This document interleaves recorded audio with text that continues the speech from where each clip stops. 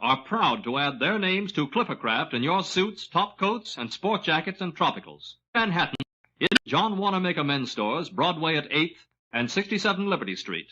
Saks 34th, Broadway at 34th. In Braham and Brooklyn, A House. In Newark, New Jersey, Boulevard Men's Shop, Kresge, Newark. And in Jamaica, the B&B Clothes Shop, 16408 Jamaica Avenue.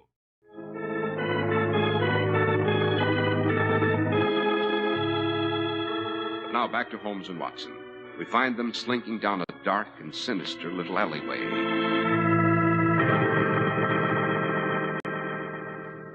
I say, Holmes, do we have to do all this pussyfooting down dark mews and through smelly stables? Absolutely, my dear Watson. It's essential that we should not be followed at this stage of the game. Yes, we've passed Manchester Street and Blandford Street. Here, down this narrow passage. Good Lord. It's as dark as the black hole of Calcutta. Here, scale this fence. Scale the fence? Now, don't tell me you've let yourself get out of condition during my absence. Certainly not, only, do you think it's quite dignified? Probably not, but who'll ever know? Up with you. All right. A little better.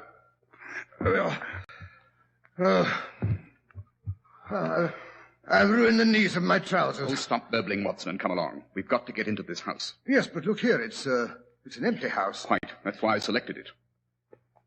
Now, where did I put that key? Well, don't tell me you're not going to pick the lock. Holmes, you're losing your grip. Quiet.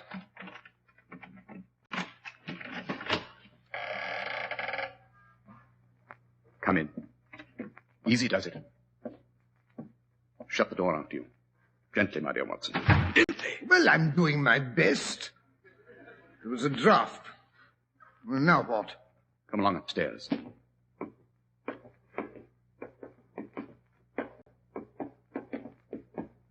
We should get a good view from the windows of the upper front room. Oh, Holmes, there's something spooky about an empty house. Strange noises, boards squeaking. Easy. We turn a corner here. Are you with me? Oh, absolutely. Ah, this is the room. Excellent. The light from the street lamps, all the illumination we shall need. Look here, Holmes. There's something familiar about this street out there. Why, of course, it's Baker Street. Exactly. We're in Camden House, which stands opposite our old quarters. Jove, no wonder it looked familiar. But why station ourselves here? Because it commands an excellent view of our historic dwelling. Might I trouble you, my dear Watson, to draw a little nearer to the window, taking every precaution not to show yourself. All right. And then look up at our old rooms. We'll see if 3 years of absence have entirely taken away my power to surprise you. Well, the windows of our sitting room are lighted. I see there's a man sitting in front of one. Well, look here, it's you. Well, that is, at least it's your silhouette. It's a bust of me, to be exact. Anything else of interest in Baker Street? Let's see. There's two disreputable-looking fellows leaning against a lamp-post. Excellent, Watson. I expected them. Holmes, good heavens, your head. I mean the dummy. It moved. Of course, our old friend Mrs. Hudson has orders to move it from below from time to time. Listen, what was that? Sounded like a door closing. Yes. I felt a draft. By all that's holy, he's going to operate from inside this building. I expected he'd work from the street as he did before. Quick, Watson, we've got to get out of here. He'll probably want this window. You mean whoever we're after, he's coming in here? Of course. Quick, Watson, into the next room. Here. Stand in the shadow where we can watch him without being seen. I hear footsteps. He's coming. Quiet if you value your life. Standing in the doorway. His face is in the shadow of his hat.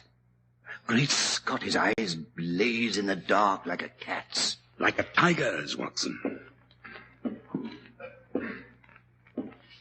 He's crossing to the window.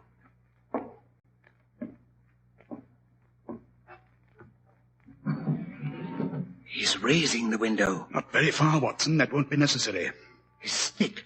His walking stick. Where is he pointing it out of the window? It's a gun, Watson. Devilish invention. Doesn't make a sound. He's going to take a shot at my silhouette. When we hear the window across the street crash, we know he's fired. He's aiming. Get him, Watson! Get him! Here! Don't move, you want... The gun, you thought you had me. Well, not before I squeeze the life out of you. Hold me. Oh, no, you don't. Watson. Watson, are you all right? I knocked him out. Yes, absolutely. What's that for? There's two men from Scotland Yard down in the street leaning against the lamppost. I must say I thought our friend here would do his dirty work outside so they could deal with him firsthand. Here come the regulars. Well, well, if it isn't Lestrade. You bet it is. It took the job myself. And maybe we weren't glad to get your message at Scotland Yard half an hour ago. Although I must say we've done pretty well down there in your absence. Really? Solved the Ronald Adair mystery yet? Oh, well, that is... Our sleeping beauty seems to be coming too. Gentlemen, allow me to present Colonel Sebastian Moran, late of Her Majesty's Indian Army. I believe I'm correct, Colonel, in saying that your bag of tigers still remains unrivaled. You go to blazes. Yes, a remarkable shot. You and your air gun were invaluable to the late Professor Moriarty, eh? I might have known that wasn't you in the window. Quite. I'm surprised that such a simple stratagem could deceive so old a shikar. What do you mean by that? How often, Colonel, have you tethered a goat to a tree, lain above it with your rifle, and waited for the bait to attract your tiger? This empty house is my tree. You are my tiger. The only difference being that I did not care to be the goat myself. Take him away, Lestrade. Just a moment. You can't arrest me for taking a shot at a dummy, not even if it's the dummy of Sherlock Holmes. Yes, quite right. I arrest you for the murder of the Honorable Ronald Adair, because you are the only man alive capable of shooting a man through the slightly opened window from the street below without being heard. A truly remarkable shot, Colonel. A bit too remarkable. That's how I knew you were the murderer. And I'll come along, you. Frank, bring that stick along. Right, sir. We'll need it as evidence. Well, Watson, what do you say? Shall we step across the street to our old quarters? Righto. I think you'll find everything just as it used to be, and I'm sure Mrs. Hudson is anxiously awaiting us with sandwiches and a steaming pot of coffee. You see, I remember your weakness. My weakness? I like that.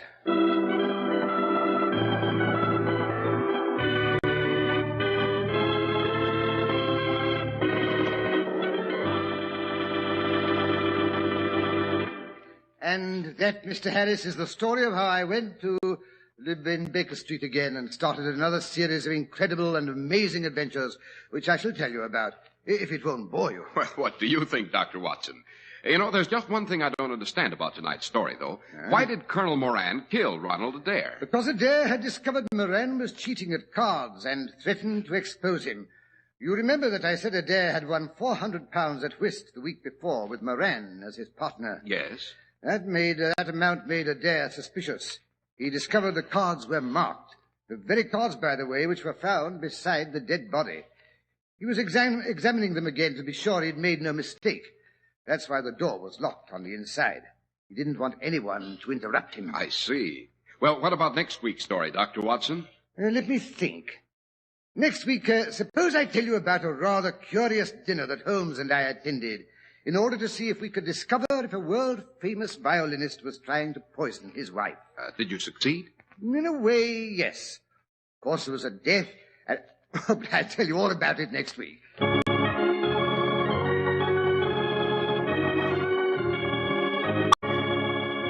makers of Clipper Craft Clothes and 1,036 leading stores from coast to coast have brought you another in the new series of broadcasts featuring the world's most famous detective, Sherlock Holmes. Our stories are based upon the character of Sherlock Holmes, created by Sir Arthur Conan Doyle. Sherlock Holmes is played by John Stanley, Dr. Watson by Alfred Shirley, and the dramatizations are by Edith Meiser. Sherlock Holmes is produced and directed by Basil Lochran, with special music by Albert Berman.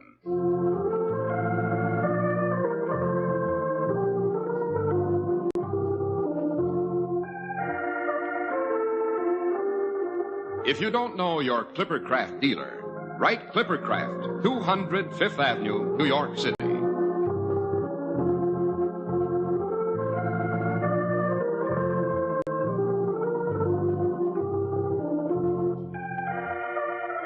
sure to listen next Sunday to Sherlock Holmes in The Case of the Very Best Butter.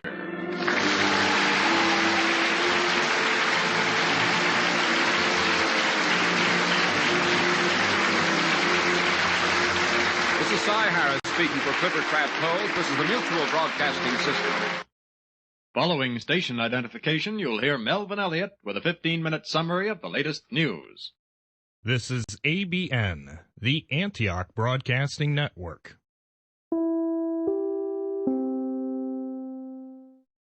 You just heard an episode of Sherlock Holmes, which aired originally Sunday, April 11th, 1948, 73 years ago today. Here's an episode of Philo Vance, which originally aired Tuesday, April 11th, 1950, 71 years ago today.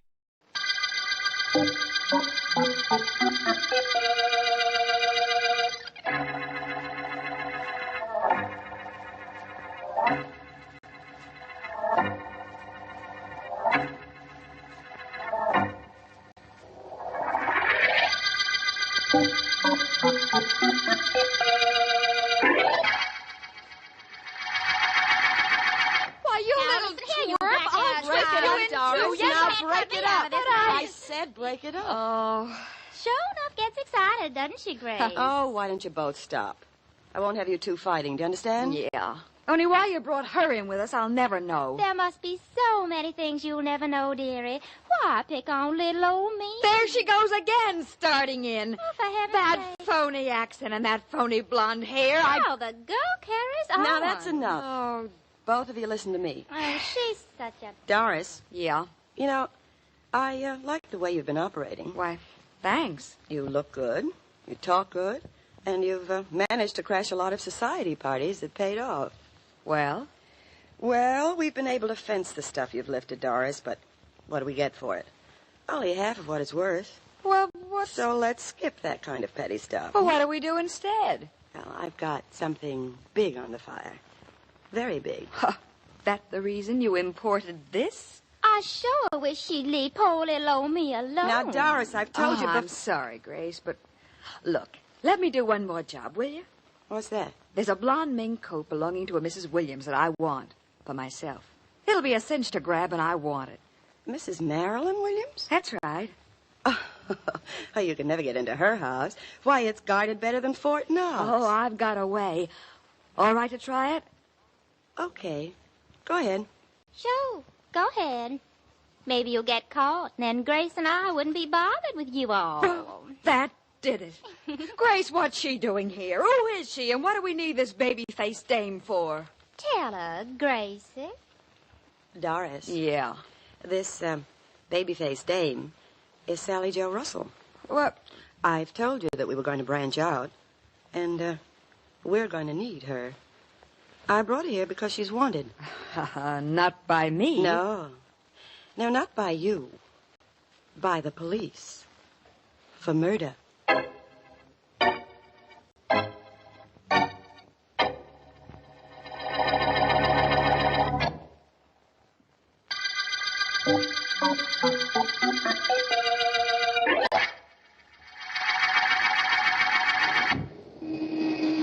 All right, come on. What are you waiting for? Let's get this traffic moving. Get that car moving. No parking on this street. Hey, lady! Look out!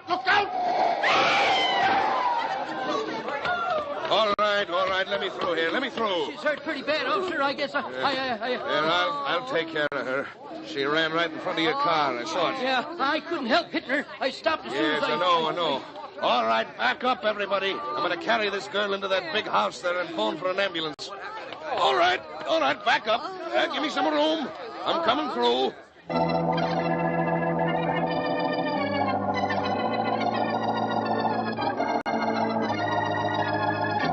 Yes, I know. You know, do you? That's fine. You know. What's that supposed to do? Make me happy? I don't know. You know, you don't know. Fine satisfaction I'm getting from you. Your district attorney. Fighting crime is your responsibility. I'm only responsible for seeing that guilty individuals are convicted. Now, don't trade words with me, Markham. I've got connections, good political connections, as you well know. Yes, I've been victimized. All my friends have been victimized. There's a well-organized gang of thieves operating, You'll only and let me- you're doing nothing about it. I want something done. Yes, I know you do. Well, then do something about it, or you'll hear about it.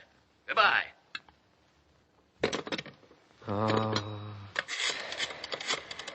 Do something about it. Just like that. Fine. Philo Vance speaking. This is Markham, Vance. Oh, well, my friend, things can't be that bad. That is a matter of opinion. I'm having some pressure put on me, and I don't know exactly what to do about it. How can I help? Listen, Vance. Yes? There's been a series of robberies of socially prominent people in this city. Generally, furs, jewelry, and any cash lying around have been taken. Yes? The robberies, in most cases, have taken place while parties were going on. According to my information, it's possible that one or several of the female guests are part of an organized gang. Can you do anything about this, Vance? You certainly haven't given me too much to work on. That never stopped you before. Does it bother you now? On the contrary, it gives me added incentive. That's good. You seem to think a female gang is operating. Well, then the idea for me is to chercher la femme. All I can say, Vance, is happy cherching.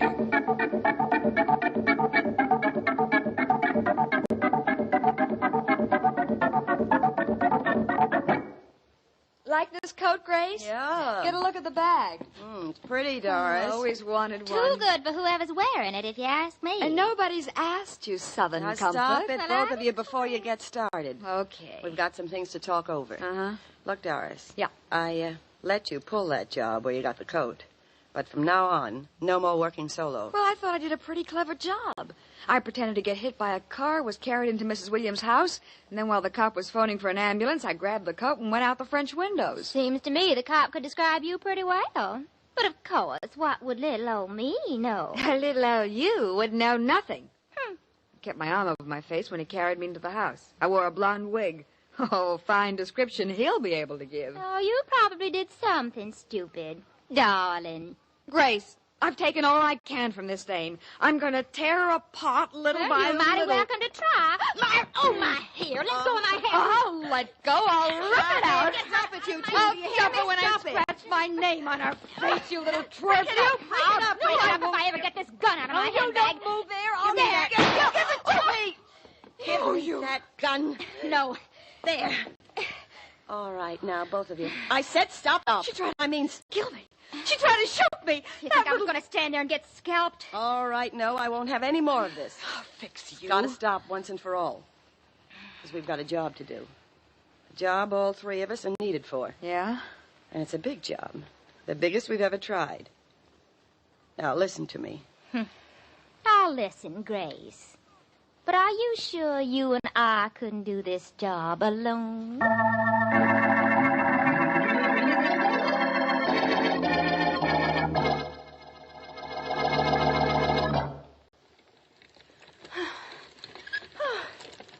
Oh, how many more times do I have to push these pedals? Please continue, Mrs. Williams. It is excellent for the figure. Already I can see an improvement. I'm tired. Pushing these pedals and going no place isn't my idea of fun. Oh, give me a massage, Florette. Yes, Mrs. Williams. If you will come over here to the table and lie down. Best suggestion you've made all day.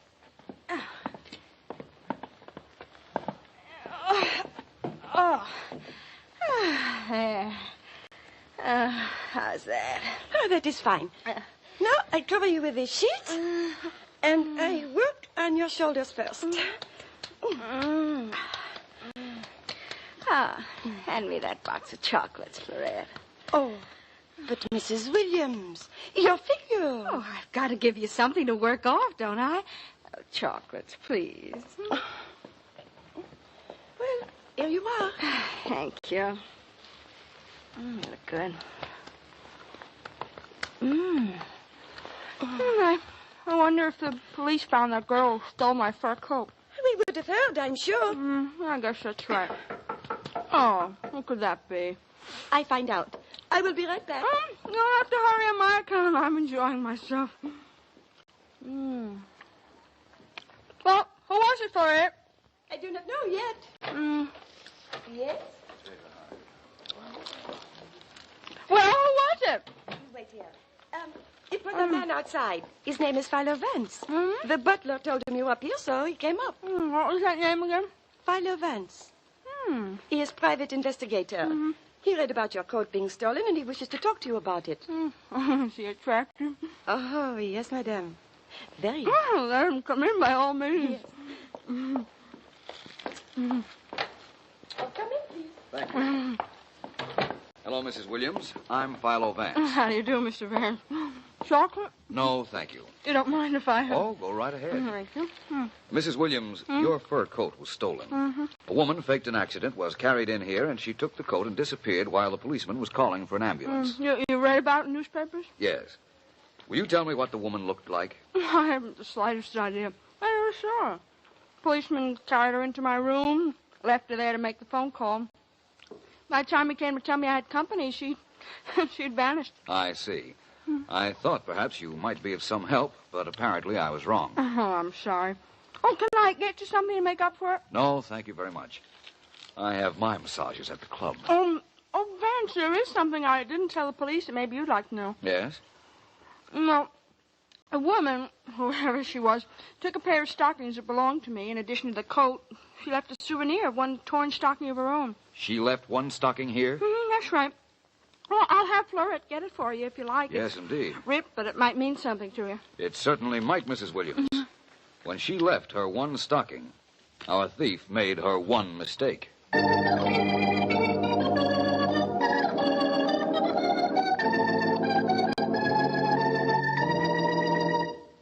Sit down, Vance. Glad to see you. Thank you, Markham. I dropped in to report a little progress in the case you asked me to work on. How little? Very at the moment. But look at this stocking. Here. Looks just like a stocking to me. It's ripped, but what's it supposed to tell me? I'll tell you what it tells me. It will help me describe the girl who stole Mrs. Williams' fur coat and who might well be part of the gang that you're looking for. Please go ahead and do your describing. The girl is slender, tall, particularly fastidious about her clothes, has a disciplined mind, and is a brunette, I believe. You know that from this stocking, Vance? It's true. Notice the length of the stocking, Markham, and the size. Yes? It's marked 11. That's very large. Indicates the wearer had a large foot. Hence, I believe she's tall. Now, what's this about being fastidious in her dress? She took the time to steal a pair of stockings from Mrs. Williams' room, even though she was in a hurry to get out. Because she didn't want to be sweet with a ripped stocking. Uh-huh. And why is she a brunette? Because the policeman who picked her up said she was a blonde. The woman was careful to shield her face. The blonde hair was obviously used as a decoy. I agree with everything so far. But you claim she has a well-disciplined mind. Yes. How can you possibly say that? The fact that she left only the ripped stocking at Mrs. Williams' house. Markham, she took with her the other stocking she was wearing.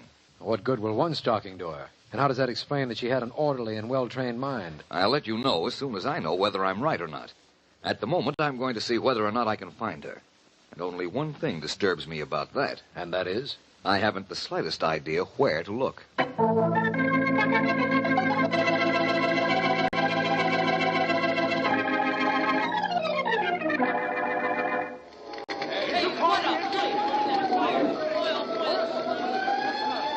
Well, Doris, that's a very pretty fire, don't you think? If you like fires. I declare, beautiful. That's the most fire I ever did see. I did a mighty fine job of starting it. Those firemen will never get it under control. Would you like to know why I think it's a pretty fire? Not especially. I have a pretty good idea. You have? Now, who would ever guess it? Sally, someday why don't you both stop? This is no time for fighting. We should be celebrating. Why? That fire means we're out of the penny-ante business of stealing furs and jewelry and selling them to fences. Oh. We're in a new business, a big business. The three of us. Gracie, darling, like I said once before, when you mention the three of us, it always occurs to me that you're including one too many.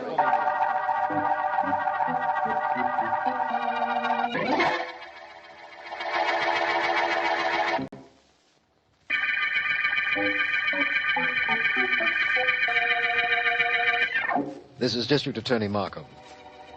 The case we're working on concerns a series of robberies in wealthy homes done by a group of women.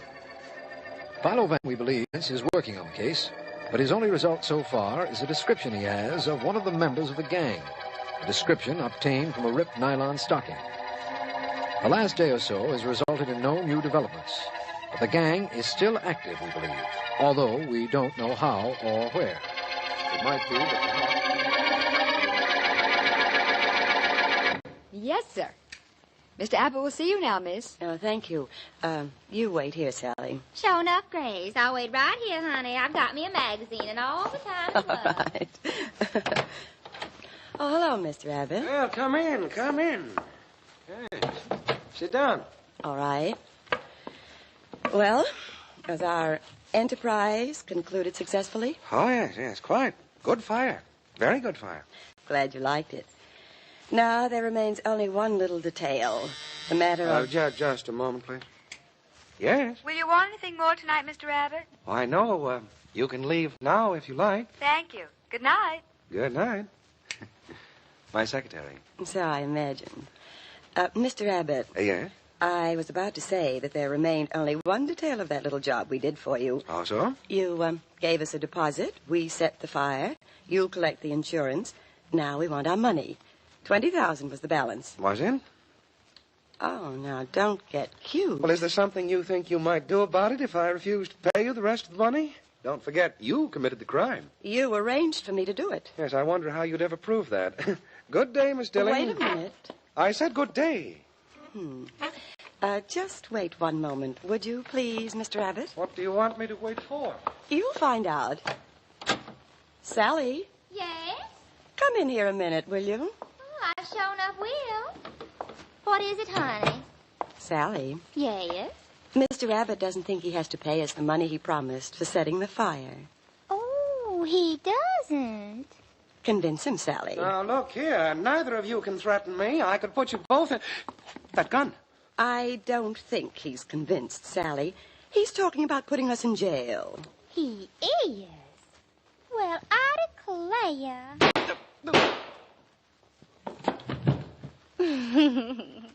Wasn't he the silliest man?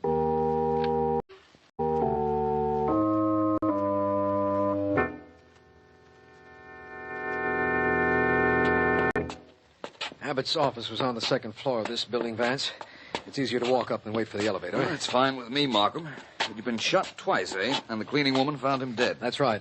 Our homicide department checked with his secretary, but after telling us that there were 2 women in the office when she left and mentioning some other minor details, she got hysterical. All I hope is that one of the girls fits the description I gave you, Markham. The one I got from the ripped nylon stocking. Vance, this is one of the few times you were completely wrong. Of course, it's possible the 2 women in the office had nothing to do with our gang, or for that matter with the shooting. But neither of them, according to the secretary, looked even remotely like the woman you described. That's nice and complicating, if not exactly complimentary. One thing more, Markham. Did the secretary know either of the 2 women in the office? No, and here's the strange thing. She said they were obviously there by appointment, but she never called them. Yeah, let's go in. Hello, Collins. Oh, hi, D.A. Hello, Mr. Vance. Hello, Collins. Mr. Vance and I want to go into Mr. Abbott's private office. Well, go right ahead, D.A. The body's been removed, but nothing's been touched. The homicide men left everything the way it was. Thank you. Why the puzzled expression, Vance? The women were here by appointment, but the secretary didn't make the appointment. That means something? It might. I want to take a look in Abbott's desk. Oh, here it is. What are you looking for? A book with telephone numbers in it. Private phone numbers, if there is such a thing. And there certainly should be. There generally is. Yes, here we are. It's the book, but seems to be blank. Wait a minute. As you were going through those pages, I thought I saw some writing toward the middle of the book. Go back a bit, will you, Vance? Yes, sir. I hope you're right. Might be a very important thing if you were. There, Vance. Right there on that page. Oh, yes. 5 phone numbers. No names or addresses, just 5 numbers. Well, what do we do now? Now we do 2 things, Markham. We call every one of those numbers, and we hope one of them will lead us to those 2 women.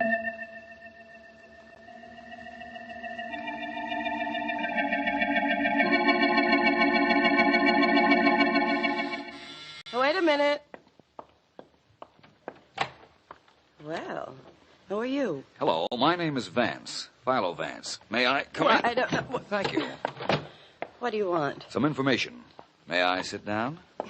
Thank you. You take an awful lot for granted. Yes, don't I? Your name is Grace Dilling, isn't it? I found your phone number. You think there's a reward for returning it? The only reward I expect is satisfaction. I think... Who was it at the door? Oh, company. Come in, please. My name is Vance. I'm glad to see you. Very glad. Tall, dark, slender, very well dressed. Well, what's with this individual, Grace? What does he want? I don't know, but I'm going to find out fast. Now, look, you forced yourself in here. Force yourself to leave, will you? Where is that dame? I'll kill her. Grace, is that Doris dame in there with you? Oh. Sally! I don't care. We've got company. Oh, I don't care who we got. If she's in there, I'm going to give her a talk. Going over, she'll never... Well, forevermore.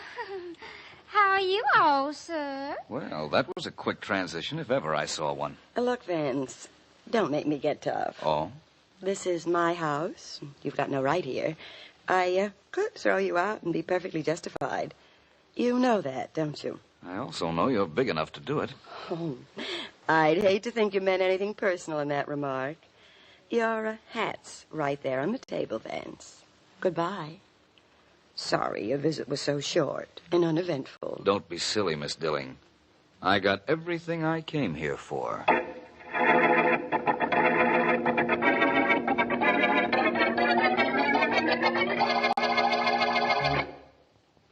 How are you making out with that window, Vance? I can handle it, I think. The trick is to do it without making too much noise. All three of the women are downstairs. I know. We saw them through the window. I got down here as soon as I could after you phoned me. Here we are. Oh, this window would squeak, wouldn't it? I don't think anybody heard it. Go on into the room, Vance. This ladder is shaky. I'm practically in. There. Come on in, Markham. I'll give you a hand. There we are. Made it. Here's the flashlight, Vance. Throw the beam at the dresser drawer. That's it, Markham. Now, if we're in the right room, the room of the girl called Doris, this case is almost over. This is her room, all right.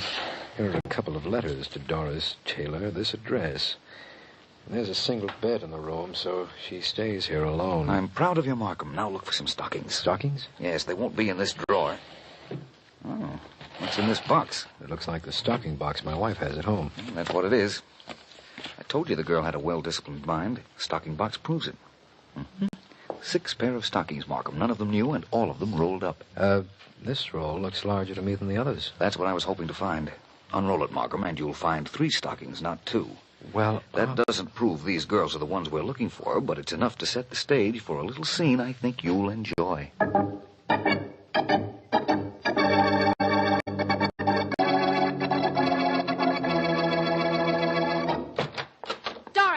No good double-crossing dame. This is the time you get it. Get out of my room, Sally. I'll get out, but you'll stay in here permanently. Look at this note. Look at it. What's that in your other hand? It's a knife, sweetheart, and it's going to be all yours in a minute. What? So you were going to tip the cops off to me, were you? You were going to tell them I killed Abbott. What are you talking about? Stop playing innocent. A kid brought this note back, said somebody in this house gave it to him to take to headquarters. He described You're you. crazy. Kid said he lost the car fare you gave him and came back for more. I saw the note was addressed to the cops, so I opened it and read it. I never wrote any letter. This is a trick. That's your story. Grace isn't here to protect you now. This is the last stop for you, kid. You get off right here. You get away from me. Don't come near me with that knife. You'd rat on the whole setup, would you? Tell them all about you and me and Grace and the jobs we pulled, then try and cop a plea so they go easy on you. I didn't, I tell you. Sure, that's what you say. Okay. I'll play your way. Go ahead. Break up the house. Keep throwing lamps. I'll remember to duck. You can't walk back much further, Doris. This is something I wanted to do for a long... Ow, my hair! You let go of my hair! Kill me, would you? I'll show you who'll kill. No, you won't, you little... Let's stop these two ladies before they I'll hurt one get another. you. All right, break it up. Get away Come on, now, let's go. How are you making out, Markham? I'll take this skirt. All right, both of you, hold it. Stop it. Well, Markham, here are 2/3 of the gang. When Grace comes back, we'll pick her up, and then I'll tell you how a stocky young lady gave this away. Or, in other words, how the hose turned on her.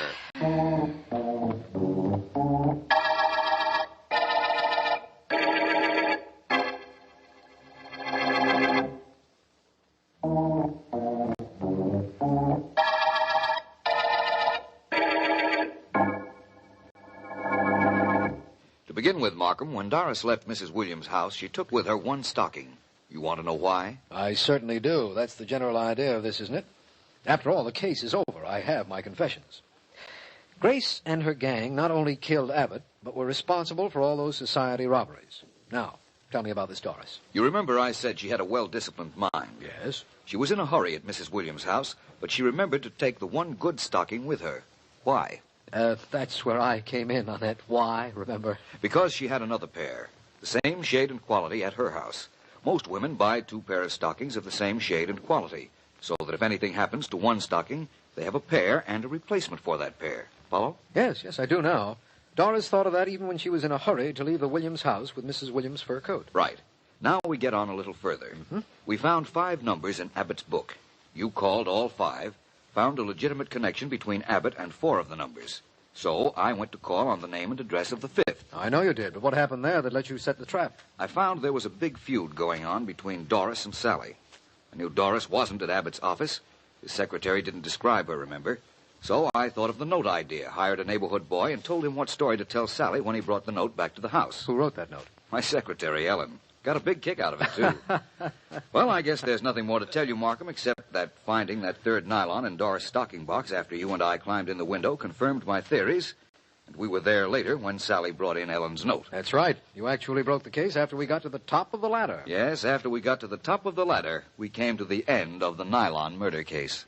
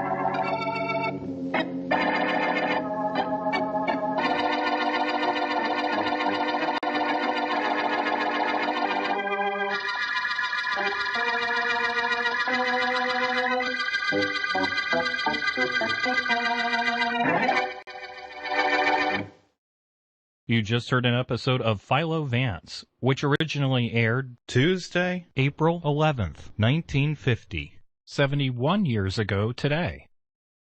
Stay tuned for The Whistler, next on ABN.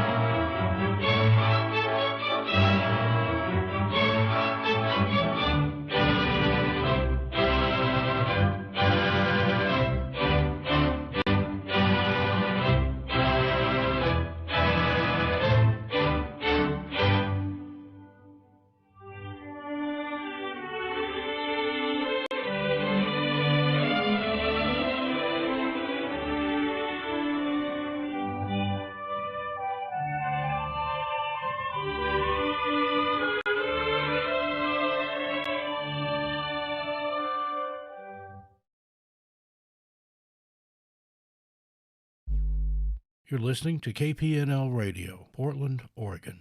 Brought to you by Mac and Mind Software and your donations. You're listening to the Antioch Broadcasting Network, serving listeners on the internet and community radio stations with a variety of old-time radio. Visit radio.en, macandmind.com for more information. We now present The Whistler on ABN, the Antioch Broadcasting Network. From the ABN Reel-to-Reel Library. This episode of The Whistler originally aired Thursday, July 7th, 1955.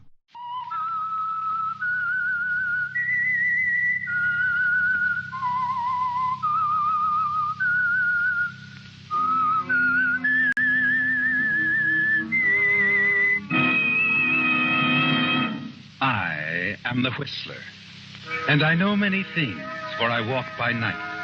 I know many strange tales, hidden in the hearts of men and women who have stepped into the shadows. Yes, I know the nameless terrors of which they dare not speak. Tonight, it's the Whistler's strange story, The Big Prison.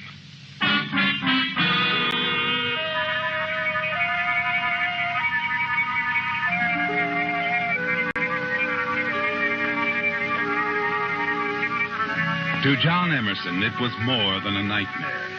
The sounds, the images flashing across the black background of his mind were too real, too terrifying.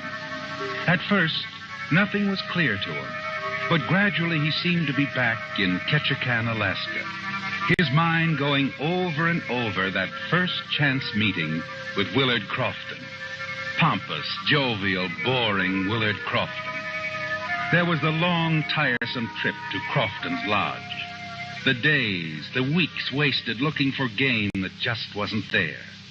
And always Crofton, with his foolish jokes and his guns, shoving another highball into your hand, and another. Then suddenly in a rush it all comes back to you, like acid in nitroglycerin. The memory of those last wild moments at the lodge explodes in your mind. All right, Crofton, all right. I've had enough. Do you hear me? Now, see here, Emerson. I picked you up at Kpnl and brought you here because I thought you'd be good company. But if you think I'm going to pay your passage all the way back to the States... That's exactly what I think. I've listened to your silly chatter for a month. Now I'm going to get out of Alaska, even if I have to... Oh, no, John, look. You've been drinking too much. Your fingerprints will be all over that gun. John, put it down. Put the gun down.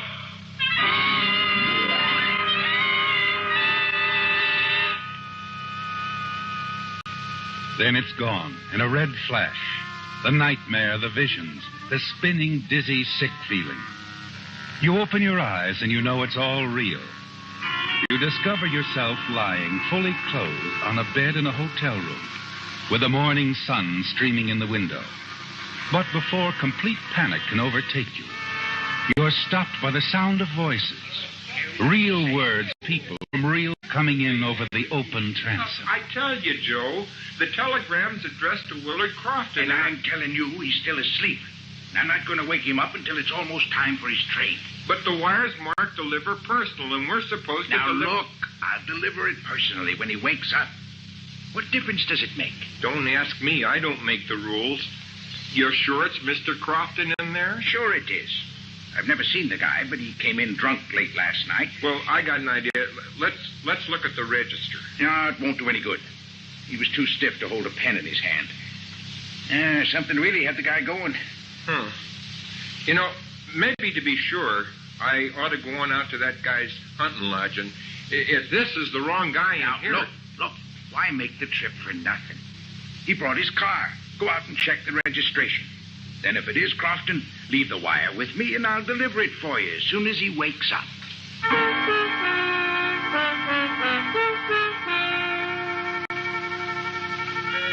You're on your feet now, John, piecing it all together, weaving dizzily over to the dresser, wincing at what you see in the mirror. Your eyes then drop down and you grow tense at what you see. Greenbacks all over the place. Crofton's wallet, his papers, his railroad and steamer tickets. Well, it's Crofton's car, all right, Joe. Didn't I tell you? Just leave the rest to me. Son of a gun, I don't know that... The telegram still says deliver personal to Willard Crofton. Okay. All right, be a sap if you want to. Go on. Go on. Make the trip all the way out to the lodge.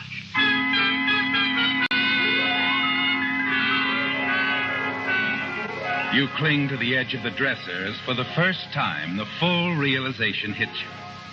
If that messenger goes out to the lodge, you know what he'll find, John. Crofton dead on the floor, and a dozen wide-open clues pointing straight at you. You begin to think clearly and rapidly. What you need is time. Time to get out of Alaska before the body is discovered. And there's one way to do it. One way that Crofton's lodge might go undisturbed until spring. You tense yourself and take the plunge. Someone out there looking for Crofton? Oh, yeah. Well, I'm Crofton. What is it? Oh, a telegram for you, Mr. Crofton. Marked, deliver personal. Okay, just a minute.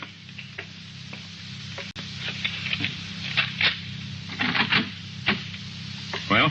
Oh, yeah. Here's your telegram, sir. We're sorry to disturb you, sir, but we weren't sure you were Crofton. Who else would I be?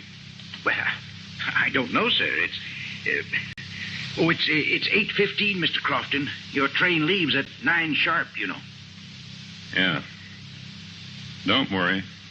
I'll be on that train.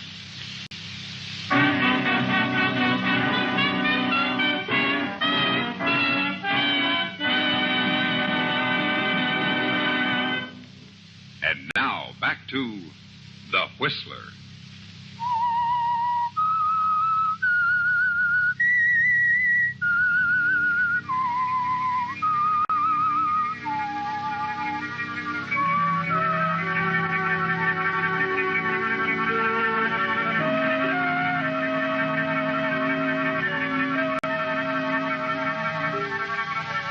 Well, John, it's only now that the full force of it hits you.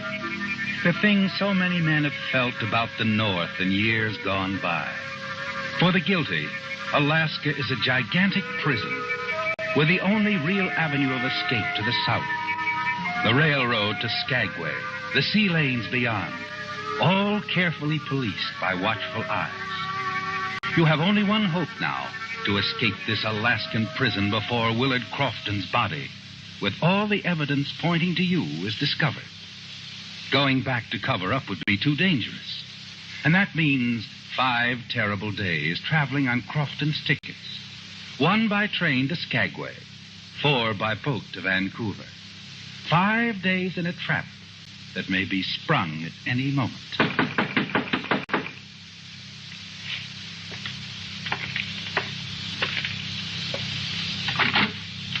Yes? Mr. Crofton, the garage man is outside about the car. Oh, well... Is it ready? Ready? To be put up for the winter. Oh, yes. Tell him to go ahead. Oh, good. Oh, your baggage is in the lobby. Oh, yes. Have it taken to the station, will you? Oh, here you are. Yeah, thank you. How long till train time? Oh, let's see. Just about 30 minutes. Well, I'm a little tired. I guess I'll wait here till just before the train leaves. How about some breakfast? No, I'm afraid there's not that much time. We'll have lunch at Bennett anyway. I'll wait till then. Well, it's up to you. But knowing the White Pass and Yukon Railroad like I do, I'd never leave Whitehorse with an empty stomach. And somehow, by a miracle, it works, John. A last-minute dash to the train. The creaky ride to Carcross.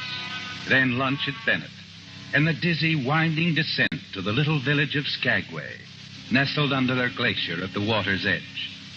You tell yourself the worst is over. Then there's no reason for anyone to go to Crofton's cabin. No reason why the body won't lie there undisturbed until spring. 6 long months away.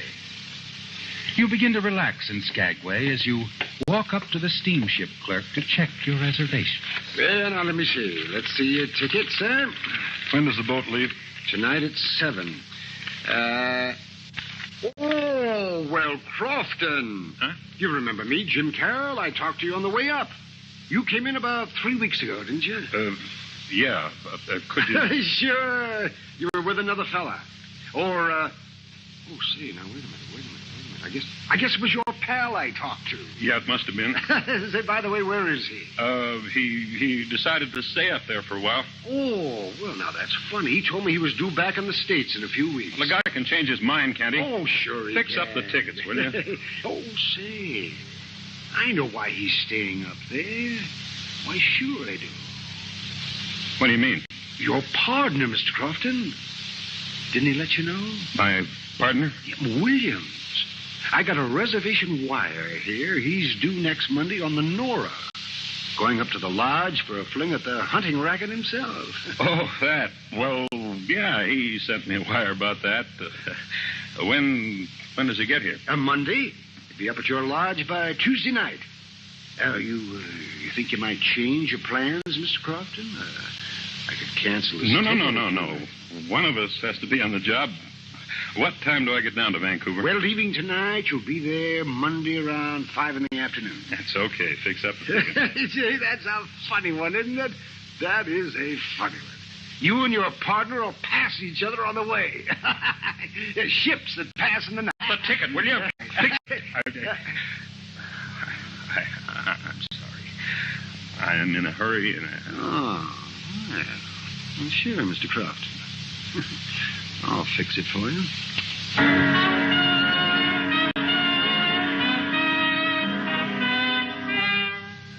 Well, John, it's going to be a race now, isn't it? A grim kind of a race. As you move southward on the Louise to Vancouver and Freedom. As Crofton's partner comes north on the Princess Nora over the same route, bound for that cabin and the awful discovery that awaits him there. And if that happens before you reach Vancouver, John, if he arrives while you're still impersonating the dead man, one quick radiogram, and it'll be all over.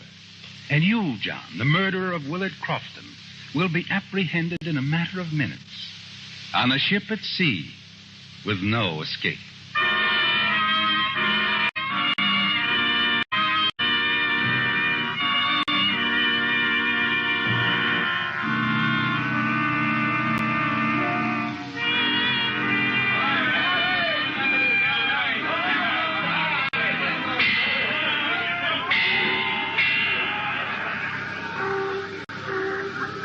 Another part of it's over, John. The vessel moves out into Lynn Canal. The lights of Skagway recede into the night. You leave your cabin, manage to have dinner alone, and then slip back out to the deck, find a chair, and lean back to rest for the first time in more than a day. You're tired now, terribly tired, and you're thankful for the darkness and the soothing slap of the water against the sides of the ship. And then... Well, Mr. Crofton, mind if I sit down? No. No. That's the Crofton of Crofton Williams, isn't it? I saw your name on the passenger list. Quite a surprise. Oh? Yes, I've dealt with you people for some time now. Nearly 15 years.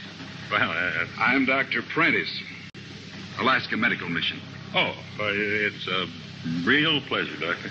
My, I could tell you some stories about the things your medical supplies have done for us up here. Saved a lot of lives, Crofton. That's fine.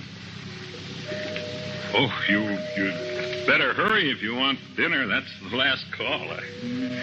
I don't believe I'll eat anything, thanks. Haven't been feeling too well. Oh, seasick? No. Touch of cold, I think. Slight temperature. If I took my own advice, I'd be in my stateroom. You going to Vancouver? Yes.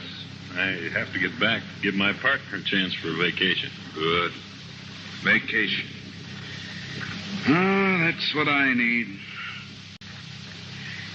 You know, I really better turn in. Will you excuse me? Of course, Doctor. It's nice to talk to you. Thanks. It was a pleasure meeting you at last after doing business all these years. I'll try to make dinner with you, Crofton. Perhaps tomorrow evening. Fine, Doctor, fine. Good night. But fortunately, the doctor keeps to his cabin for the next few days. And you're alone now at the rail of the Princess Louise as she slides into the dock at Antioch. Oh, steward. Steward? Yeah. Yes, sir. How long do we tie up here in Kpnl? About an hour. I think I'll go ashore. Stroll around a bit. Everybody does. Both boatloads. All right. Both? Yes, sir. That's the Princess Nora there at the dock. Nora? That's right. She's headed right back where we came from. Anyone aboard you know? You got plenty of time to see them. No. No, there isn't. Anyway, I've changed my mind. I'm going to stay aboard. The hour in Ketchikan seems like 10 years, John. It's ironic, isn't it? You and Williams in the same town.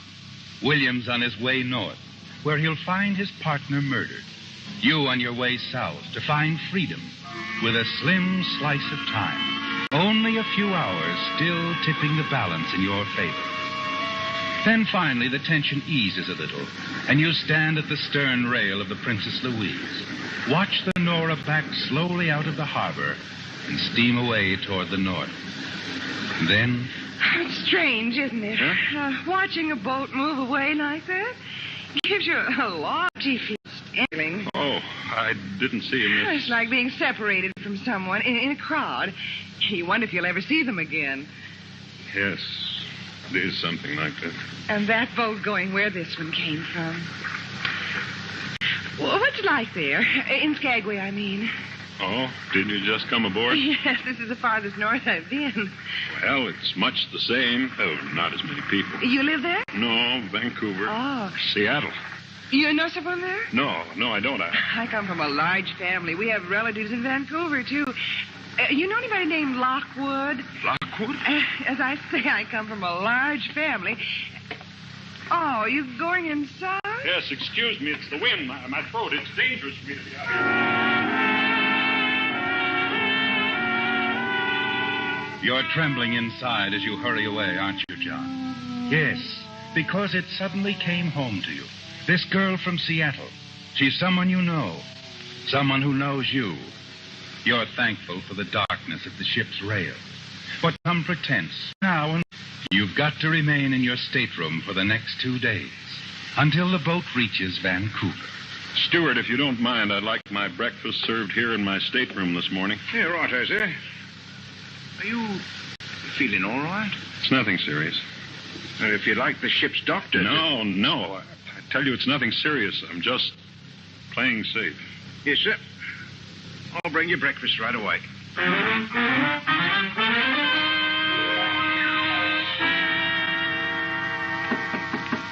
Yes? Your breakfast. Oh, come on in. Put it right there. Oh, Dr. Prentice. I told the necessary it wasn't. It was my idea, Mr. Crofton. Oh, see here, Doctor, I'm not seriously ill. There's no need for you to... Now, Mr. Crofton, that's what I'm here for. You're just like all the rest of them. Here, now, let me take your pulse. Might as well get your temperature, too.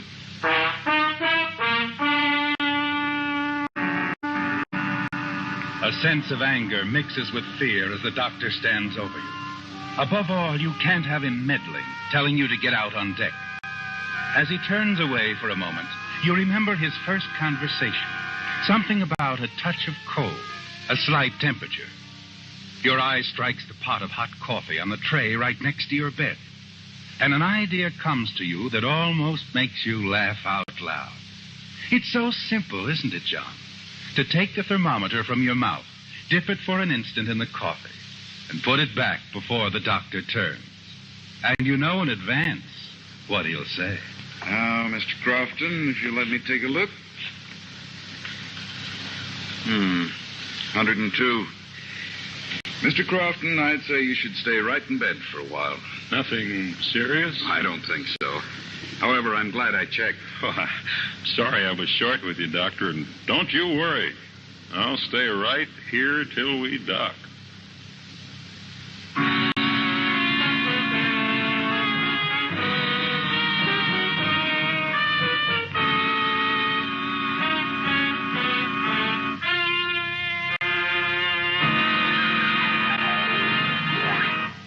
And now, back to The Whistler.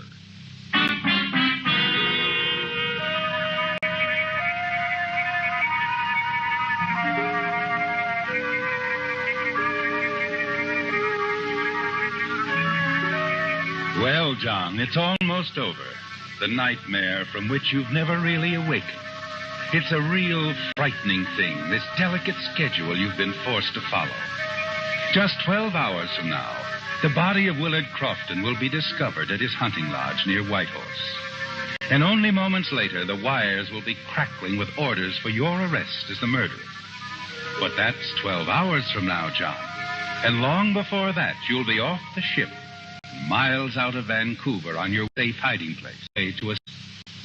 Yes, John, Alaska was a big prison, but you've escaped. In just a few minutes, you'll walk down the gangplank on schedule, safe and free. Yeah, steward, come in.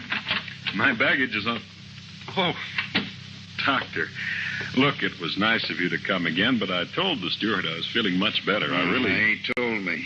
Just the same, I thought I'd better take that temperature of yours again. But really, Doctor, Oh, come now. It'll only take a moment. I tell you that Under the tongue. That's it. Now shut. Sometimes I think that's the best part of being a doctor. Telling people to keep their mouths shut and making them like it. Oh, better get that pulse, too.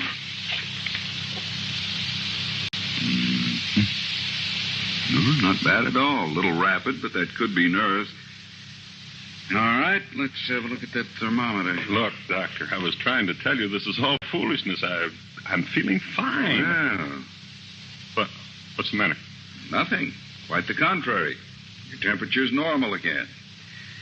And I don't mind telling you I'm greatly relieved. Well, relieved? That's right. Of course, with no temperature, you're free to go anywhere you like aboard the ship. Aboard the ship? Wait a minute. What are you getting at? Well, you really did it with that fever of yours. Made me suspicious. And I checked a number of the other passengers. Why? What about them? It's too bad, but I'm afraid one of them picked up a case of smallpox somewhere in Alaska. Might have slipped past me if it hadn't been for you. Now we'll all be held in quarantine. Remain on the ship for the next 48 hours.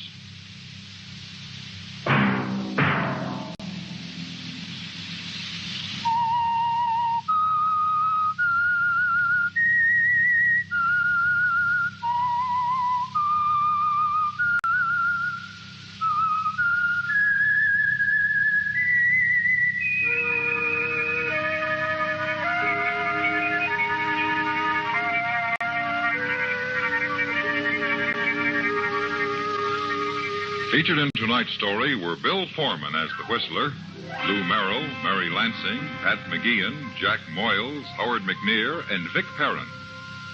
The Whistler, directed by Gordon T. Hughes with music by Wilbur Hatch, is produced by Joel Malone and transmitted overseas by the Armed Forces Radio Service.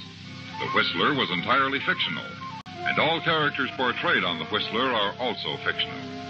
Any similarities of names or resemblances to persons living or dead is purely coincidental. This is ABN, the Antioch Broadcasting Network.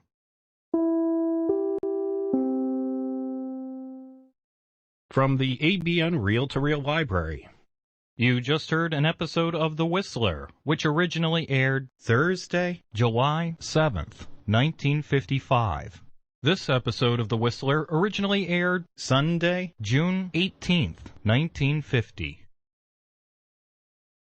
And now, stay tuned for the program that has been rated tops in popularity for a longer period of time than any other West Coast program in radio history.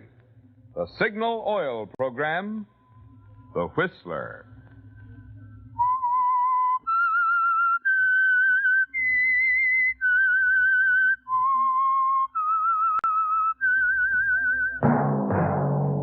Signal, the famous Go Farther gasoline, invites you to sit back and enjoy another strange story by The Whistler.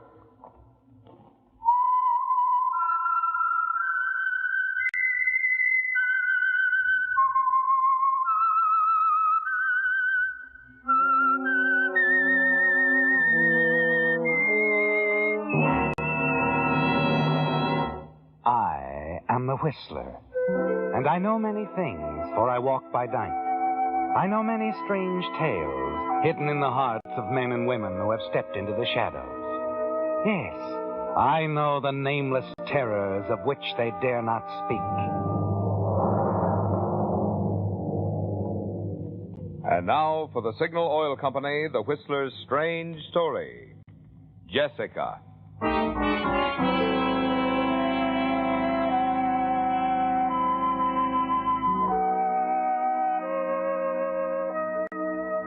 Jessica Monroe stared at the manuscript she held tightly in her hands. The manuscript that had suddenly shrouded her spacious office with ugly, threatening memories from the past. Until that moment, the reputation of no member of the Monroe family had ever been questioned, not openly. But there before her were vivid, venomous words to shock the sensibilities of any reader.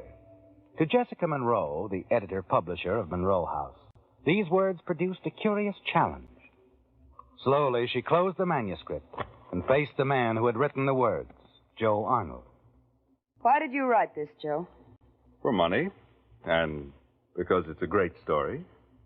It'll sell 100,000 copies, if you'll publish it. Do you really expect me to publish it? A story written in poison by an ingrate and gall I was foolish enough to employ when no editor in town would let him inside their office? Maybe you made a mistake. You rifled the files of this office for what facts you have. And you've twisted them so that you've even made my parents look bad. Very bad. I bit the hand that fed me. And again I ask, why? I wanted to write a great story. Did you read it all? I read enough.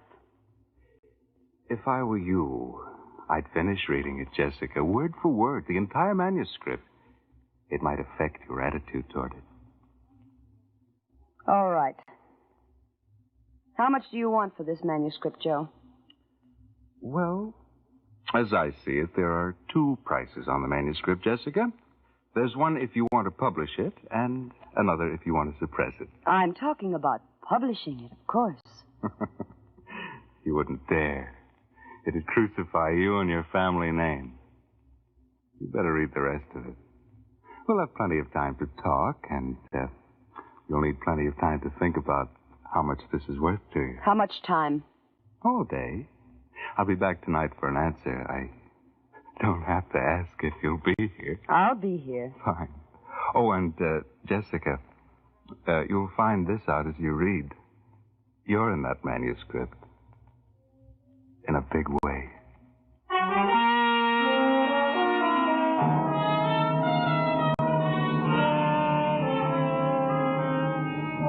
So that's it, Jessica. One of your employees, Joe Arnold, has written a novel of your family. And Joe has featured you in the Chronicle. You sit there stunned after Joe leaves. It isn't anger you feel, it's more terror, isn't it, Jessica? Joe seems to know a great deal more about you than you thought. Almost without knowing it, you pick up the manuscript again.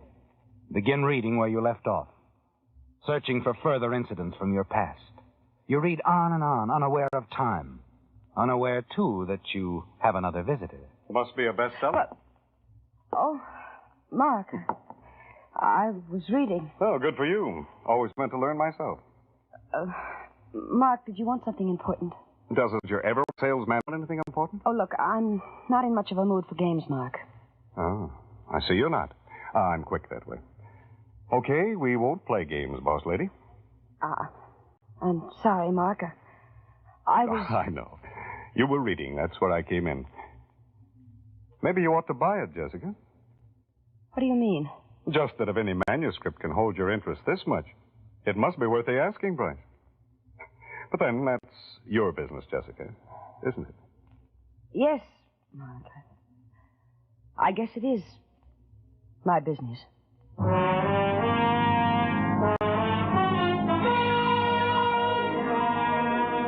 You're glad when Mark closes the door behind him, Jessica, and you turn quickly back to your reading of Joe Arnold's manuscript. By evening, you've finished, shocked and numb by what you've read. Joe hasn't missed a thing, has he, Jessica? Your own doings and misdoings are vividly reported and twisted in such a way as to bring discredit on your father's memory, even your grandfather's. It's past closing time, and your employees have left the building. Joe's footsteps, Jessica. You'll have to come to a decision. Had a few drinks to celebrate my victory, Jessica. Have you won a victory, Joe? How can I lose? I might as well sit down and be comfortable, huh? Sure. Sure I've won, Jessica. Either way. If you publish it, I get money. If you don't, I get more money. I'm not going to publish it, Joe. Sensible decision, I'm sure. I suppose anything this contemptible comes high. Let's keep it on a business basis. I'll pay you $15,000 for the manuscript and all its copies. Nice starting figure, 15,000. Say some more. All right. How much do you want? 50,000 and a piece of the business. Maybe a junior partnership. You must be out of your mind. Isn't the reputation of a Monroe, especially if it's you, worth a small piece of your fortune? Before I'd let you commercialize this vindictive story, I'd kill you. That's your answer? Get out of here. You don't mean that, Jessica. Don't you touch me, do you hear? You try to reach for the phone, but Joe stops you. In one desperate movement, you free one hand. No, you don't. Seize a bookend from your desk and blindly wield it at him. You stare down at him, Jessica, and slowly the fury drains out of you. The shock of the deed replacing it. Joe lies there motionless. Convulsive shiver runs through you. You move to feel his pulse, listen for his heartbeat. And just as you bend over him... You'd better let me help you, Jessica.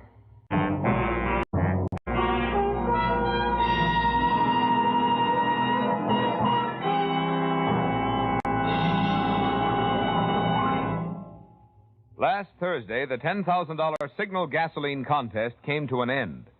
2 weeks from tonight, if professional judges of the Reuben H. Donnelly Corporation have had time to study all entries and reach their decisions, we will announce on the Whistler of the winners and the next 12 prizes. All 200 prize winners will be notified personally, and a complete list of winners will be posted at every Signal station as soon as possible. Meantime, Signal Oil Company wants to take this opportunity to thank the many thousands of you who entered so wholeheartedly into the spirit and fun of the contest. We regret there couldn't have been a prize for each and every one of you. However, if the contest has been instrumental in acquainting you with your neighborhood Signal dealer, your car has acquired a valuable friend.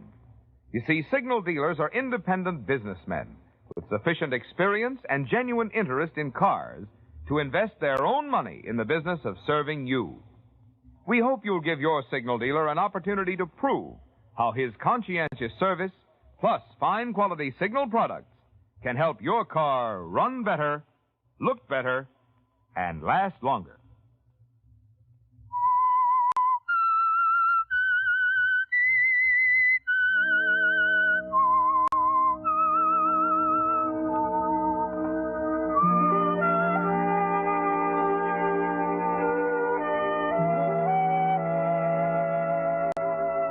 The whole thing seems like a nightmare, doesn't it, Jessica? Joe Arnold lies motionless on the floor of your office. And beside him, the heavy bookends you dropped after you hit him. On your desk is Joe's manuscript. Your dazed eyes move mechanically from Joe's still form to the bookend to the manuscript. And there, bending over Joe, is Mark Harris, your sales manager. You don't know how much Mark saw. You better let me help you, Jessica. Those are the only words he's uttered till now.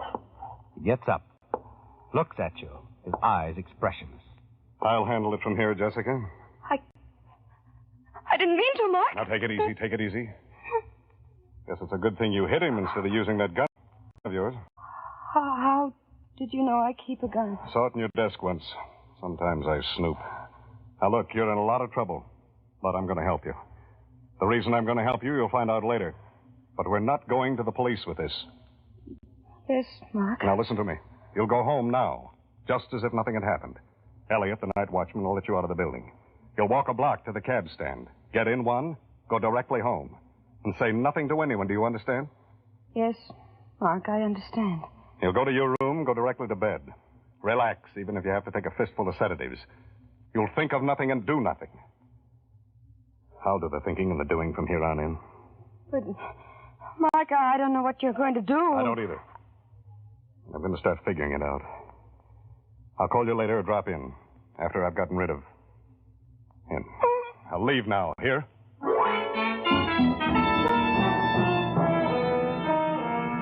Well, Jessica, Mark's sudden assertion of strength has you completely in his power, hasn't it? You do just as he says. You go home in a sort of hypnotic state. You do take the sedatives. And just as you give in to exhaustion and sleep, you tell yourself that this is all a bad dream, that you'll awake to find Joe Arnold's alive again. You do sleep. But a few hours later, you awake with a start, and the dream is not over. The voices downstairs tell you that Mark has come and is arguing with your butler about waking you. You hurriedly dress and go down. Mark's face is grim as you lead him into the library and close the door.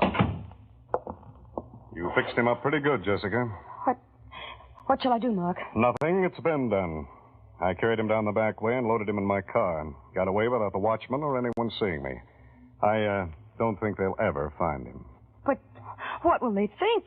Well, that he's among the missing, that he disappeared tonight, vanished into thin air. He was drunk tonight, you know. Yeah, that makes it better. If the cops ask me, I'm going to say that he's probably in heaven or the East River. But will they believe he just vanished? That's all they'll have to believe. It's not all I'll have to believe. No. Why'd you hit him, Jessica? The manuscript, Mark. Is that a reason? A story about my family, the Monroes, mostly the present generation. Me. It wasn't pretty. I couldn't bear to have it told Joe's way. But I didn't mean to. I think I remember you saying once that there were too many writers in the world. Oh, maybe I did, but I didn't mean to. Is that Joe's manuscript?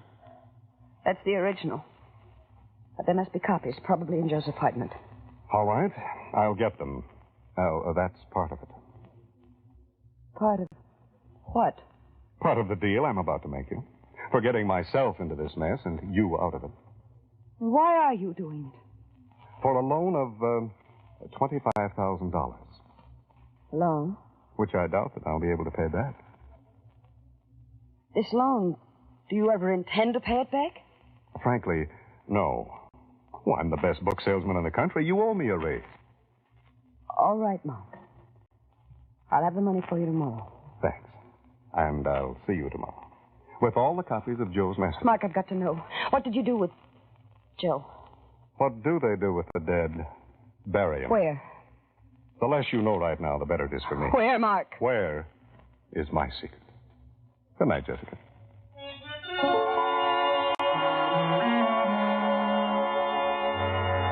Well, there it is, Jessica. Mark has disposed of Joe's body. It cost you $25,000. And you don't know where Mark hid him. The money, Jessica. You wonder if it's just the beginning of the payoff. But you're not in much of a position to ask questions or get answers. The next day and all that week, you sit by and watch speculate the Markman Joe Arnold's disappearance. With the police, the Missing Persons Bureau, the office staff. Mark makes it very plausible that Joe went on a binge, disappeared. That he'll undoubtedly show up some business day, somewhere.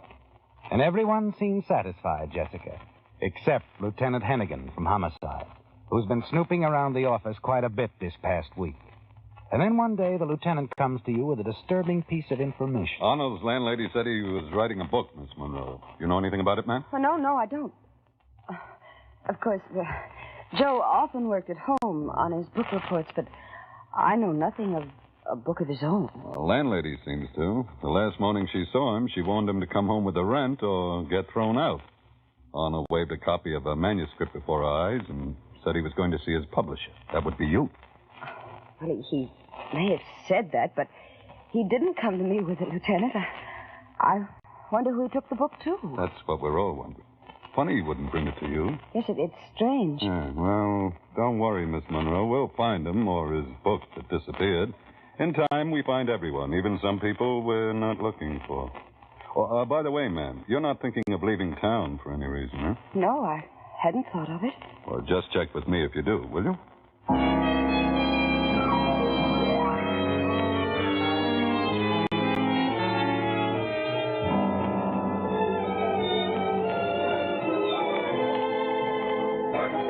What's the matter, Jessica? Don't you like the music? I don't like the way that detective told me to stay in town. Oh, now forget it. That's what makes a cop, a suspicious mind. Mark, Hmm? maybe I should tell Lieutenant Hennigan everything. You don't trust me? I gave you $25,000, didn't I? But you're still not sure of me, is that it? Well, it's hard to be, Mark. I know nothing about you. On the other hand, you know all about me. Will this help? I was born on a farm near Omaha. I suspected you were born once. And at 20, I got sick of corn and wheat, and I went to the coast. I picked oranges, and I fought in a war. And then? And then, I was a press agent for a circus, later a jazz band, and finally a movie queen. Oh, what was the movie queen like? Like nothing. A lampshade on her head and a Cadillac on each foot. You're a strange person, Mark. Still don't trust me? No. No more than myself. With a murder between us. There's only a table between us now, Jessica. But let's get out of here. If you're thinking I've got something to say to you I don't want to say here, you're right. You can't read my mind tonight, Mark. I haven't got one.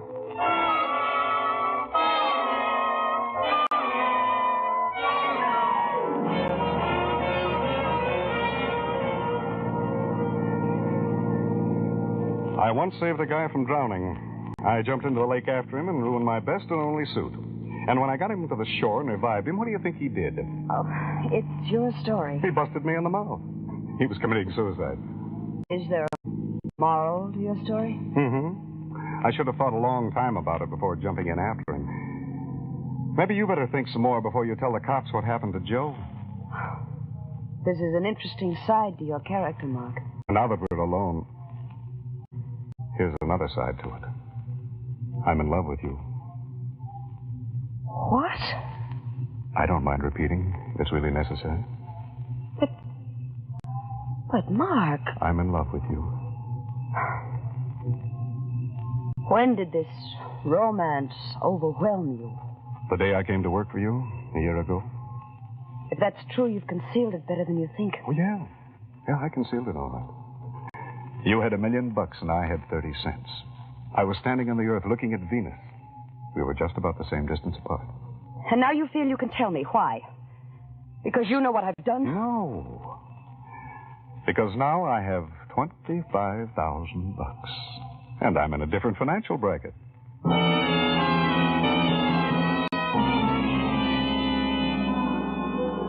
Mark has surprised you, hasn't he, Jessica? And when you arrive home that night, you're confused and somehow even more troubled. You wonder if you can trust Mark, or if his sudden admission of love for you is part of the payoff, too. Next day, you see Mark only once on business, and there's no mention of his love for you then. Late that night, you're at home trying to untangle your snarled thoughts. Suppose Mark does love you, Jessica. What does it mean? But your thoughts are abruptly interrupted. Yes? Lieutenant Hennigan, Miss Monroe. Oh, yes, Lieutenant. I thought you ought to know. We found what we were looking for. You found... What? Joe Arnold. Found him in the East River. Mark Harris must be something of a prophet. I see. When did you find him? A couple of days ago. We've been running some tests. We'll want you to come in the morning, Miss Monroe. There are some questions. Of course, Lieutenant. Make it 10 o'clock, will you? Oh, and Miss Monroe. Yes. I think you should know Mark Harris will be here, too.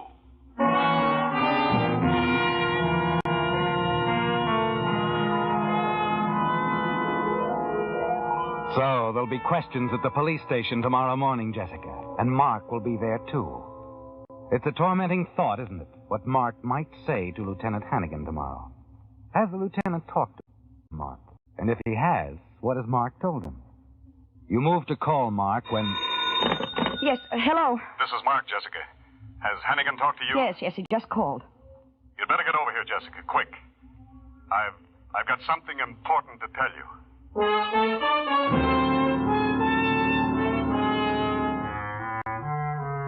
You leave the house hurriedly. Your cab makes one important stop before you go to Mark's apartment. A stop at your office, Jessica, to take your gun from its regular place in your desk. You're not certain you'll like what Mark has to say. Your gun is insurance against that possibility.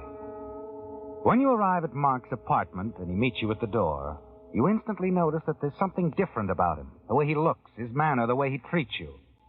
Mark has changed, Jessica. An unreal feeling sweeps over you as you take a chair opposite him.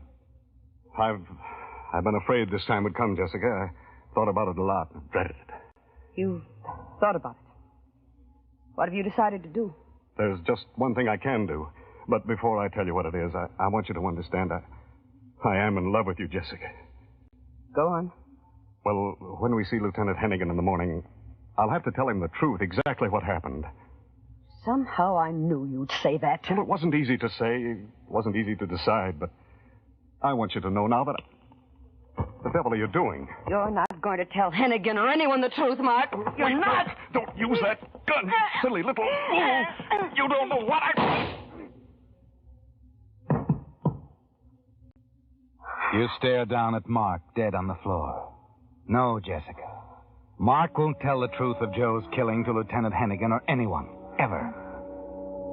The very thought that Mark's lips are forever sealed is comforting, isn't it, Jessica? A quiet confidence overtakes you. For the first time, you know exactly what to do and what to say. You go over to the phone and place a call to police headquarters, to Lieutenant Hennigan. Hannigan speaking. This is Jessica Monroe, Lieutenant. Oh, yes, Miss Monroe. You'd better come to Mark Harris's apartment immediately. He threatened me. There was a struggle. I shot him, Lieutenant, in self-defense. He's dead.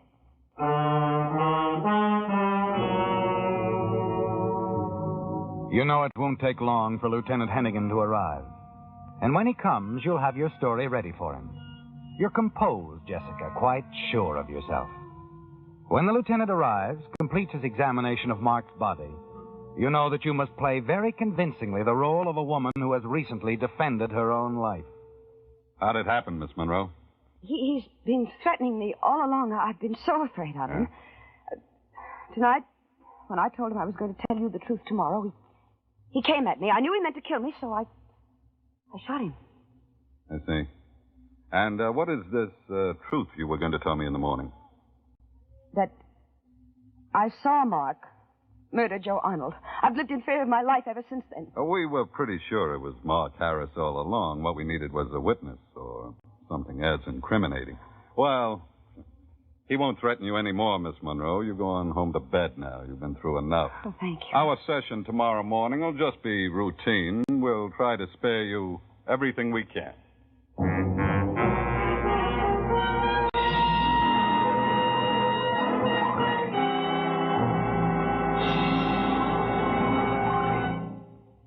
Because summer weather causes many motor oils to break down and form harmful gum, varnish, and carbon, I want to tell you tonight about an improved type motor oil that's specifically engineered to stand up under heat. It's Signal Premium Compounded Motor Oil, the finest ever offered by the market lubricant editors of Signal, the famous Go Farther gasoline. And naturally, Signal Premium has 100% pure paraffin base. But in addition, it contains scientific compounds that make Signal Premium do what oil alone could never do. One of these compounds, for instance, actually cleanses your motor of varnish, gum, or carbon that may already be there. Another compound protects against costly bearing corrosion. And still other compounds help in other important ways to keep that like-new performance in your motor. So if you want to keep wear down when the temperature's up, now's the time to stop at a Signal station. Change to the improved type oil that does so much more than just lubricate. Signal Premium Compounded Motor Oil.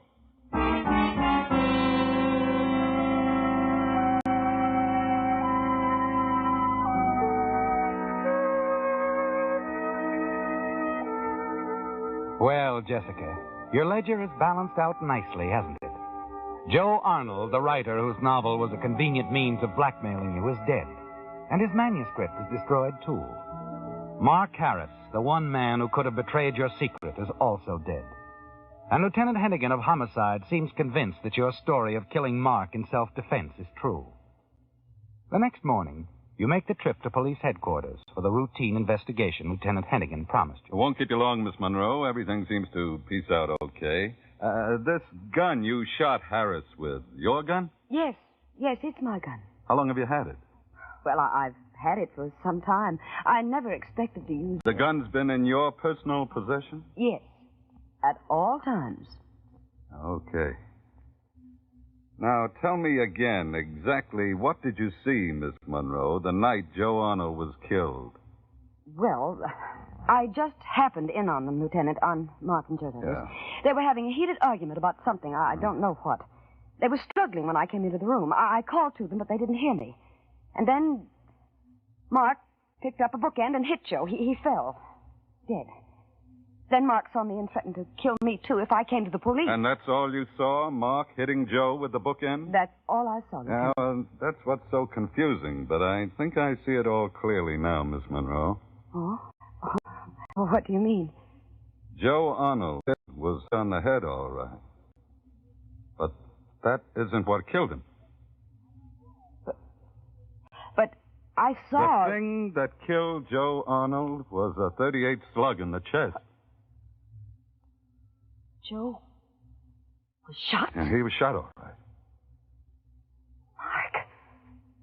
He was trying to tell me that... Mark Harris was also killed with a .38 slug in the chest. And both shots were fired from this gun, Miss Monroe, your gun.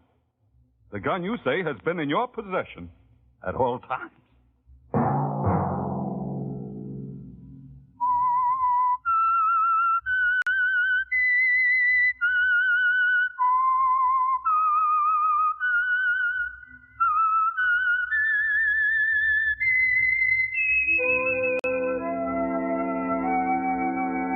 Let that whistle be your signal for the Signal Oil program, The Whistler, each Sunday night at this same time. Brought to you by the Signal Oil Company, marketers of Signal gasoline and motor oil, and fine quality automotive accessories. Signal has asked me to remind you, to get the most driving pleasure, drive at sensible speeds, be courteous, and obey traffic regulations. It may save a life, possibly your own.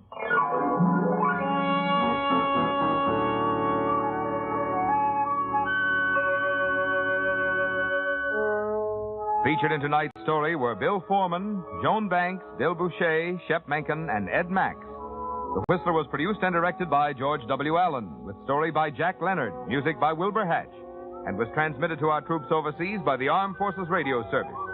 The Whistler is entirely fictional, and all characters portrayed on The Whistler are also fictional. Any similarity of names or resemblance to persons living or dead is purely coincidental. Remember, at this same time next Sunday, another strange tale by The Whistler. Marvin Miller speaking for the Signal Oil Company. This is CBS, the Columbia Broadcasting System.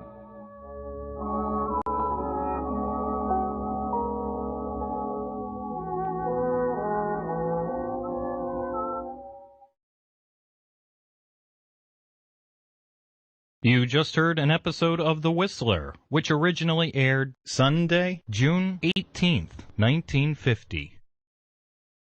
Stay tuned for Suspense, next on ABN.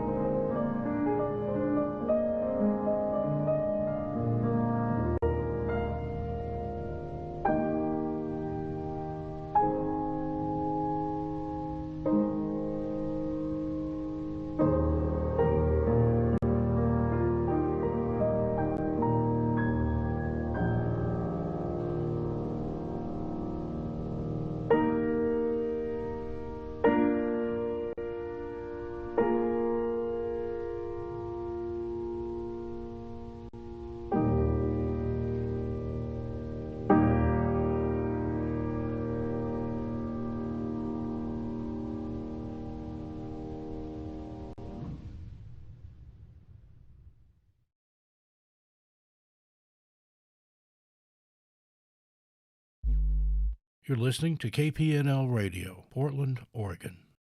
Brought to you by Mac and Mind Software and your donations. You're listening to ABN, the Antioch Broadcasting Network, serving listeners on the Internet and community radio stations with a variety of old-time radio. Visit radio.macandmind.com for more information. We now present Suspense on ABN, the Antioch Broadcasting Network. This episode of Suspense originally aired Thursday, April 11th, 1946, 75 years ago today. Now, Roma Wines, R-O-M-A, made in California for enjoyment throughout the world. Roma Wines present Suspense. Tonight, Roma Wines bring you Mr. Vincent Price as star of The Name of the Beast, a suspense play produced, edited, and directed for Roma Wines by William Spear. Suspense, radio's outstanding theater of thrills, is presented for your enjoyment by Roma Wines. That's R-O-M-A, Roma Wines. Those excellent California wines that can add so much pleasantness to the way you live, to your happiness in entertaining guests, to your enjoyment of everyday meals. Yes, right now a glassful would be very pleasant, as Roma Wines bring you Vincent Price in a remarkable tale of Suspense. News and views in the world of art. Yesterday at the Deauville Galleries, a record-breaking crowd attended one of the most sensational exhibitions of recent years. Masterpiece of the show is a portrait by James Dorrance titled The Name of the Beast. It's a savagely candid work, a face from which violence has shattered the last vestige of humanity. The tragic circumstances of the artist's death are too well known to review here. But at the same time, one cannot help speculating upon the essential mystery surrounding this remarkable canvas. What is the name of the beast?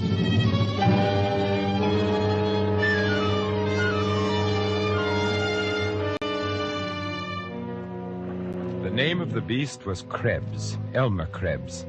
I found him in an evil waterfront dive, took him to my studio, and made the first sketch for the portrait that night. I gave him money, and he promised to return the next day. When he didn't show up, I went in search of him. He wasn't hard to trace. My search came to an end in a squalid room of a waterfront hotel. Come in. He didn't look up when I entered the room, but continued to sit there on the sagging, dingy bedstead, holding his head in his hands and gently moaning. I crossed the room and raised the blind to let in the daylight. Then I saw it. Blood. On his hands, on his shirt front, in his hair and beard. A horrible, sticky mass of blood.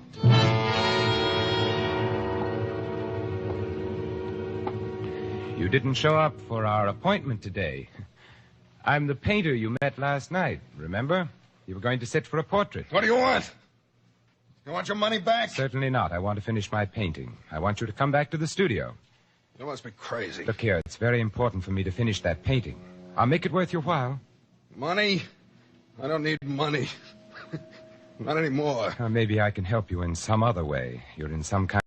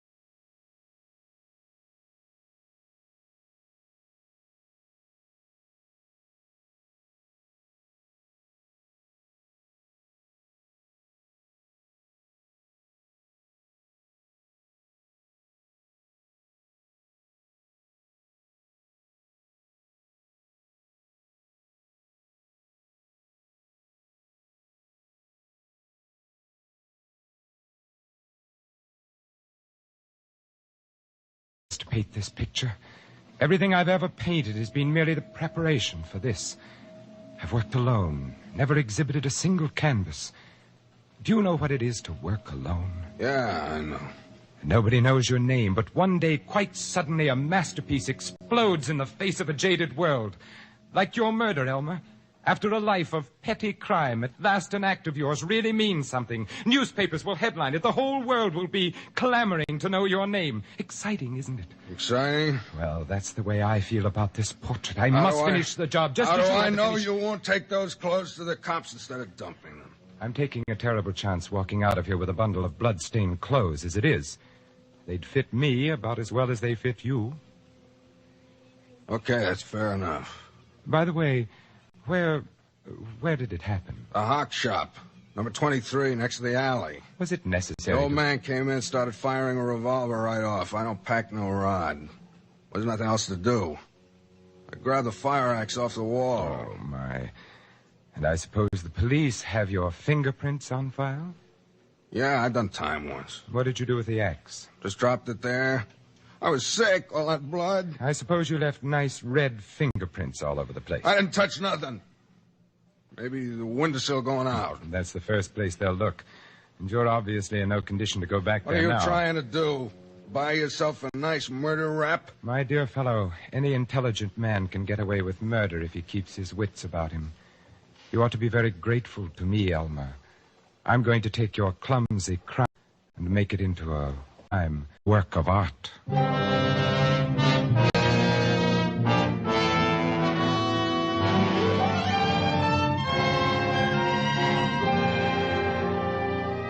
For suspense, Roma Wines are bringing you as star Vincent Price in The Name of the Beast by Robert Tallman. Roma Wines' presentation tonight in radio's outstanding theater of thrills, Suspense.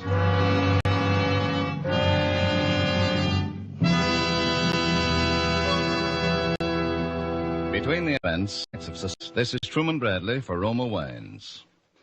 Yesterday, a happily married friend told me one of his favorite formulas for enjoying life.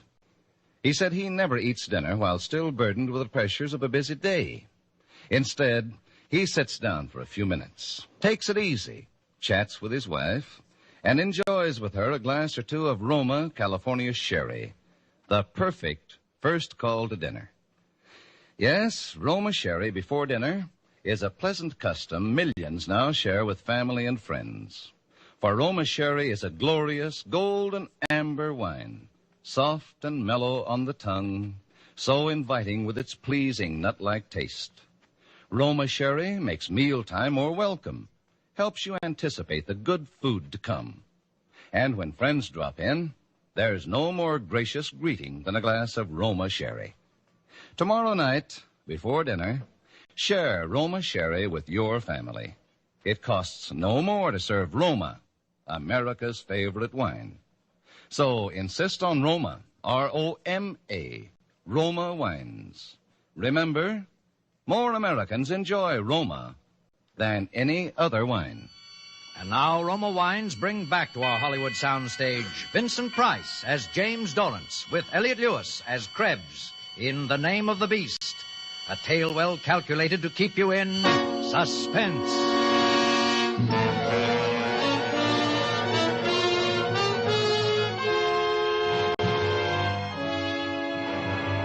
The shoes of the beast were just my size. I wore them when I went on my errand that night. It was fortunate I did. Getting in the place was simple. It was an old-fashioned lock, and the skeleton key to my studio fitted it perfectly. The shop bell jangled when I opened the door. I made my way quickly along the dark rows of counters to the rear of the shop. A pair of dusty portieres provided it from the back room. I pulled them to behind me and snapped on my flashlight. The body, or what was left of it, lay in a heap in the center of the room. The floor, well, it was lucky I hadn't worn my own shoes. There would be tracks out of that place, red tracks. The axe lay near the old man's head. I picked up the axe and carried it over to the sink. I washed off what I could and smeared out the prints with cotton gloves on my hands. Then I made a quick circuit of the room, taking in every surface. With the wet gloves, I smeared the prints on the safe handle, the windowsill, and the jimmy the murderer had so stupidly left behind him. Then I dropped the cotton gloves on the floor and left them there. No way to trace a pair of cheap cotton gloves. Now there was only one last thing to do. Walk around the block to dry the soles of those shoes and burn them in the stove when I got back to my studio. The handiwork of the beast would remain, but the name of the beast had been expunged.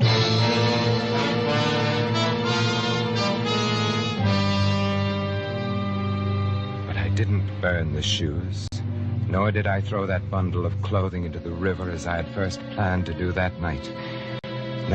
No. This would be an authentic portrait of a murderer in the very blood-stained garments of his crime.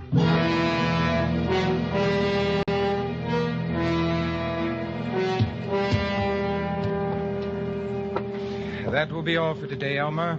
How much longer does this go on? Until the painting is finished. You can't set a time limit on the completion of a masterpiece, you know.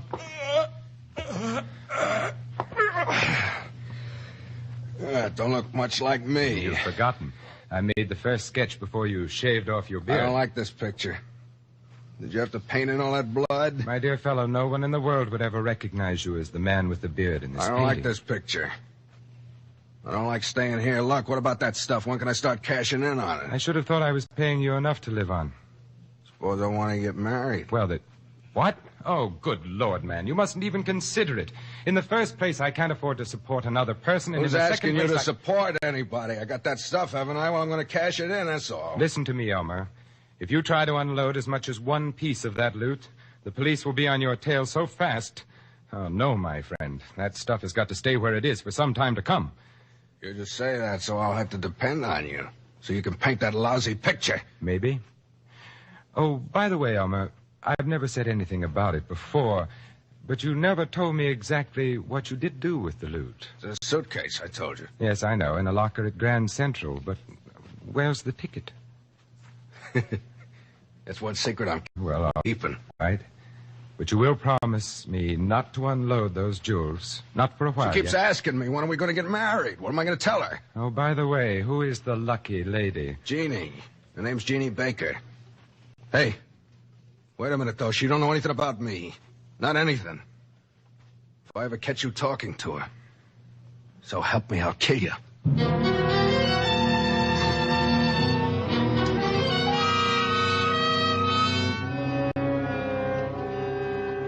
You say you're a friend of Elmer's? Well, not a friend exactly.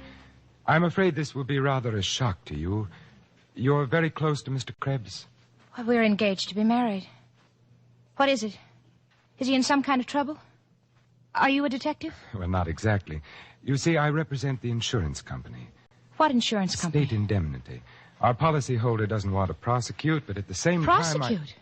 Well, after all, the jewels were of considerable value. What jewels? Why, the jewels in the suitcase, in the locker at Grand Central. He did leave the ticket with you, didn't he? Oh, well, yes, but I mean, he didn't tell me that... Well, he did say it was valuable and he didn't want to risk losing the ticket, but... How did you know about it? My dear Miss Baker, we insurance investigators have ways of finding out these things. Now then, if you're a sensible young woman... And I can see that you're not only a sensible young woman, but a very beautiful one as well. Mr. Dorrance, what has he done? Well, I don't think he regarded it as a theft exactly. More of a loan, in all probability. After all, his aunt was a very old lady and... You mean he stole this jewelry from his aunt? Well, I wanted to spare you those exact words if I could. Actually, the lady would prefer not to prosecute. But, of course, if we can secure the return of the property in no other way... I suppose I'd be arrested, too, as an accessory or something. I must say it was rather thoughtless of him to have involved you in this manner. How do I know you're what you say you are? I have credentials, of course. But I would rather take care of this unofficially, especially since this little talk with you. You're much too fine a person to be involved in a sordid affair like this. I don't even know that suitcase has any jewels in it. Then supposing we go there together and get it, Jeannie?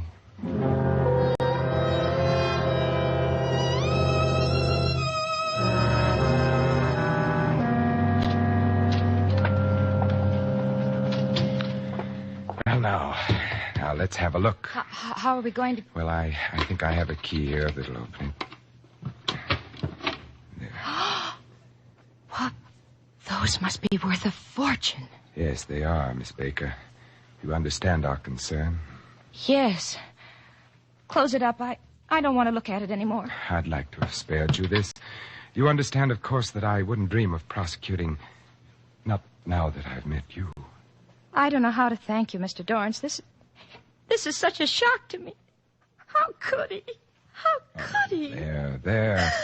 You're not the first innocent girl to be deceived by an unscrupulous fellow like that. How did you happen to become involved with him in the first place? Oh, I was lonely. I have no friends here, and he came into the cafe where I wait tables. Oh, there now. You won't let anything happen to me. I promise you, I'll do anything to keep you from knowing another moment's unhappiness.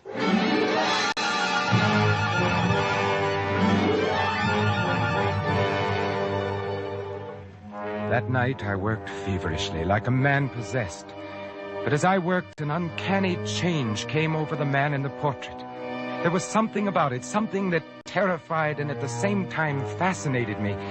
Yet the more I tried to make it come right, the less it really looked like Krebs. I began to regret I had had him shave his beard, in spite of the risk involved. Being clean-shaven altered a man's appearance more than I thought. But that wasn't the real difficulty. The real trouble was Jeannie Baker. How could she ever have loved a beast like Krebs? A girl so gentle, so lovely. I tried not to think of her, but the image of Jeannie stood between me and the canvas, and the painting just would not come right. And as Krebs sat there sullenly posing for me, his eyes began to grow more and more cunning and suspicious, as though he could actually read my thoughts. He would jump up every time I laid down my brush and circled the portrait like an infuriated animal, until finally, around 4 a.m, he dropped off to snoring. I let him stay there. In the dawn light, I looked at the picture for the last time and draped the easel to shut it out of my sight.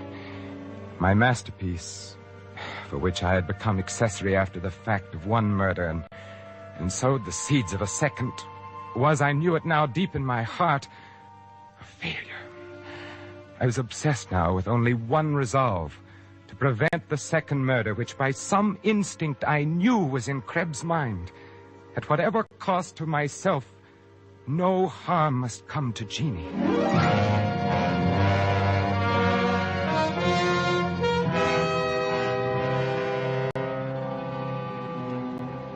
Mr. Dorrance, I've been told that artists are full of romantic notions, and the Bureau has dealt with a number of them in this neighborhood, as you can well imagine. But I must say that of all the pipe dreams that have been brought to me, yours is the most fantastic. Oh, but listen, Inspector, you've got to believe me. That girl's life is in danger. Yeah, we're checking on that.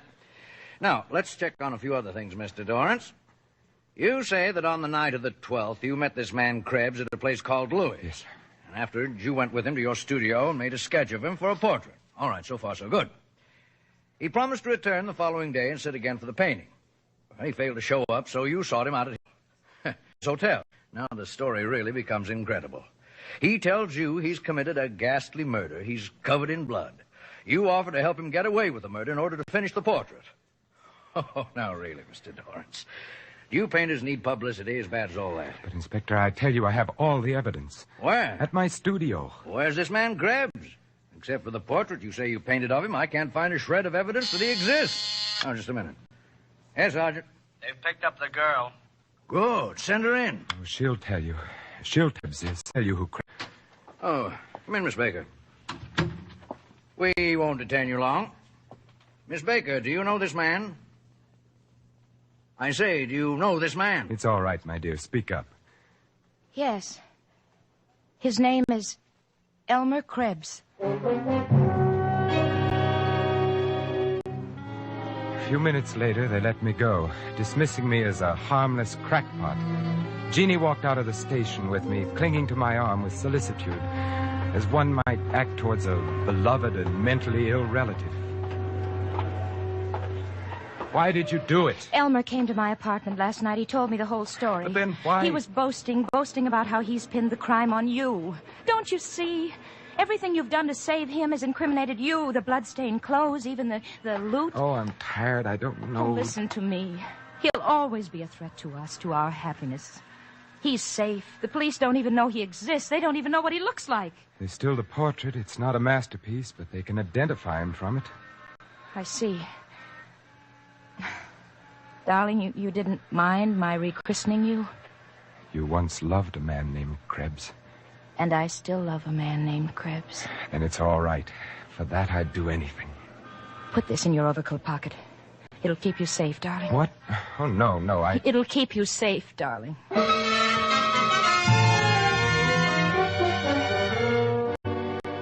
He was there in my studio. I got in that evening, waiting for me. I had more or less expected it. I hadn't expected to find him in such a cheerful frame of mind. He had pulled the drape off of the painting and was walking round it, viewing it from every angle. Hi, Dorrance. How did you get in here? Through the door. No more window jobs for me, Dorrance. The picture. How about that? Got a new model, huh? What? The picture? Oh, it's no good. By the way, it's finished now. You won't need to come here anymore. You don't say. I'll get you the suitcase. I suppose it'll be safe for you to cash that stuff I already in by this found time. the suitcase, Dorrance. Oh? Well, take it along with you then. It's over there on the table. I opened it up. Well... Did you think I'd take it without checking on the contents? What are you talking about? What'd you do with the rocks, Dorrance? Rocks? You took the rocks, the jewelry. There's nothing left there but the settings, a pile of junk. Listen, Krebs, I swear I never opened that suitcase but once, just after we took it out of the locker. She's in it with you. Listen, Krebs, you can think whatever you want to about me, but keep Jeannie out of it. Keep Jeannie out of it? That's a laugh. I mean what I say. Krebs, where are you going? Oh, our place. If she has those rocks, I'm gonna Krebs, come back here. get a job to do. Krebs, if you go out of that door, I warn you. All right.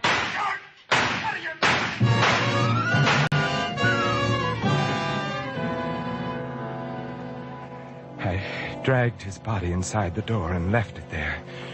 Then I dropped the revolver Jeannie had given me back in my overcoat pocket and left my studio. For the last time, as I closed the door on the room, it seemed that the face in the portrait was grinning at me in hideous mockery. I had meant to go straight to the police and give myself up, but I must have known in my heart that I wouldn't. Instead, I walked, and my feet took me almost against my will to the house on Grove Street, the house where Jeannie lived. I had roused her from sleep, and she seemed rather cross. What's the big idea, barging in here this time of night? I had to see you, Jeannie. Well? That was an unlucky name you gave me, Jeannie. What's happened? I shot him. You gave me a murderer's name, and now I am a murderer. So you really did it.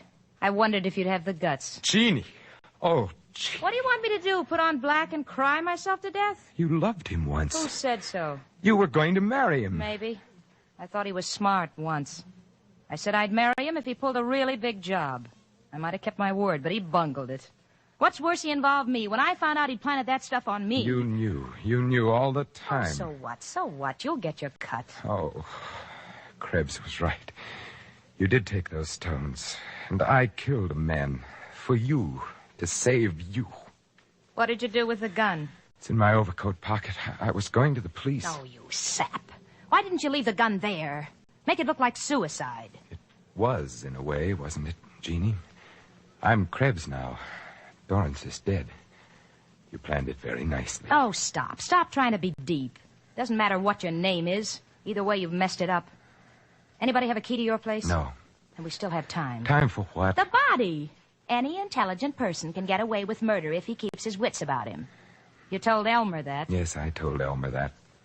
You're scared to go back there, aren't you? Do you want me to do it for you? No, I'll do it. I must do it. Here. Mustn't forget your overcoat. No, I mustn't forget my overcoat. It'll keep me safe. Goodbye, Jeannie.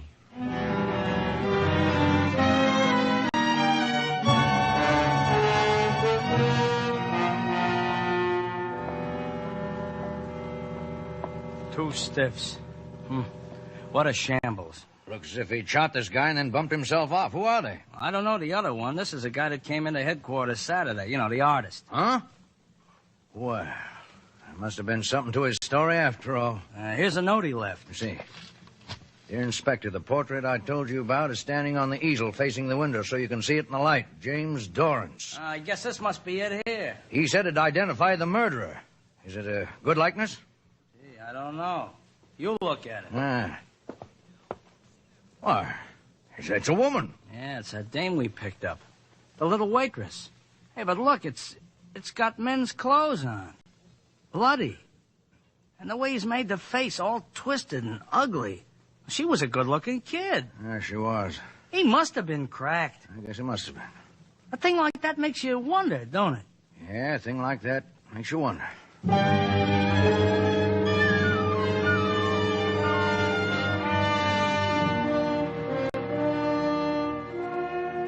The discerning art lover will recognize Doran's painting as more than a mere portrait. It's the human soul stripped naked, and its dark and deep and secret places shown in all their morbid, brooding fascination.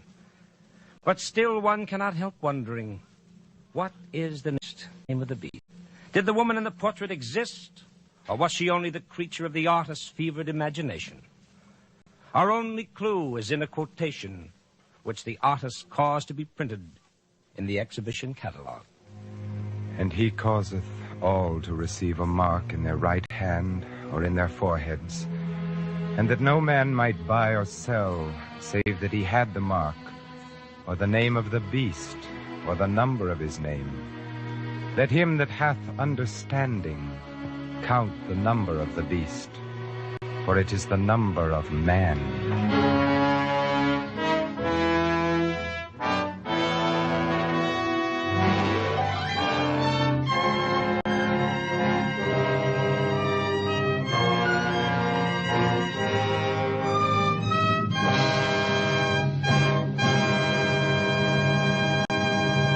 Suspense. Presented by Roma Wines, R-O-M-A, made in California for enjoyment throughout the world. Before we hear again from Vincent Price, the star of The Name of the Beast, tonight's suspense play, this is Truman Bradley for Roma Wines with a tip for you men.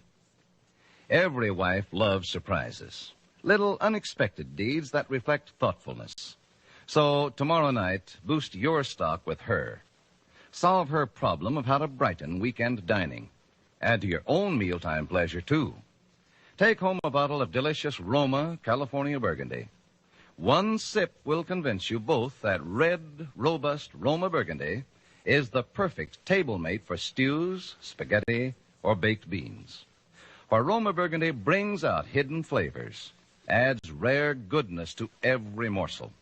Yes, gentlemen, Roma Burgundy can make a hero of you on 2 counts, for being thoughtful and for solving a mealtime problem. And Roma Wine, America's first choice, costs no more than ordinary wines. Remember, for greater dining pleasure tomorrow, take home Roma Burgundy. Insist on Roma, R-O-M-A, Roma Wine, made in California for enjoyment throughout the world. This is Vincent Price. Next Thursday, our friend Keenan Wynn will be your star on Suspense in what sounds like a very exciting play, which all takes place on a bus making a return trip from the State Insane Asylum. I know you won't want to miss it next Thursday. And now, let me add my voice on behalf of a very great and wonderful cause. The pennies, the dimes, and the dollars that you give when you buy Easter seals give crippled children their chance for happy living. Help a crippled child to walk again. Buy your share of Easter seals tomorrow. Thank you. Vincent Price appeared through courtesy of 20th Century Fox and will soon be seen in their production Dragonwick. Next Thursday, same time, Roma Wines will bring you Keenan Wynn as star of Suspense, radio's outstanding theater of thrill. Produced by William Spear for the Roma Wine Company of Fresno, California.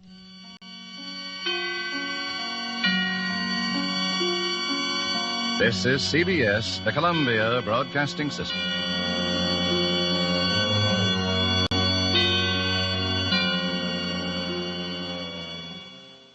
This is ABN, the Antioch Broadcasting Network.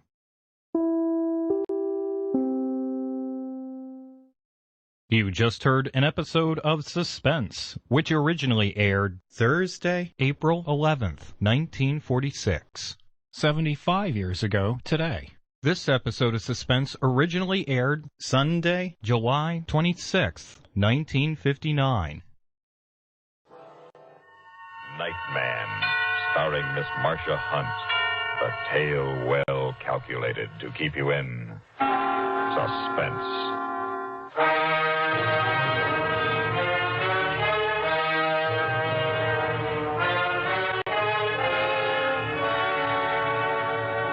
But, Miss Rhodes, it's impossible.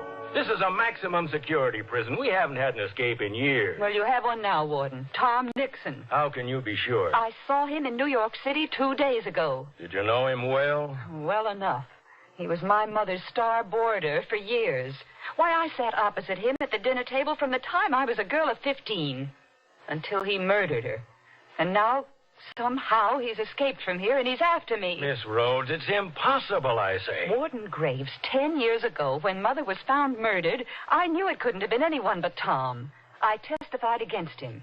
I was the chief, well, practically the only witness at the trial. And when they sentenced him here for life, he swore to kill me. He swore in the open court to get even with me. For 10 years, I've lived in deadly fear of him. And now he's free. And where exactly did you see the prisoner, Miss Rhodes? That's just the point. That's why I know he's after me. I saw him in the building where I live. Well, I don't see He how... has a job there, running the elevator at night. I live all alone in a small 3-room penthouse on the 18th floor of an office building. The other night, about a week ago, I came home alone from the movies. After midnight, I was already in the elevator before I noticed that there was a new nightman. It was Tom. His hair had turned white, and there was a stoop to his shoulders, but everything about him, the crook of his head, his high, thin nose, his hollow cheekbones, they were all the same. And then he turned and stared at me. I could see those deadly, pale, cold eyes, those heavy eyebrows, and that familiar, quiet, sarcastic mouth. What floor, miss? Oh, my floor. Yes, the penthouse, please. The penthouse. Where's that, on the roof? Yes, on the roof, please. 18th floor. Okay. It was like being in a cage with a wild beast. He kept watching me, peering at me furtively as the elevator moved upward with agonizing slowness. I shrank back to hide my face. The light in the car was dim. My only hope was that he didn't recognize me. Here's your floor, miss. Thank you. Good night. Good night. Good night. You can go back down. I don't need anything, thank you. What's the matter? Did you forget your door key? No, it's just... It's right here in my bag. Find it, Mike. You want me to let you in? Let me in. Oh, no. I got pass keys to all the doors. It's no trouble. No, thanks. But Oh, here. I have it right here. Good night. And that was the first time you saw him? Yes, Warden. And that was all he did or said? Well, yes, but it wasn't so much what he said as the awful feeling that he was only playing with me, torturing me until he was ready to kill me. Warden Graves, I don't even have a phone. I've always been afraid to be listed in the phone book. And the only way up to that penthouse was by that one elevator. I was trapped up there at his mercy. What did you do? I spent the night crouched against the wall with a flat iron in my hand, just waiting for that key to click in my lock. But it didn't. No, it didn't. The next day, I began to wonder if I wasn't imagining the whole thing. Then that night, just as I was going to bed...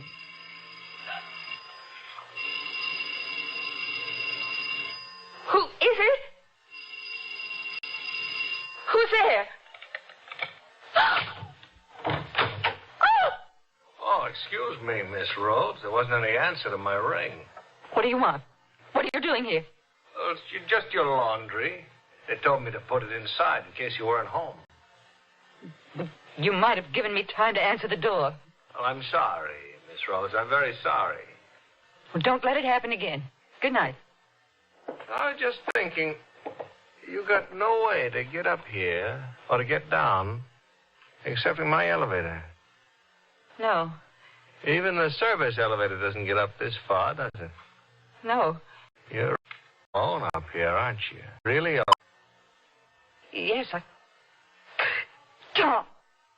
Tom, if you come any closer, I'll kill you. Do you hear? I'll kill you with my I bare... don't understand what you're talking about, miss. Get out! Get out! Get out! There's my buzzer. I better answer it.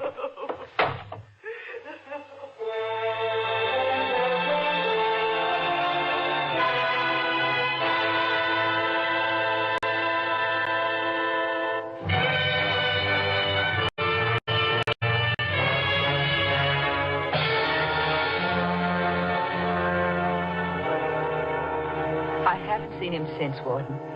I barricaded myself in again that night. And next morning, I got down to the public phone and put through the call to you. But it wasn't any use. That was the day I was out of town? Yes. But I still don't see why they couldn't have told me. After all, I was giving them information. It's one of our strictest regulations at Osawatomie State Penitentiary never to discuss any of our prisoners over the telephone. That's what they said. So you came all the way out here in person. Yes. And now you wish me to send someone to apprehend this man? I want you to bring him back, that's all. Back where he belongs. Miss Rhodes, I can't bring Tom Nixon back. He's here. Oh, no, Warden Graves. Now, please. I've seen him with my own eyes. I've talked to him face to face. Maybe there's someone here calling himself Tom Nixon, but he's escaped. He's free. I know it. Will you just step this way with me, Miss Rhodes? No. No, I don't want to. I don't want to see his cell or talk to anybody or anything else. Tom Nixon's dead, Miss Rhodes. He's buried in the prison cemetery. I'd like you to see his grave.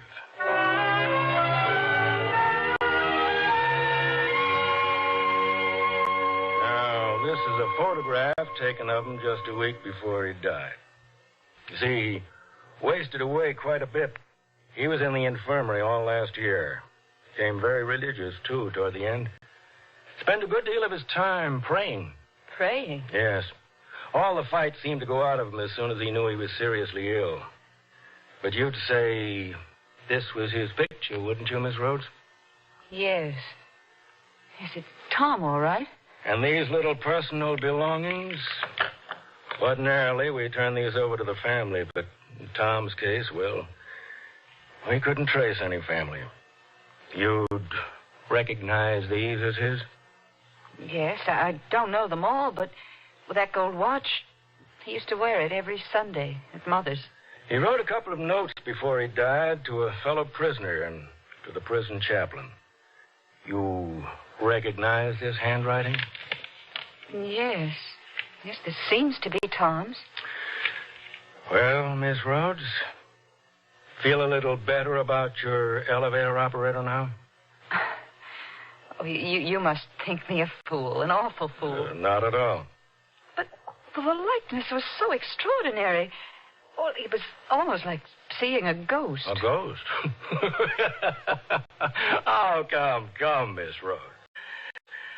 Now that you've gotten all this off your chest, isn't it perfectly obvious? That poor nightman's done nothing or said nothing to you at all out of the ordinary.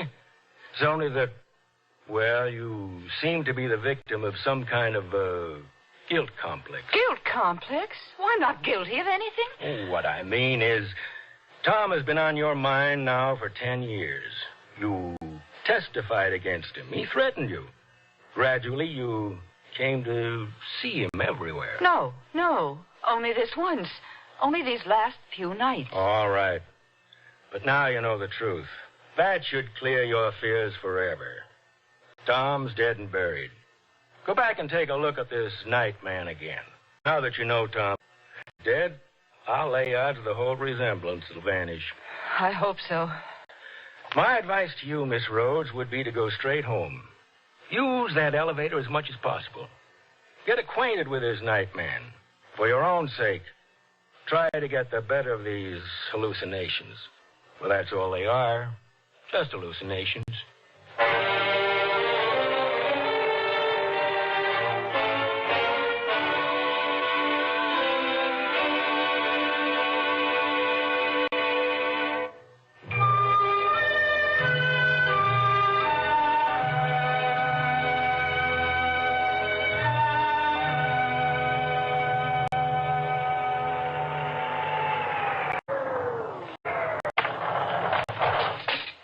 Good evening. Oh, evening, miss. Could you help me with these bags, please? Okay. That all, miss? Yes, thank you. Oh, this is for you. No, thank you. I never take tips. Oh, it's all right. Well, I'd like you to have it. I'm sure the superintendent wouldn't mind. Superintendent hasn't got anything to do with it. Oh? Well, aren't we going to start? Yeah, all right.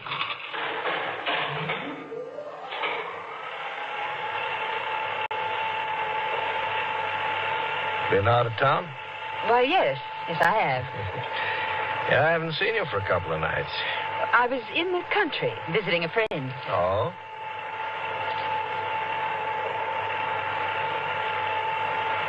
It's beautiful weather out in the country this time of year. I wouldn't know.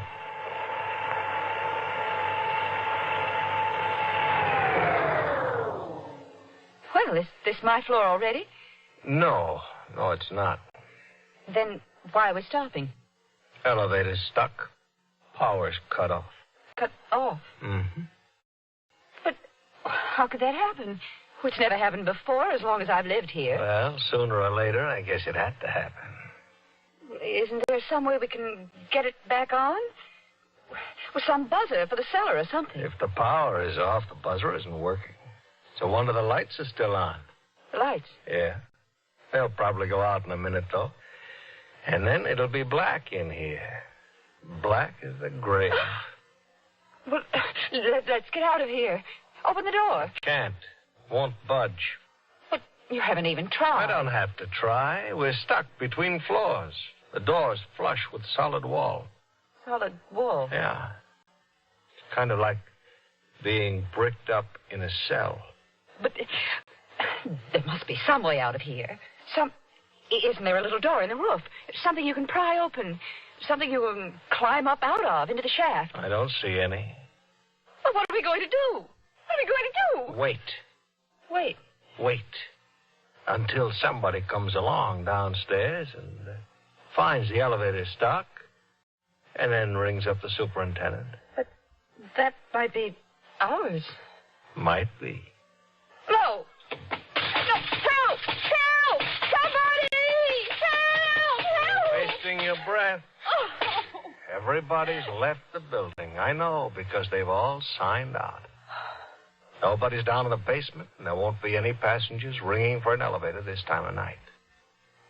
You seem awfully sure about all that. You're jumpy, ain't you? No, I suppose, really, there's nothing to be afraid of. Sooner or later, they'll come. Oh, sure. Sooner or later. It's just that we're being stuck up here between... You're not jumpy on account of me. You? No, of course not. But you were kind of jumpy with me the other night, weren't you? The other night? When I brought the laundry department unexpectedly. Oh, that. Well, that was a mistake. A mistake? Yes, I just thought you were someone else, a friend of mine, someone I'd always been afraid of. Oh? But now I've learned it couldn't be you, because this friend's dead. Dead and buried. Dead and buried? Yes. What was his name? Maybe I know him. The lights are out. I knew they'd go sooner or later. No, they can't. I can't stay here alone in the dark with you. So you are jumpy with me? No. I thought you said this guy was dead and buried. Well, he is. I saw his grave. And why are you screaming like that? I'm not screaming. Only it's so dark in here. It's so close and creepy. What did you do to this friend that makes you so jumpy? Do? To him? Well, nothing. I didn't do a thing. No? It was he. He threatened me. He was a murderer. He killed my mother in cold blood 10 years ago. He was our boarder for 10 years. And then one afternoon, I came home, and there was Mother lying on the floor with her throat... No, where are you? I can't... Go on. No! I can't stand it. Tom. Tom, it is you. I thought you said your friend was dead and buried. Stop it! Stop torturing me! Now tell me the truth. You escaped, didn't you? You didn't die. And it was someone else's grave, just as I thought. You escaped and found me here. Answer me, Tom. Where are you? I can't see you. No. No, Tom, no. Tom, I didn't mean it. I didn't mean to send you there. It was only because I loved you, Tom. And I hated Mother. And hated you for loving her. It was only to get revenge on you both that I killed her. And framed you. Mother was so cruel to me, Tom. She treated me like a slave. And all the time, flaunting you in my face. If you'd spoken one kind word to me, Tom, at the trial, just one word to let me know you love me. You're going to kill me, aren't you, Tom? No! No, Tom, I don't want to die. I don't want to die. Why are we going down? There's a passenger ringing in the lobby. Then you're not Tom? No, miss. You're not going to kill me? Not me. It was all just a crazy hallucination. Just because the power went off and you look so much like Tom Nixon. Oh, forgive me. Please forgive me for being so absurd. There's nothing to forgive. And you'll forget all about those silly things I said, won't you? I didn't mean them. It was just because I was beside myself. What silly things, miss? Oh, those silly things about my mother and Tom. And... Here, this is for you. No, I insist this time. I insist. I'm sorry, but I'm afraid I never accept tips. Oh, but I want you to... Particularly from a dame who framed my twin brother. Evening, Warden. Good evening, Lieutenant Nixon. She confessed. I thought she would, Lieutenant. No!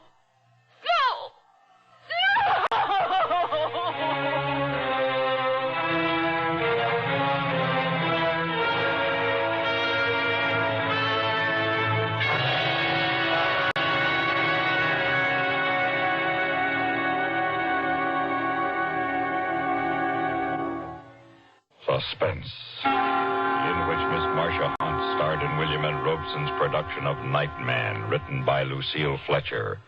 In a moment, the names of our supporting players and a word about next week's story of Suspense. Here again are the Bickersons.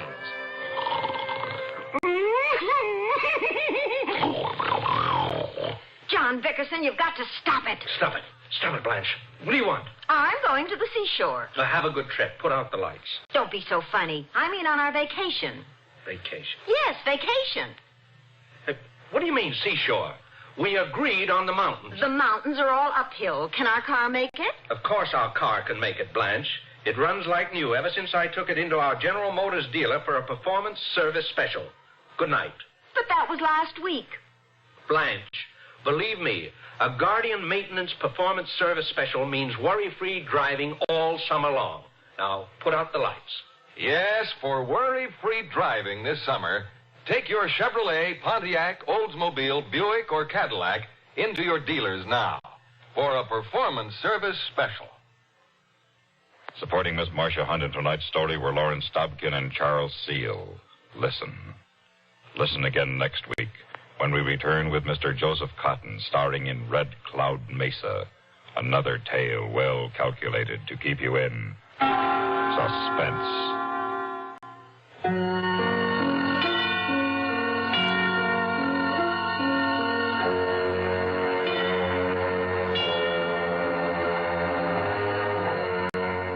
The latest news follows, then Have Gun Will Travel on CBS Radio.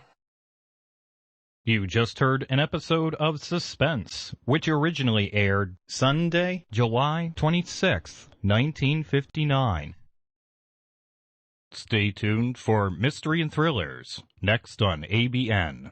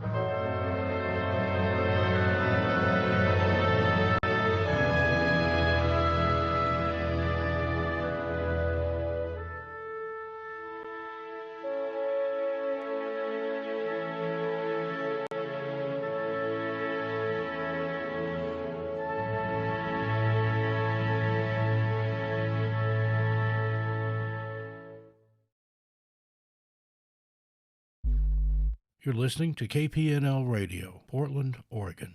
Brought to you by Mac and Mind Software and your donations. You're listening to ABN, the Antioch Broadcasting Network, playing a daily schedule of vintage radio genres and matching today's date and history when available.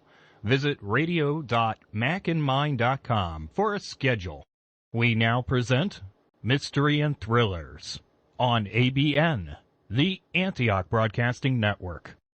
This episode of Escape originally aired Sunday, April 11th, 1948, 73 years ago today. Getting impatient for baseball season to start? Have a touch of spring fever? Want to get away from it all? We offer you Escape.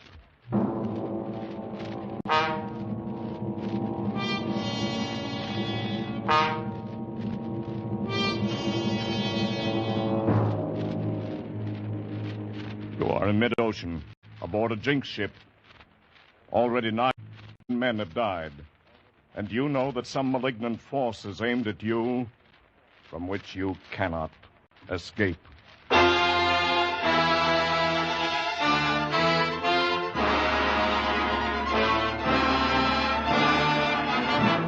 Escape, designed to free you from the four walls of today for a half hour of high adventure.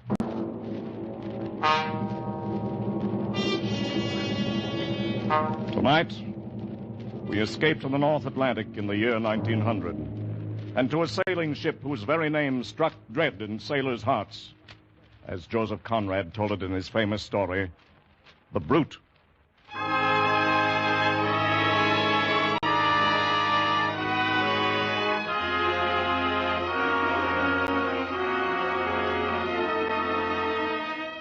You could never tell it just by looking at her. Proud and strong and beautiful on the outside. You couldn't see the black heart inside of her. And you'd never know she'd killed at least a dozen men and maybe more. But I knew her. Knew her for the murdering she-devil she was. I saw her the day she killed her first one. And I was there, too, when she finally made her big mistake and killed the wrong person. But that was a long time later. Oh, she had a name, all right.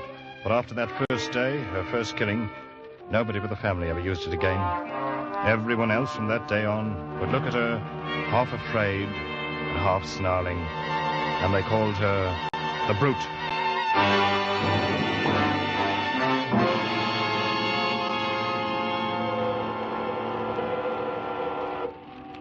I remember I was 14 the day my father took me down to the South Thames boatyard to watch the launching of the ship. Brother Charlie was there, of course, 8 years older than me and very proud of his one gold stripe, now that he'd been made an officer on the Apps line. Charlie and Father were talking. I just stood and listened to them and didn't say much of anything myself. Look at her, Dad. Ever see a ship in your life with lines like that? I bet she'll outsail any clipper in the China trade. Well, that remains to be seen, Charlie. How soon are they going to launch her? Any minute now. Oh, I'd give a lot to be sailing on her, instead of on the Malcolm Apps. Well, the Malcolm's a good ship, son. As good a ship as any the Apps family owns. Oh, I'm not kicking. I'm glad enough to be through apprenticeship and get my commission. But even at that, I'd almost rather be a bosun on this ship than third mate on the Malcolm. I understand that Colchester's to be her captain. Yes, that's right. Under with the Apps' oldest command son's line. Look at the size of her, Dad. She's a full 2,000 tons. Less half a ton, Charlie. Oh, good morning, Mr. Jermyn. Mr. Wilmot. Hello, Ned. How do you do, sir? No, Charlie, she came to 1,999 and a half when we measured her up. Well, 2,000 tons or not, Mr. Jermyn, you'll never build a better ship than this one. I don't know, Charlie. I built her the way Mr. Ops wanted her. She's big and she's stout, but I don't know. And what's your reason for saying that, sir? No reason that makes any sense. About the devil's own time with her. Cabin doors jamming when they shouldn't. Edge covers that wouldn't fit after they'd been measured up. Blocks fouling for no reason at all. I don't know. But, Mr. Wilmot, if she were a human being, I'd say that maybe she's insane. Oh, come now. You've been working too hard, Mr. Jermyn. Better take a vacation now that she's finished. Well, I could certainly use... I say, that's Maggie Colchester up there, the captain's niece. Is she going to do the christening? That's right, Charlie. And I'd better get down below now. My own men are going to knock the stays loose and let her slide down into the water. Well, good luck, Mr. Jermyn. Thanks, Mr. Wilmot. Come on board for the celebration after she's launched. Bring the boy. Fine, thank you. We shall be there. They'll let it go any minute now. Dad, I'm going to sail on that ship someday. Oh, you'll probably sail on a lot of Apps Line ships before you're through, Charlie. Look, they're giving Maggie the champagne now, and she's going to christen it. Yes, listen. I christened the Apps family. The Apps family. So that's what they're naming it, eh? All right, men. Knock out the stairs. Let her go. Look, Dad, she's starting to move. There she goes. Yes, and look at that speed. I never saw it. Damn, look out! Good Lord, he fell right into the waves and she went over him. He didn't fall. The timber rolled off the deck and knocked him under. She slid right over him. Mr. Jermyn, the man who built her. She's launched in blood, if that means anything. She's a brute and a murderess now, Charlie. Still think you'd like to sail on her? It was an accident. It doesn't mean anything. Perhaps not. I'll sail on her someday, sooner or later. I will sail on her.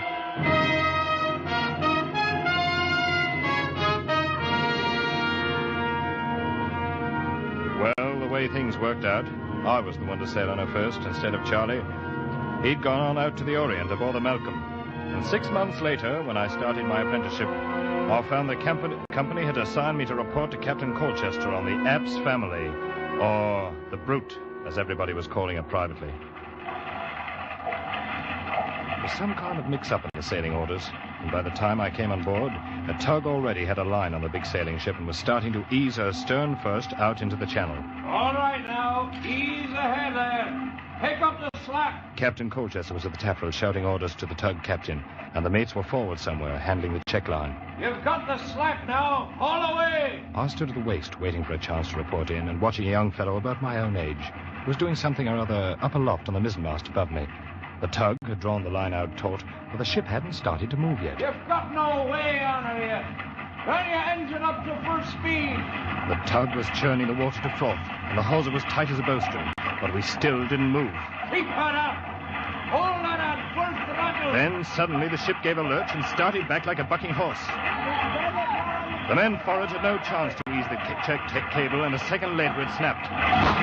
The ship plunged on back and then sheered off to bring up with a smash against the pierhead that knocked me sprawling on the deck. And at that moment, the lad who'd been working aloft on the mast crashed down onto the deck not 10 feet away from me. And he lay there without moving. Give a hand up here on my waist, mate. Young Hawkins just fell out of the tops. That's too bad. Is he dead, Captain Colchester? He's dead, boy. You get a hold of yourself. Don't stand there trembling. You never seen anybody die before? Yes, sir. On the day they launched this ship. Oh, Jermaine, eh? You're young Ned Wilmot, I suppose, the new apprentice. Yes, sir. And no doubt you may have heard the ship called by an unpleasant name once in a while. Yes, sir. The Brute. Well, you'll be kind enough to remember while you're aboard that her name is the Apps family, and she's had her share of accidents, the same as any other ship. Is that quite clear? Yes, sir. Now get along forward with you and stow your gear away on the forecastle. You'll take over young Hawkins' duties for the time being. Yes, sir.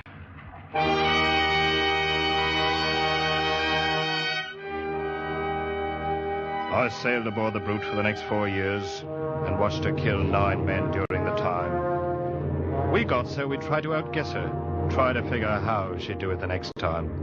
But no matter what we think, we never were right. And it wasn't only the killing, it was everything. Most ships have little ways all their own. Learn about them and allow for them. And not her. She was like a crazy woman. You never knew what she'd do next. I remember once off the Gold Coast, she ran before a gale for 2 days as pretty as you please. And then broached to twice the same afternoon. Flung the helmsman clean over the wheel the first time, and the second time swamped herself fore and aft and split out every stitch of canvas. And after we got the decks cleaned up, we found one seaman had gone overboard. He was her 5th, I guess it was. Or maybe the 6th. Oh, she was beautiful, the Apps family was. Big and proud and beautiful. And along with it, a killer. A black-hearted, sea-going brute.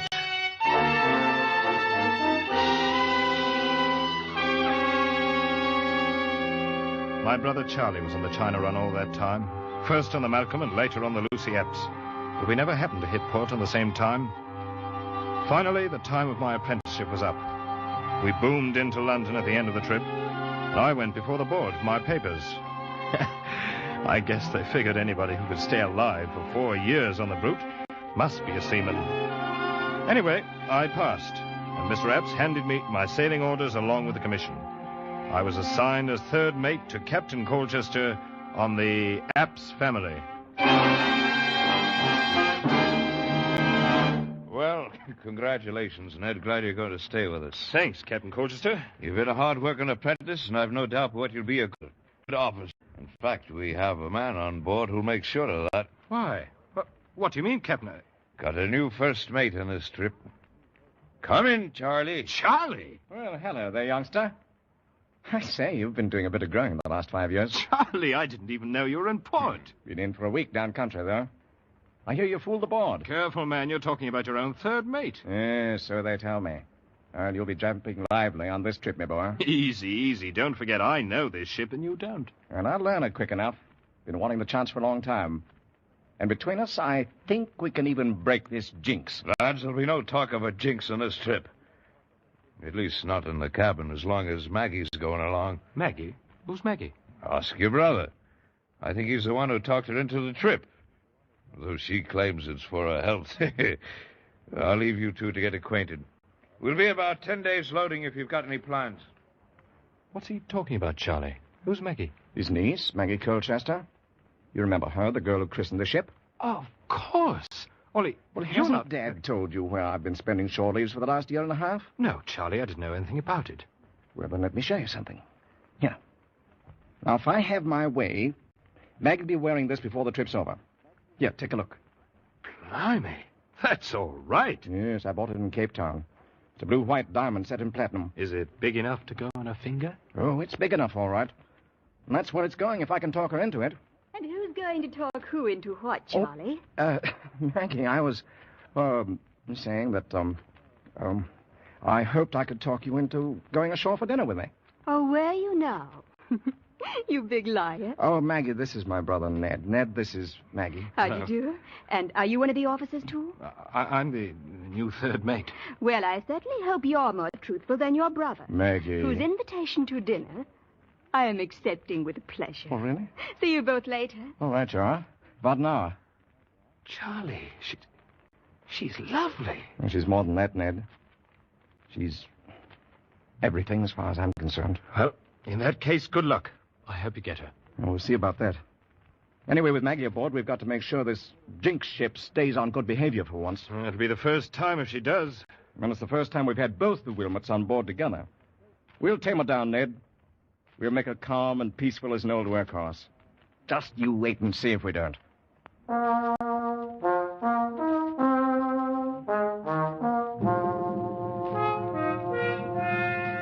And the strange part of it was, he was right.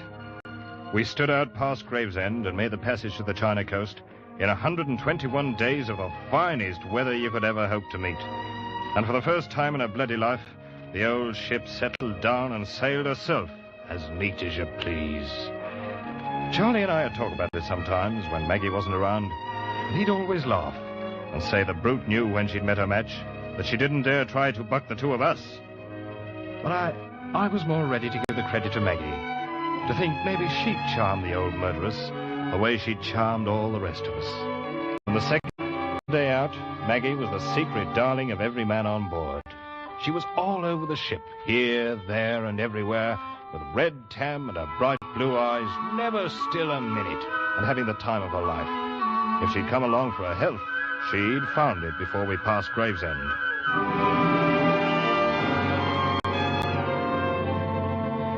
We raised a storm on the passage back and ran 4 days in a heavy gale.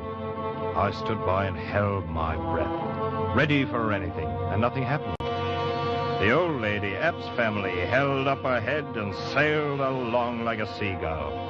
Any time before, she'd have buried her gunwale in the quartering seas, but now, all the water she shipped you could put in a teacup. 109 days from Hong Kong, we raised the Dungeness light, and early the next morning picked up a tug off Sheerness for the long tow upriver to London.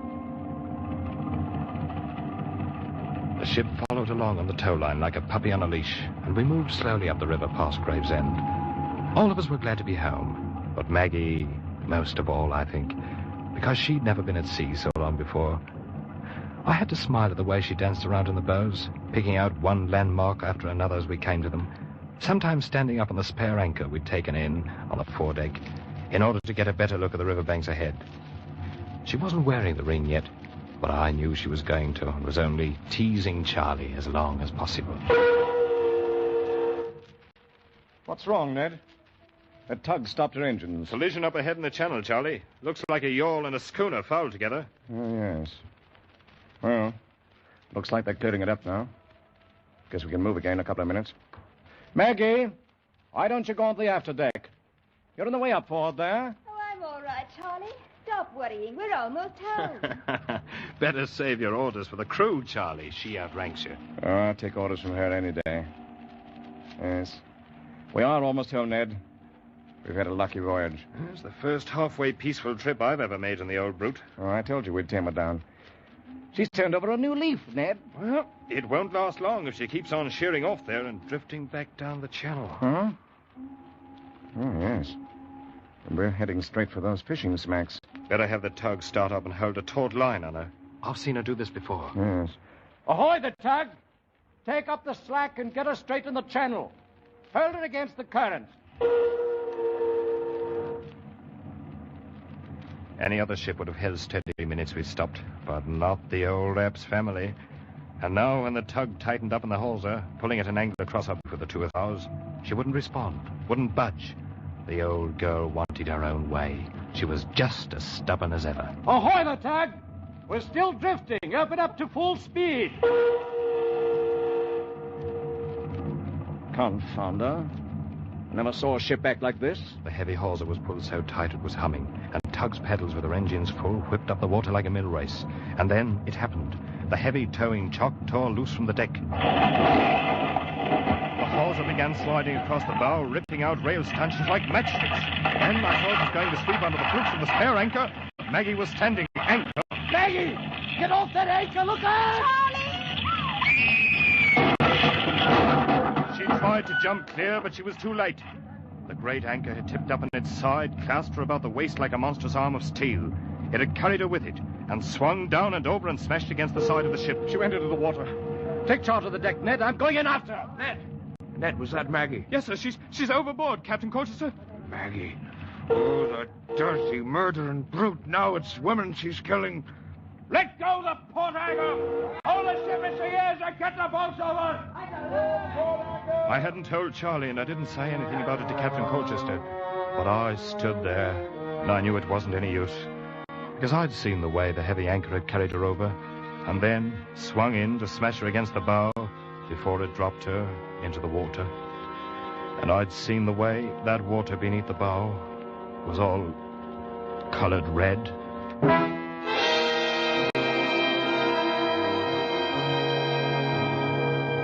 They found her at late afternoon when the tide turned, and she floated clear of one of the mooring buoys. And the next morning, we tied up in the London docks. The men had been happy at coming into their home port, but now they remembered how she'd been happy too, their own darling. I'd never before seen a crew leave a ship so quietly, and some of them, when they reached the wharf, turned back and cursed her under their breath.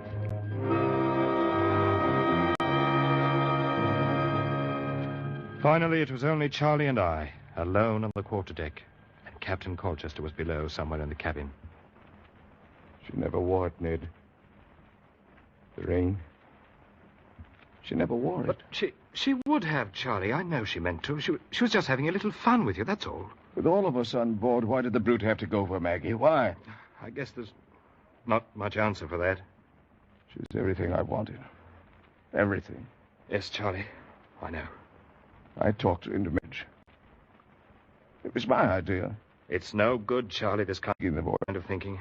I guess you know that. I don't know. She's everything I wanted. Charlie, Oh, Mr. Wilmot. Over here, Captain. I'm going ashore.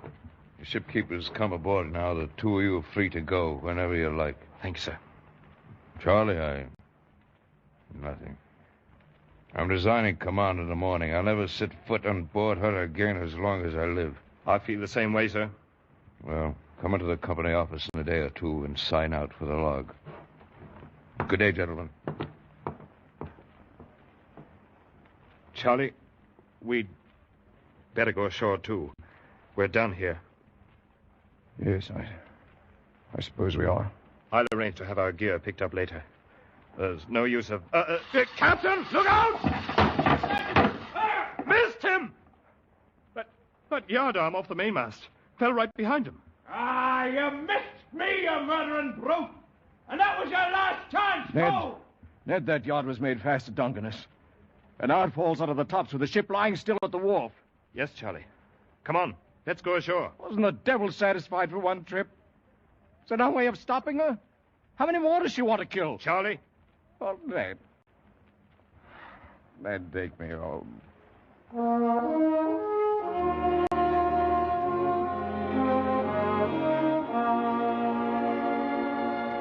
Charlie was 10 years older by the time we reached home, and it was 2 weeks before he'd do anything more than sit in his room and stare at the wall, saying nothing.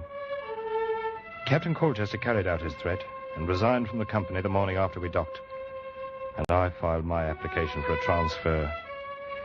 The Apps family was reloaded and ready to sail, but she stayed on lying at the wharf with nobody to take her out.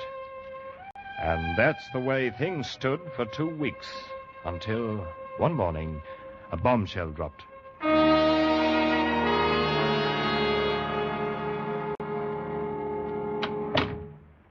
Hello, Ned. Charlie, I wondered where you went this morning. And I left the house early. How do you feel? Fine. Ned, Mr. Apps tells me you've applied for a transfer.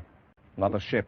Well, yes, I did, as a matter of fact. You saw old man Apps? Yes, I stopped in at the office this morning.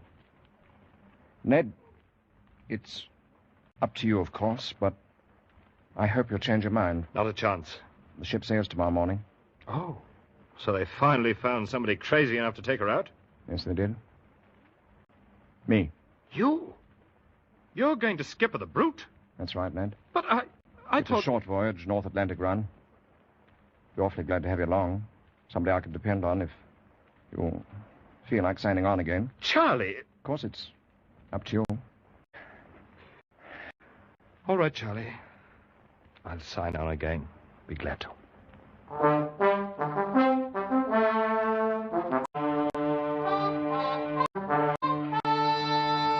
We boomed out past the Sheerness Light and headed north, hugging a lee-tipped shore and ease.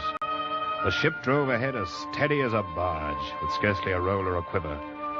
But in spite of the smooth and easy way she handled, I couldn't help feeling uneasy. I could sense the black spirit of her brooding somewhere down inside, mocking and taunting us with her bloody memories, and waiting for a new chance. By nightfall, we were running hard in along the Kpnl coast, where those rocky headlands break at intervals out of the shelving sandy beaches. The onshore wind held steady in our quarter, and the sun sank down behind the land some 3 miles away.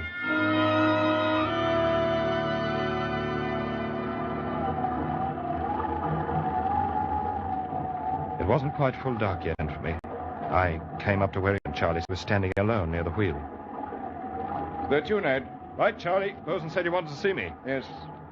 I did send for you, Ned. Hold her steady as she goes, close to the wind. Aye, sir. I've been standing here, thinking about Maggie, Ned. How she scrambled around over the decks, making friends with everybody, having the time of her life. Charlie, you've got to stop it. No, I'm all right.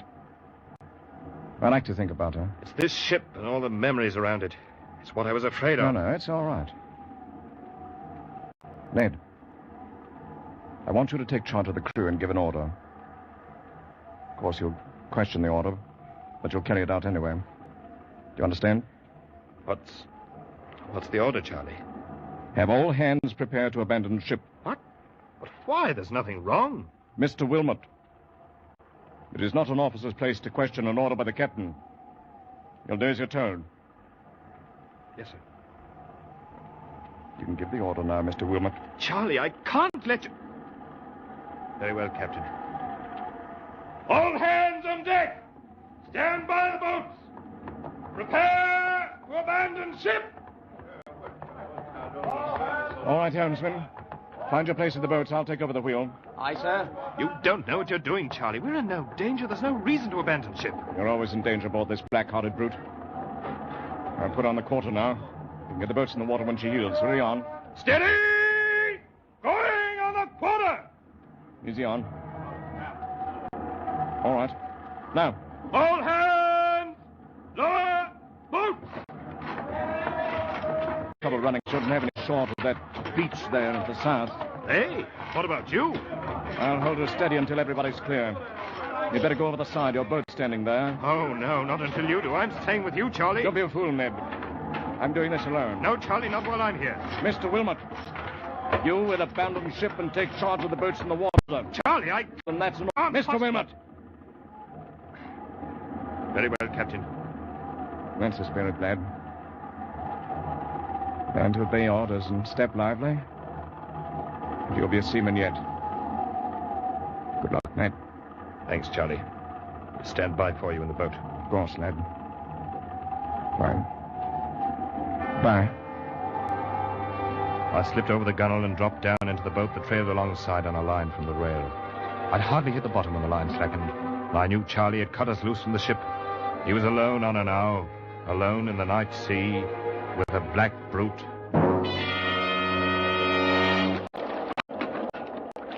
Look, sir, look. He's laid it over, away from the wind. Charlie had put the helm over hard. With a terrible shudder of her dark sails and a smother of white foam from her bows, the great ship heeled about in a sharp turn and then began to drive ahead like some mad thing before the wind. Straight before the wind and straight toward the shore. Look, sir, the rocks on the headland. She's going to smash herself. Faster and faster she plunged ahead through the weltering seas, faster and faster on the back of the gale, while the black-hearted spirit of her screamed in the ratlines. Look, sir, the rocks. What in the name of heaven is he going to do? And now, for one long instant, she hung poised at the top of a plunge and then drove smashing downward onto the rocks.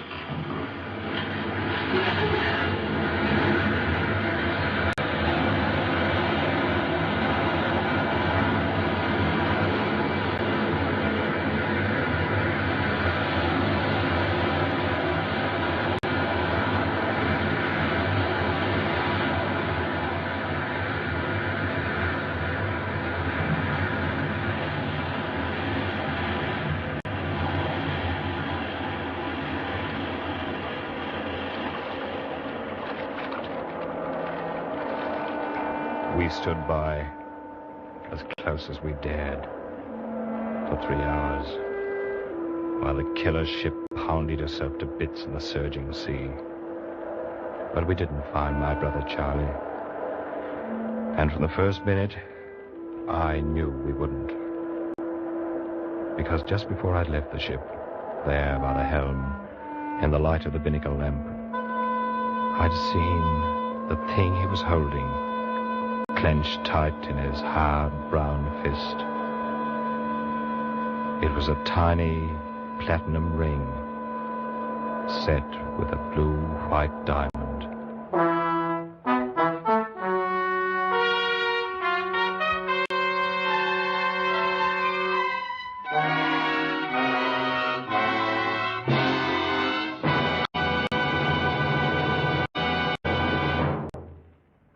Escape is produced and directed by Norman MacDonald, and tonight brought you The Brute by Joseph Conrad, adapted for radio by Les Crutchfield, featuring Dan O'Herlihy as Ned Wilmot and Eric Rolfe as Charlie Wilmot, with Nina Cowden as Maggie, Jeff Corey as Captain Colchester, Wilms Herbert as German, and Parley Bear as the father. Music is conceived and conducted by Wilbur Hatch.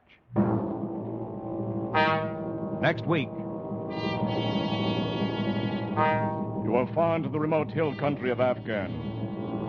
Caught in an ambush by the fierce Pathan tribes. Trapped in a hopeless fight from which there seems no escape.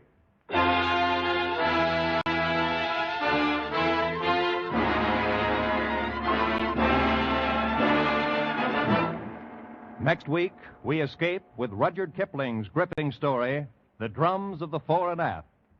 Good night, then, until the same time next week when once again we offer you Escape.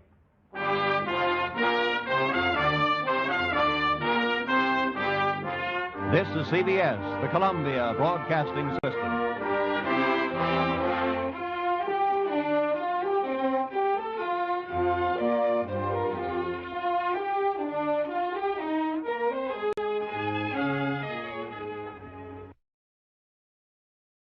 This is ABN, the Antioch Broadcasting Network.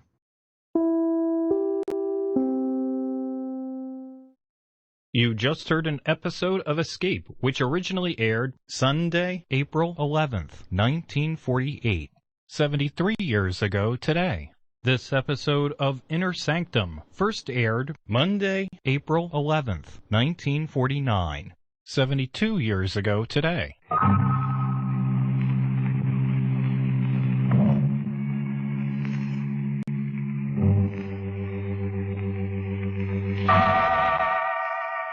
Inner Sanctum Mysteries.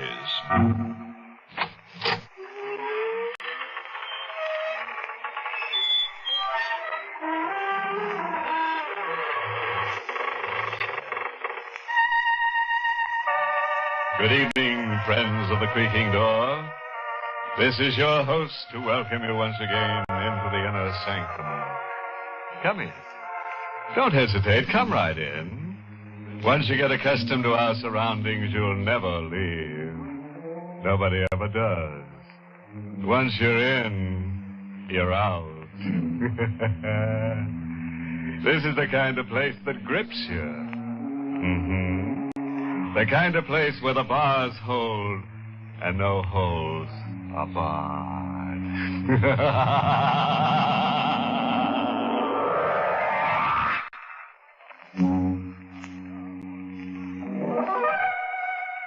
Ever wish you were somebody else, somewhere else? Well, hang on to your wishbones. We've got a horrible example of what we mean. We're in the biggest little city in the world, Reno. A fellow with a growth of beard, trousers that balloon at the knees, and a dragging walk enters a store whose sign reads, The Rialto Record Shop. Make a record of your own voice. A recording of your voice? Yeah. How much can I get on a record? Well, there's a special long playing record. How long? Almost 20 minutes. That's it. Where do I go? This booth. This button starts the recording. You speak into the microphone. I got it. Scram.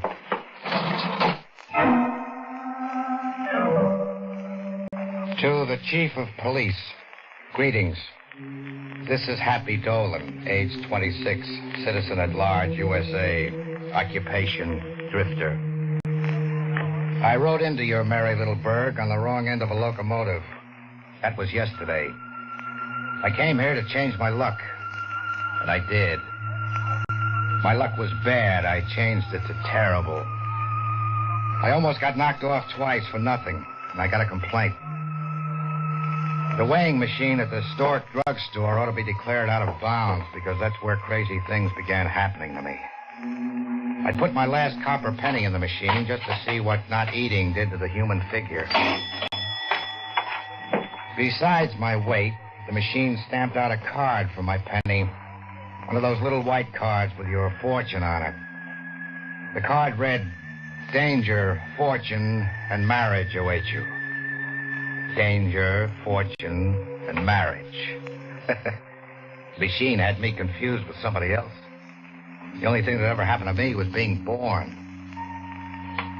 I hit the sidewalks to mooch the price of a flop. It was getting on to midnight, and I had to pitch fast if I didn't want to camp outdoors. I started my pitch at a little guy with a pull-down hat and his hands tucked in his pockets. Pardon me, friend, but I'm a stranger in town. Skip this spiel. I know it backwards. Sure. What are you bucking for? A flop. Follow me. What's so? You said you wanted a flop. You coming? Look, if you just spot me 4 bits, I know a place. You're not going to get stubborn. I said follow me. Do I have to? Does this answer your question? Gun. You a cop? Now you're getting insulting.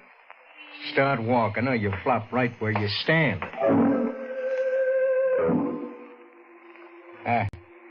The town sure had the welcome mat out. A little guy with a cannon was parading me through the countrified back streets toward a river. Turn up that roll. Now, look, friend. Turn up. Sure. Okay, this is far enough. River's kind of deep at this end. Can you swim? No. That's too bad. Maybe you should have learned how. Turn around. You gonna shoot me? I won't have to. I just treat you to a bath and a flop. Why? Why do I rate it? I'm kind to strangers. Here you go into dreamland.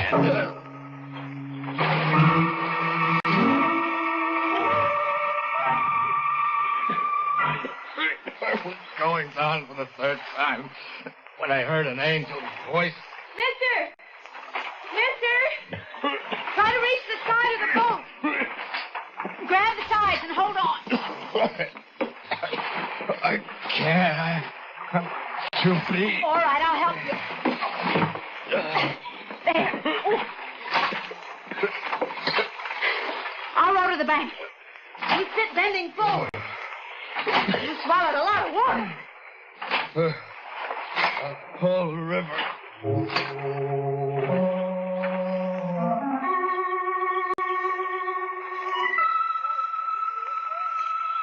We sat on the bank, me and my guardian angel, till I came around. You saved my life. Thanks. You're welcome. I'm Happy Dolan. You? Jesse, Funny time of night to be out rowing. lucky for you. Sure. Did you just happen to be out rowing? Maybe. What's funny?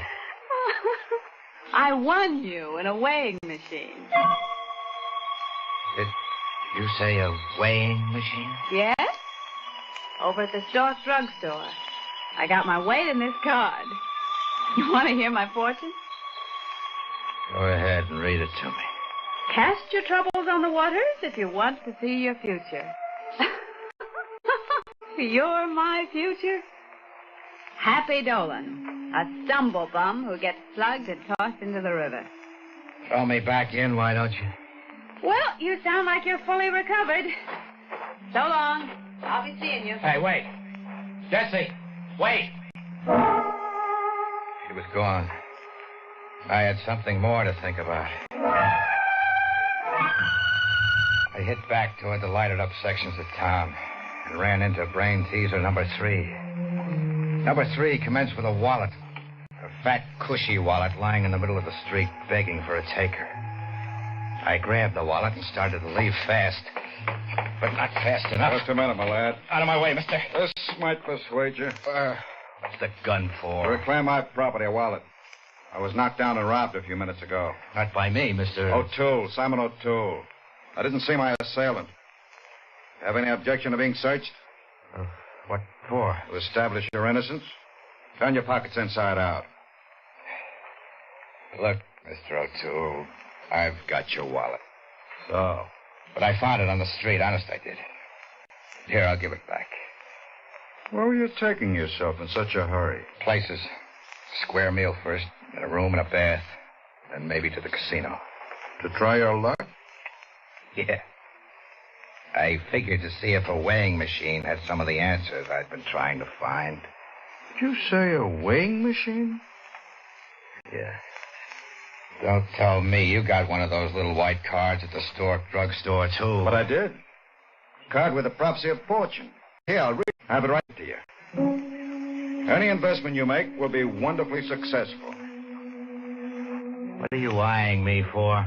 Any investment I make, it said. Hardly enough. Investments are my business. Loans and investments of every kind. Any investment. You were on your way to luck, you say? That was when I had the wallet. I'll invest in you. I'll stake you. Just like that? No. For half of your future in riding. Is it at the gun, or do I have a choice? Point of a... Give me a town where things happen fast. And less than an hour later, I was at the Grove Casino Club. I had $2,000 in my pocket, and a guy named O'Toole had a signed claim check on half my future in, lose, or draw. Give me a town where you meet the same doll every which way you turn. There was Jessie, dressed to kill, lapping up the nightlife, heading my way like a homing pigeon. Hello, Happy. Hello, yourself. You picked the wrong place. The management here is awfully hard on panhandlers. You drift over just to needle me? No, I came over because... Because what? Because it seemed the most natural thing to do. Falling in beside you. As if we go together, huh? Do we go together? Sure we do. You see this bankroll? Happy? Where'd you get it? Legitimately. I sold 50% of me for $2,000. You're talking crazy. Maybe. What are you going to do with the money? Well, that little white card said danger, fortune, marriage. I've had the danger. Now I'm here to let my dough ride on fortune. And if I click there? And if you click there? Then marriage. According to your card, you found your future in the river. Baby, I'm it. I clicked in the casino for all the dough I could carry without staggering. The rest I took a check for. Oh, Happy, it's all so incredible. Kid, remind me to buy that weighing machine and have it gold-plated. I'll want it on our front lawn as a souvenir. Now what? I cut you in on the half of me I control. Want it? Yes. Yes, Happy. Great little town. Nothing ever closes. Nobody sleeps who doesn't want to. You can rent a you-drive-it car on the spur of the moment, any hour.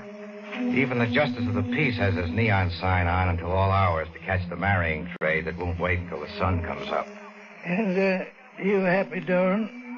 Take this woman to be a lawfully wedded wife? Cut it short, huh? I do. And I'll pronounce you man and wife. That'll be $20. There you are. Let's go, Mrs. Dolan.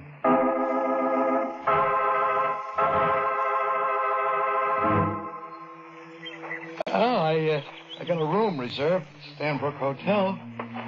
Oh, what do you say we drive right to it, hit the sack, huh? Yes, Happy. I'll drive. Pleasure's all yours. Hey, where'll I get in? You're not getting in. I'm not... What gives? Just stand exactly where you are. Oh, wait a minute. And the next one won't go over your head. Would you tell me what it's all about? Some other time. For now, suppose we say the bride changed her mind. So long, husband. Jessie! Jessie! Now, that's what I call hospitality to strangers. Ask a guy for 4 bits and he gives you a whole river. You know, Dolan's getting more action in less time than a census taker in a hornet's nest. Danger, fortune, marriage, and the night isn't half finished yet. Nor is Dolan. Now, let's cut the rest of that record with him, shall we? I hiked back to town to look for Jessie, the bride who changed her mind. I hit every joint that was still lit up. I checked hotel registers but couldn't find hide or hair of her. And then, on a back street winding toward the river... Hello, Happy. O'Toole, don't you ever sleep? I've got to watch my investments. We're in partnership. Where? I'm buying your half back right now. You made a killing tonight. Yeah, and this check endorsed over to you adds up to an even half. Check seems in order. I'll keep it. Now, give me back that paper I signed and let's say goodbye for keeps. But you're forgetting something, Happy. What? I bought half of your future. Your whole future, not just the proceeds of one night's good fortune. Look, O'Toole, either you're crazy or you're a fox. What give? What have you really got up your sleeve? A mechanical object. See? What's there about me that brings out the gun in people? Will you take a partner's advice, Happy? You're not asking, you're telling. You leave town at once. There's a train out at 6 a.m. You'll go to Chicago to the address on this card.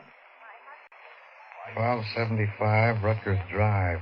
What'll I do at 1275 Rutgers Drive, Chicago? You'll be out of danger there. My investment in you will be secure. Why? Am I in danger here? Aren't you?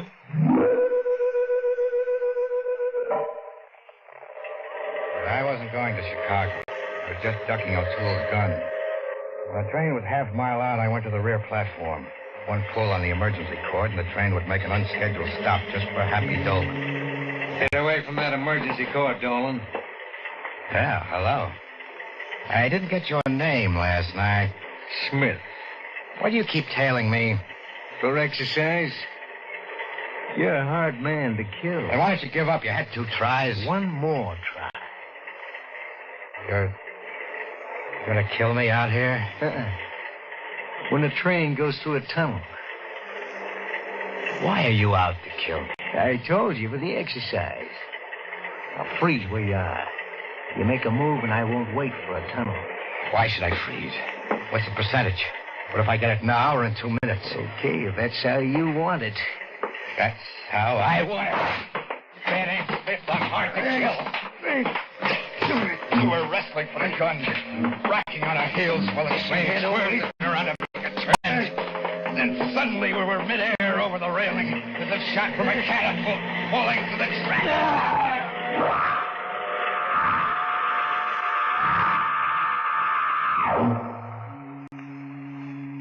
I came to on the tracks, 6 feet from an unconscious little guy who called himself Smith. I couldn't feel my back or legs. I was bleeding badly. Smith looked twice as bad as I felt. I watched his hand feel around blindly for the gun laying a foot away. He was half dead, but still concentrating on business. I started crawling. I got to the gun first. I'm in charge now, Smith. You gonna knock me off? If you don't answer some questions fast. What question? Why have you been trying to kill me? What's behind it? That's a lot of questions. I got 2 more. Who's Simon O'Toole? And why did a blonde named Jessie marry me and then take a powder? You figure I've got the answers? I know all 3 of you got the answers. You clam up and you're a dead man, Smith. Then I'm a dead man. You're not gonna talk? I stood over a lot of guys in my time. Like you're standing over me now. Not one of them opened up. Ever. Go ahead and shoot. I've got to kill you, Smith. It's either you or me. You got the gun. Yeah. I've got the gun.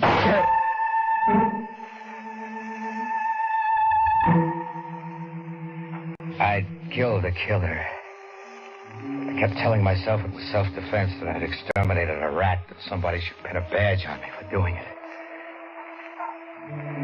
With an hour before I could bring myself to drag Smith into the woods, I left him under a clump of blueberry bushes and headed back for town to find the heartthrob I'd married.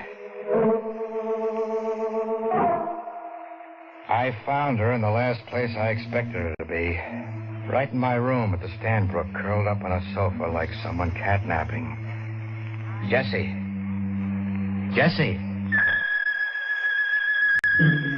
I could have saved my breath. I'd be a widower longer than I'd been a bridegroom. Jessie was stone dead.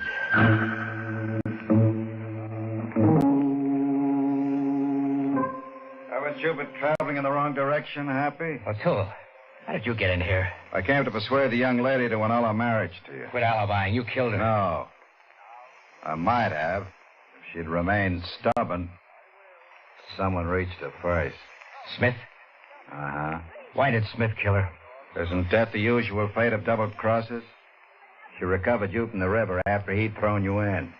They were partners until the young lady foolishly decided to operate on her own. What were they after with me? I suppose the time has come to talk of things. You're a missing heir. I'm a missing heir? Me? What did my old man leave me, his worn-out suspenders? No. But an Uncle Jonas of 1275 Rutgers Drive, Chicago, left you $250,000 estate. My Uncle Jonas? I hardly remember him. You will. When they read the will tomorrow. You've been advertising everywhere, publishing your picture for months before his death. Funny I never saw an ad. You don't read the papers.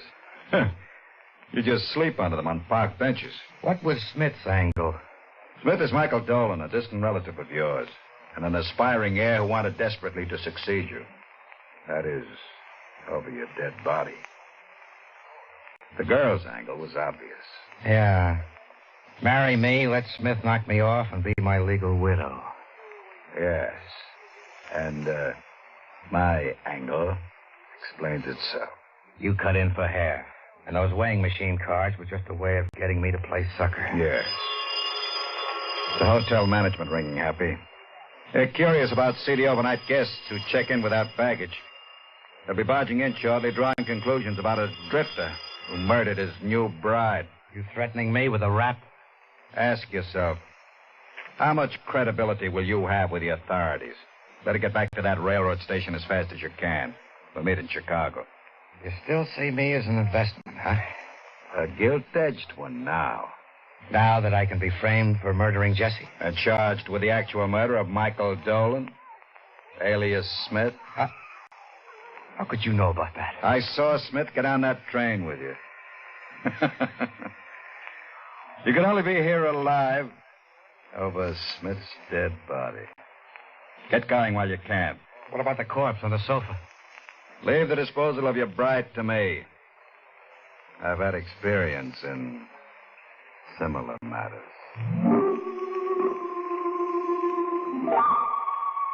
I got going. As far as this booth here in the Rialto record shop. It's all here on the record, and thanks for a lovely time, everybody. You've a great little town here, all right. Hey, you. You completed your recording? Yeah. Why don't you do me a little favor? Yes? Wrap it up and mail it to the chief of police with my compliments. Wouldn't it be better, sir, if we delivered it personally? We? I should hate to be compelled to shoot a customer. A gun? This is where I came in. You listened all the time I was making that record.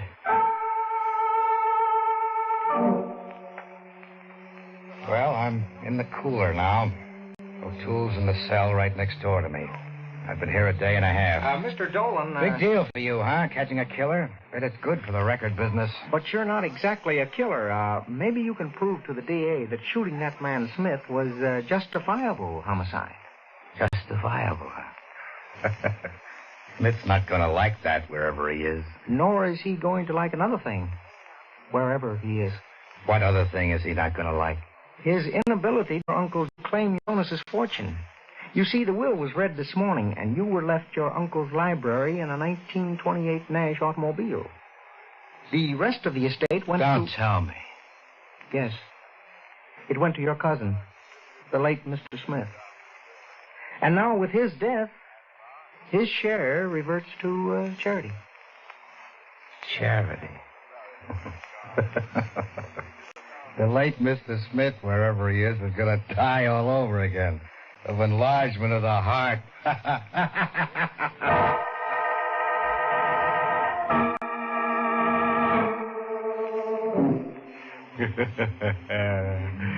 Looks like Smith was his own worst enemy. He kept passing the wrong cousin. They tell me that when Happy Dolan turned loose in that 1928 Nash automobile Uncle Jonas left him, there's one certain town he's going to cross right off his road map. The going's too rugged there. Too much happens in record time. Well, friends, it's time once again to close that creaking door. Until next week at the same time, when we'll be back with a little hunk of horror. You'll be sure to listen, won't you? Until next week, then. Good night. Pleasant dreams.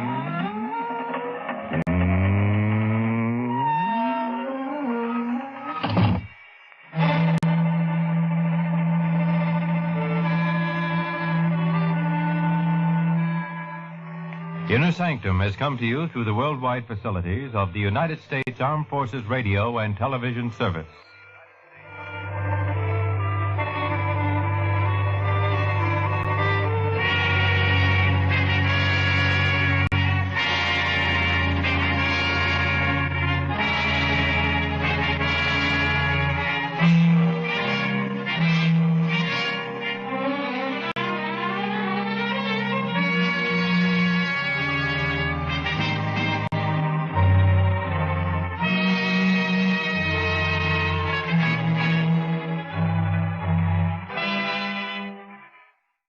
You just heard an episode of Inner Sanctum, which originally aired Monday, April 11th, 1949, 72 years ago today.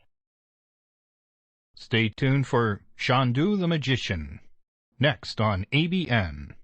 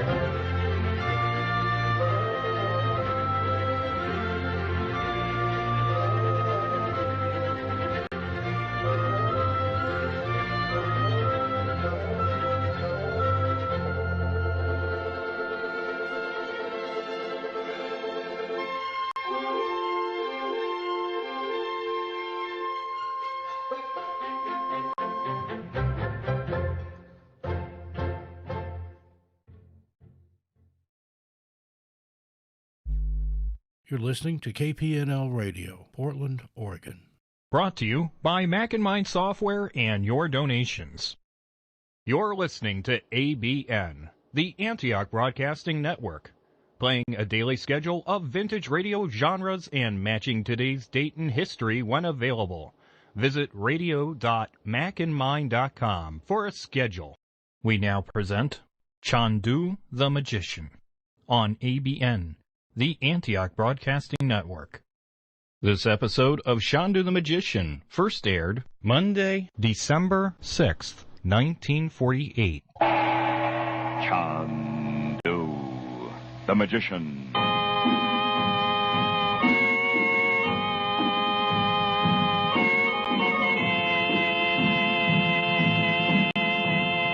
Good evening, ladies and gentlemen. The makers of White King granulated soap present for your enjoyment Chandu the Magician. Today is Monday, wash day in most American homes, and we sincerely hope that every Monday is White King wash day for you. Yes, every Monday morning, before you begin your weekly wash, be sure, be very sure, you have a box of White King soap on hand. White King is first and foremost a washing machine soap. When you use White King in your washing machine, you are sure of getting plenty of rich, thick, energetic suds. Those suds wash off surface dirt and wash out hidden dirt.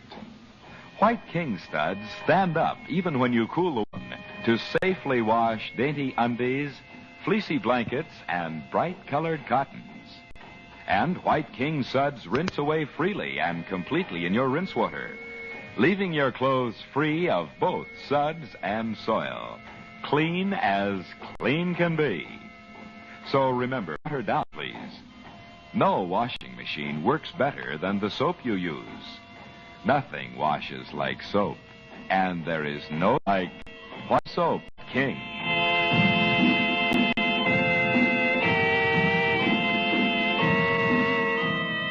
Deep in the pine-covered Balkan Mountains, where their rattling little train had been unaccountably stopped, Dorothy, Regent, Betty, and Bob have made their way through the snow to a peasant house.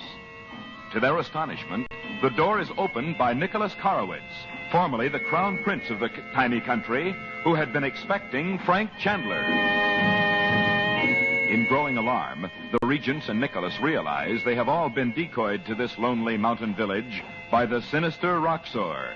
They open the door, intending to return to the train, but it is already moving away from the village. Meanwhile, in an unsavory cafe on the edge of the town of Lubova, Chandler has tricked a group of Roxor's agents, known as the Brothers of Jeopardy, into admitting him and the gypsy Lupu to a secret meeting. But suddenly, Chandler is recognized. Chandu the Magician. What did he get in? Say what? It is Chandler. Muzaga, kill the dog. Get out of here, Lupu. Leave them to me. Go back to the closet, Lupu. Go on. Brothers of Jeopardy, you are powerless. You cannot move. Muzaga, I am turning into stone. I cannot move. Your hands are impotent. Your feet are like great stones. Silence. Hear my words. Listen to the music. You, all of you, have heard of me as Chandler. You, Gomez, you knew my face only as Chandler. I have another name, Chandu. He is Chandu, the magician. For years in India, men have died of terror at the very name of the Brothers of Jeopardy. But this time you have gone too far.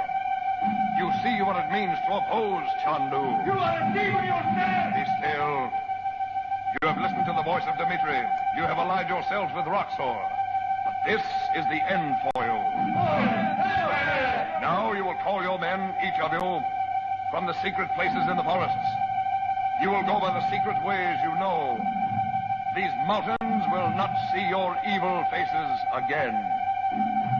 I have spoken. Go. Is Chandu. Chandu.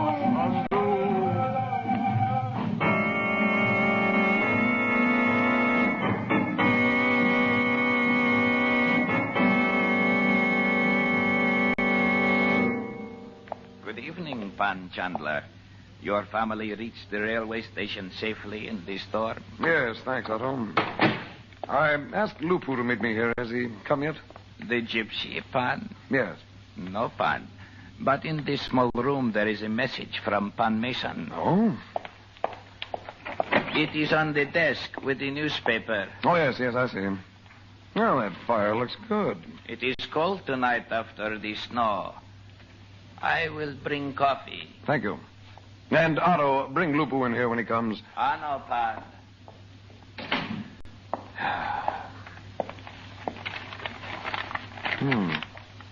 I thought you would be interested in what the newspaper is saying today. It seems ominous to me in view of recent happenings in other countries. This is a rough translation of the article I've marked. Mason. The country needs a strong hand to restore order. Lawlessness is increasing.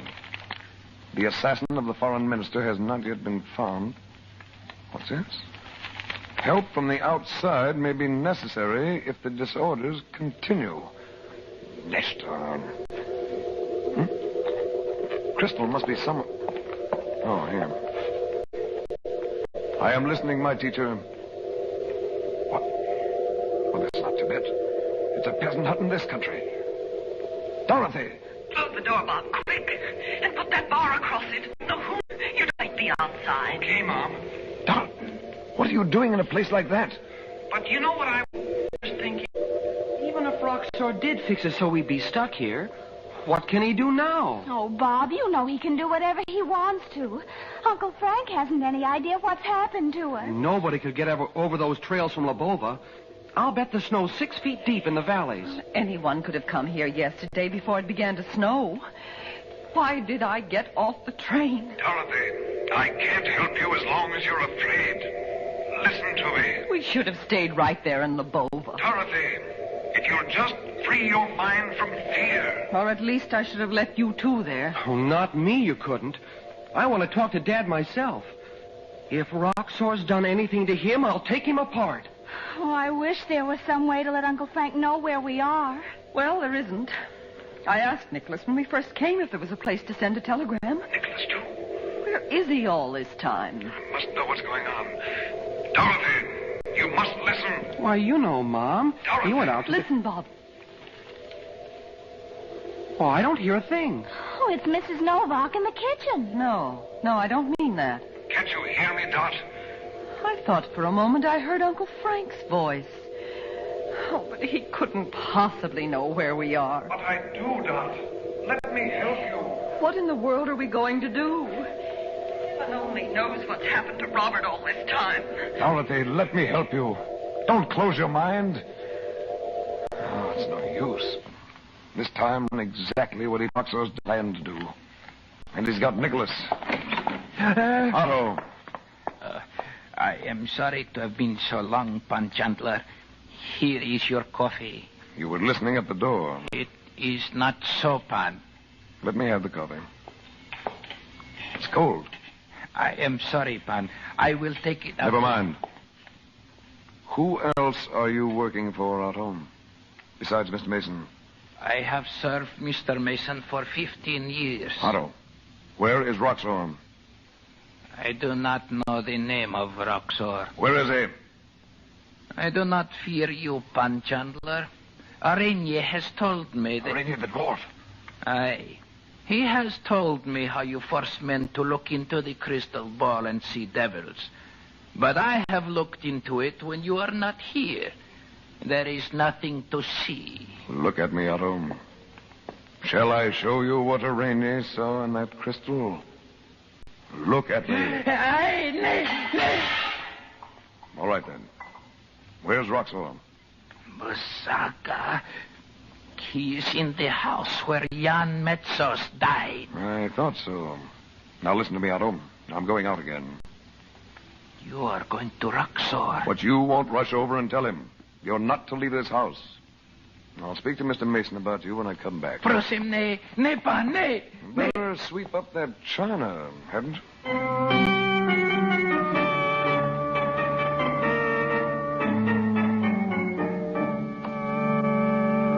Who is out there? Beatrix? Good evening, Roxor. Chandler?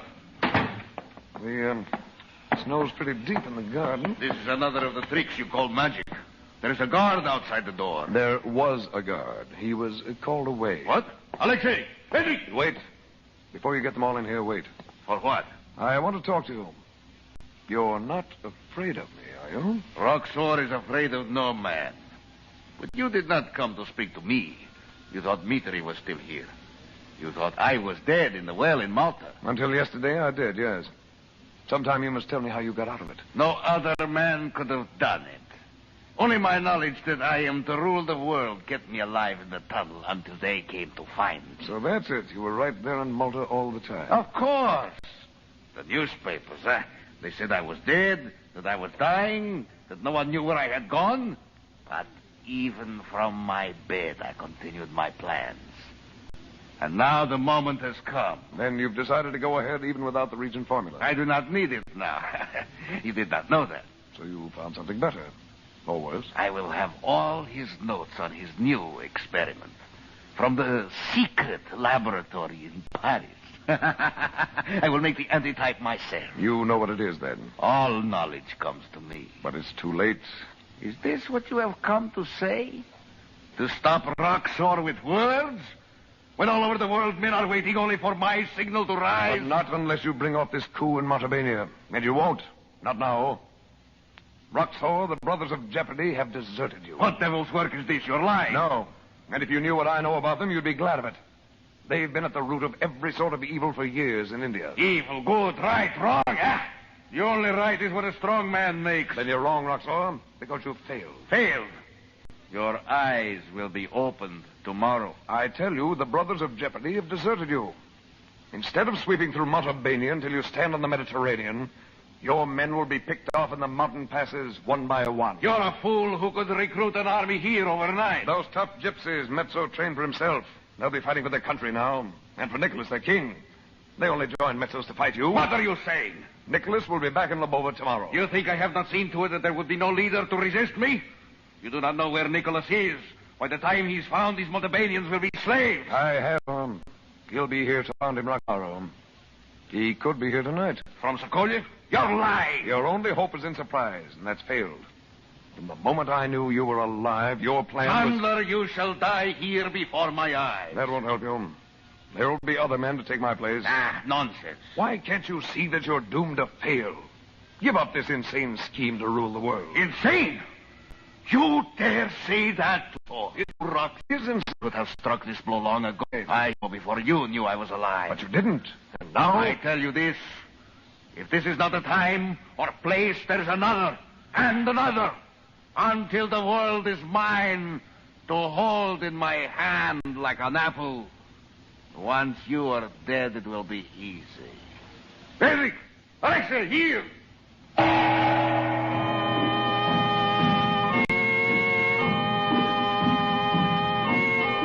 And now, before we say goodnight, Chandu the Magician has an exciting gift for all you ladies listening.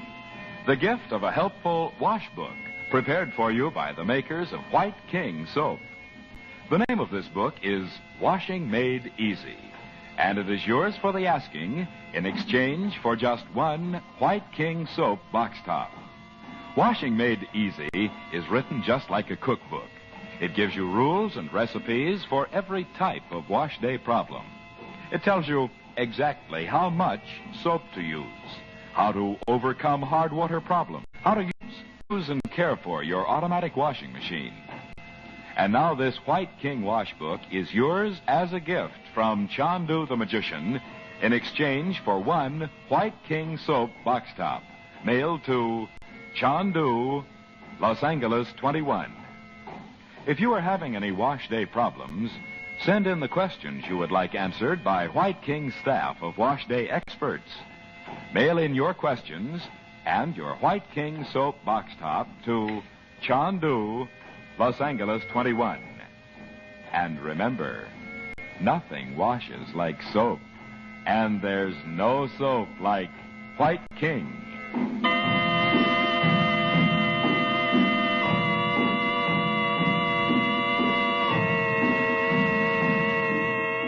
The makers of White King invite you to listen tomorrow at this time when the story resumes.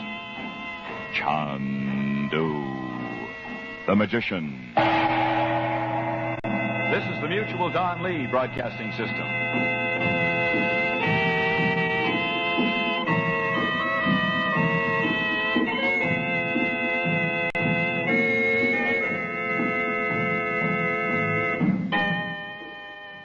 This is ABN, the Antioch Broadcasting Network. Heard an episode of You Just Do the Magician, which originally Monday, December 6th, 1940, aired 38.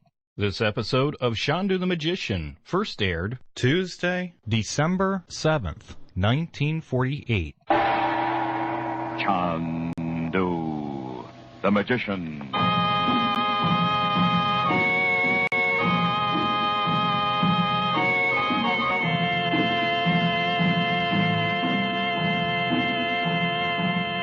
Good evening, ladies and gentlemen.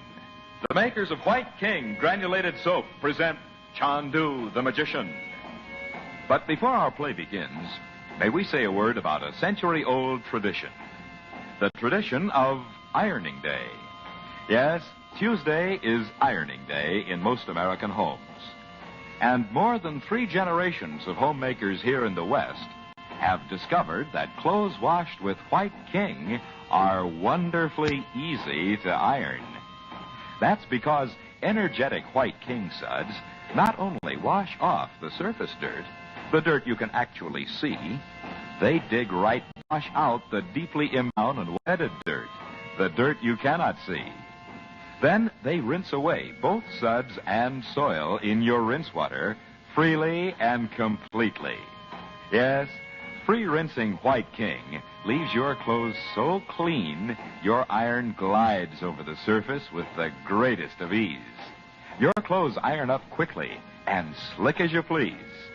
So for smoother, speedier ironing, be sure to always wash your clothes with White King. Among all wash day soaps, there is none like White King. That's why you'll say, as thousands of homemakers do, I love White King.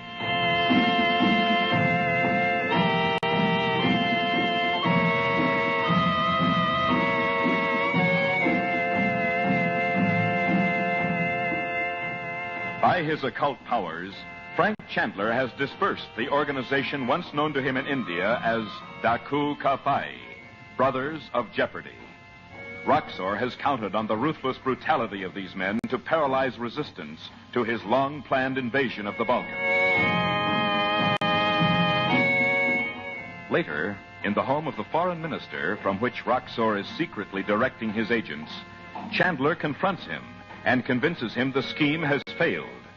And Roxor, knowing he would have succeeded except for Chandler, shouts for his savage guard.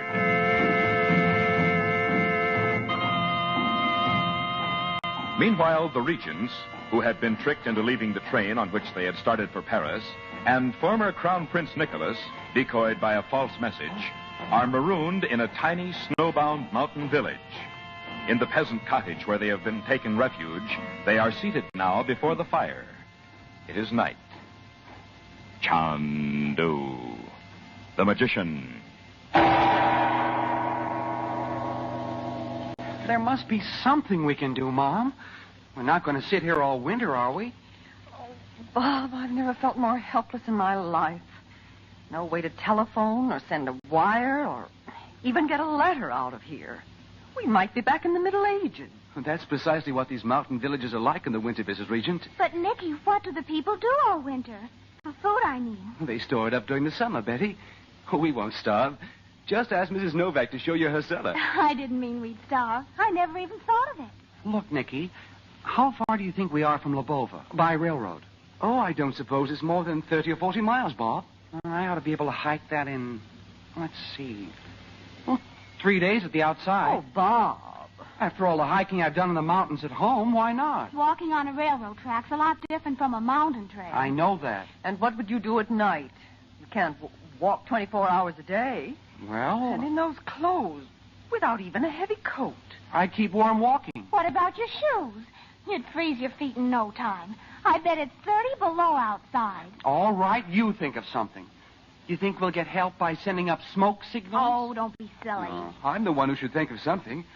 I know the country. It sure is great. Here we are, 4 able-bodied people. And just because there's no phone or radio or Western Union, we let Roxor put it over on us. Now, a bunch of softies, that's what we are. If we just knew what was going on all this time in Lobova. Roxor must have had some reason for getting me away. Of course he did. And for sending me that letter signed by my husband. Oh, what's happening to him while we sit here? There's the train. It's maddening to think where you're going, Mother. It won't stop here. Nicky said so. No, Mrs. Regent, it never does. If we signaled it, it might. Long enough for us to get on. Come on, let's burn something on the track. Papers, anything. Oh, that's got it, Mom. The engineer will think there's a wreck or the trestle's caved in. Bob, look. See that stick in the fireplace? Huh? Only one end of it's afire. Is it too hot to hold? Oh, I'll see. No, I can pick it up. Good. Mrs. Regent, you surely don't think you'll be allowed to board the train. That was the whole purpose of putting you off here. Well, I'm going to try. What can we lose? Come on, quick. It'll be here in a minute. Open the door, Beth. All right. Oh, you look like one of those what-you-call-it with that flaming torch, Bob. A herald. Come on, will you? So long, Nicky. Oh, I'm coming with you. If there's trouble, I can at least... Well, anti-climax department. It's stopping. There's Frank. Frank! Hello, Dodge. Bob, what's the torch for? Well, nothing now. We were going to try and stop the train. Oh, Uncle Frank, we're so glad to see you. How did you know where we were? Roxor told me without knowing it. Just a minute before you get on. Hello, Mr. Chandler. Good evening, Your Majesty. What? Your Majesty. How about that? Yes, it's true. Or it will be tomorrow. Nicholas, I'm so glad. I don't know what to say. I never really thought it could happen. But can't we talk about it on the train? If it goes off without us again... It won't. But I can't come with you, Dot. I'll join you in Paris in a day or so. Oh, but Frank... I've got to go back to Lobova with Nicholas. Did you find Roxor? Yes. And his great plans knocked sky high. For the time being, at least. For Pete's sake. What good did it do him to have us stuck way off here? It was to divert my attention, Bob. He was all ready to move in on Montebello. And he thought if I could be worried enough about you, I'd go looking for you. So perhaps Robert's all right after all. When you get to Paris, call Chaudet the first thing from the hotel. And then call me in Lobova. I will, Frank. But listen... Not now, Dot. We'll go over the whole thing when I get to Paris. Get on. How are you going to get back to Lobova, Uncle Frank? Up you go. Leave that to me. Gosh, Uncle Frank. If Dad really is okay... Let's hope he is, Bob. Call me the minute you get Chaudet, Dot. I will. Bye. Bye. Bye.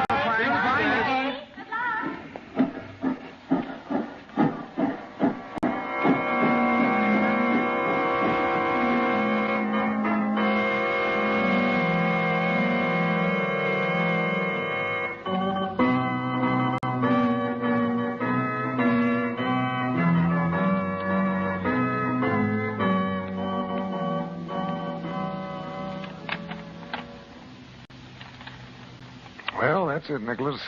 That's all of them. The last of Metzo's papers.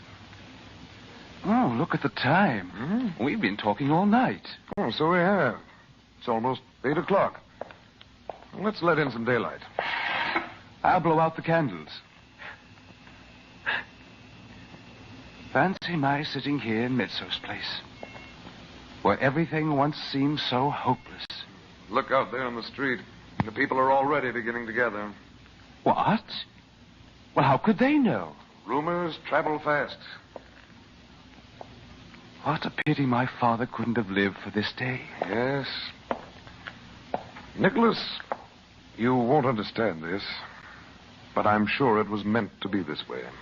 How could it be, Mr. Chandler? Father was always the one who was sure the throne would come back to us. It was his assassination that brought the situation to a head. I don't quite see. Roxor wasn't ready. But when your father was killed, and then Metzo's, he decided to strike anyway. While the country was without a government. I see. You'll have your hands full for a while, Nicholas. I hope I can live up to your opinion of me, sir. I know you will. Let me say this, Mr. Chandler. My people and I will be forever in your debt. Thank you. Your father would be proud of you today. But I must remind you, Nicholas, you can't be too careful whom you trust. Really? Yes. I discovered only yesterday, for instance, that one of the servants at the American consulate was in Roxor's pay. Oh, Roxor has a great deal to... I say, are you sure Roxor wasn't on the train with you yesterday? Unless he got on at the very last minute, I am. There was quite a hullabaloo when I left this room. Guards swarming in, Roxor shouting. Good Lord. Well, how did you manage to get away? Or, did I ask you that? I managed. Sure. You're amazing. I just know how, that's all. And, by the way, you'll have to decide what to do about Dmitri. He's still in jail, you know. What do you think I should do about him, sir? Let him leave the country. I'm sure he'll be only too willing to go. Only... You're thinking of his ability to make use of black magic. I am indeed. Nicholas, it's more evil than anything you could imagine.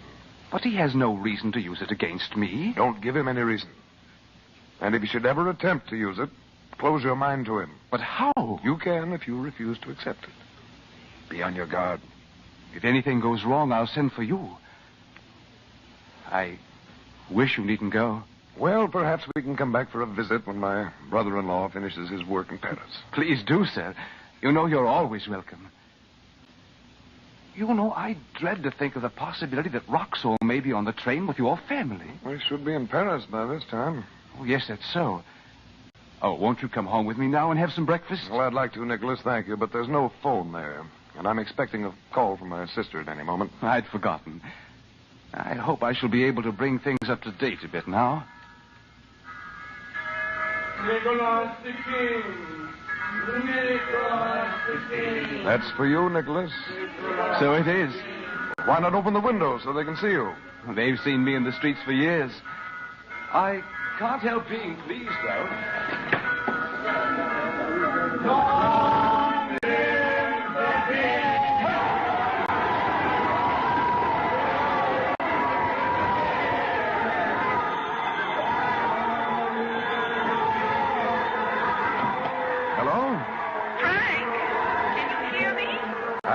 Can't hear you too well, Doc. Lubova's saluting the new king. Close the window or you won't be able to hear her. Now, Doc. Is it all right for me to talk? You know what I mean. Yes, yes. What is it, Doc? I telephoned Robert and there was no answer. So I went to Mr. Chaudet's home. Good. What did he say? He wasn't there. I got his wife out of bed. She remembered me, of course, from Algiers. She said her husband was off and away on some kind of secret business. Well, that's true, Doc. Well, then I went to the chemist shop. You know, on the ground floor under Robert's laboratory. Yes? It was closed. Closed? Yes. I spoke to the man who has the little cafe next door. He's been sending Robert's meals in. I know. Frank, he said there had been nobody in the chemist shop for more than a week.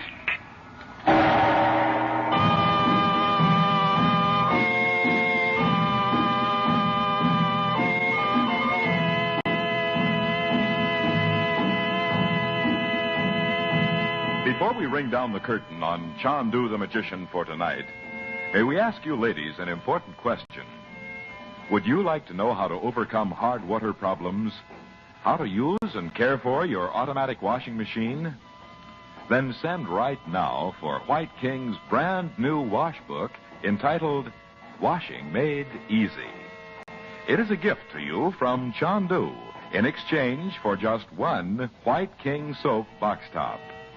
Washing Made Easy was compiled by White King's own staff of wash day experts. They made thousands and thousands of calls on you homemakers throughout the West to discover just what your washing problems really were.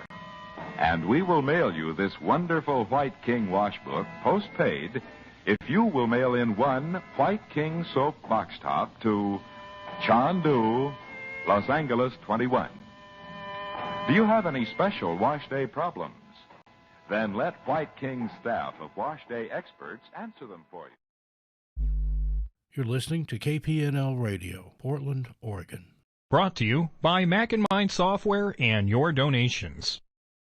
You're listening to ABN, the Antioch Broadcasting Network, playing a daily schedule of vintage radio genres and matching today's date and history when available.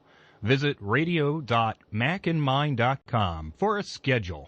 We now present Spy Stories on ABN, the Antioch Broadcasting Network. Here's an episode of David Harding Counterspy, which originally aired Tuesday, April 11th, 1950, 71 years ago today. Pepsi-Cola, P-E-P-S-I. That's your smartest cola buy. Pepsi-Cola presents Counterspy.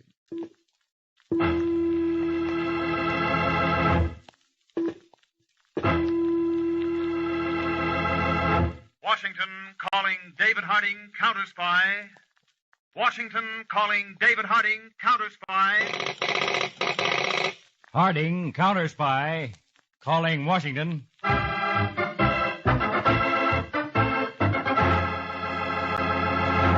United States Counterspies, especially appointed to investigate and combat the enemies of our country, both at home and abroad.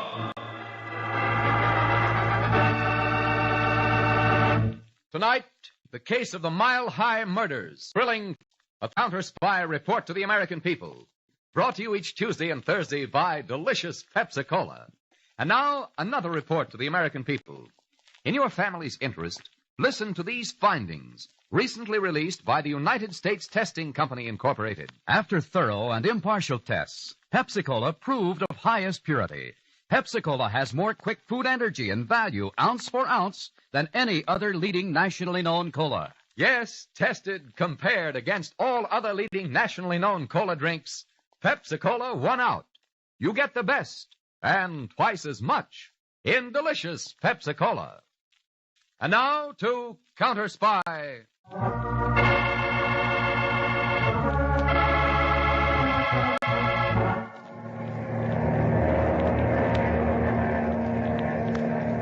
M5 Havana calling Easy George Able Nan. M5 Havana calling Easy George Able Nan.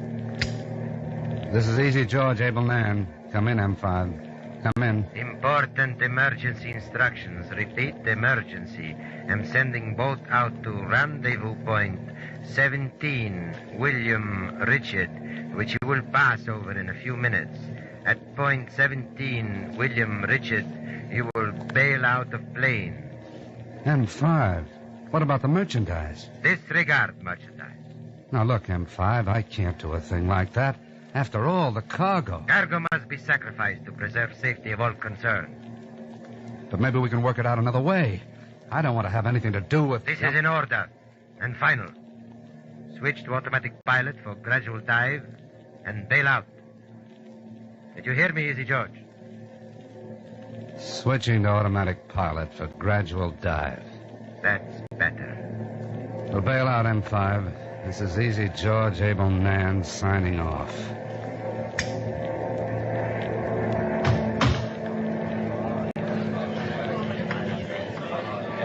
Quiet down.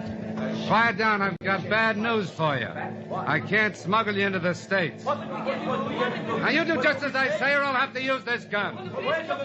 All 8 of you, move back in the ship. Back toward the tail. That's it, right there. Now, stay right there until I pull this lever. Please, no. Parachuting out the bomb bay. Please, have mercy. Sorry, honest, but I can't help you. We do not have to be afraid to die, my friends. But if we were as wicked as these men, we should be afraid to live. I said I was sorry. That's all I can... He jumped out of the plane. We will be killed. We will all die. We must pray. Please pray. Ave Maria, gratia plena. Dominus tecum. Benedictus tuum.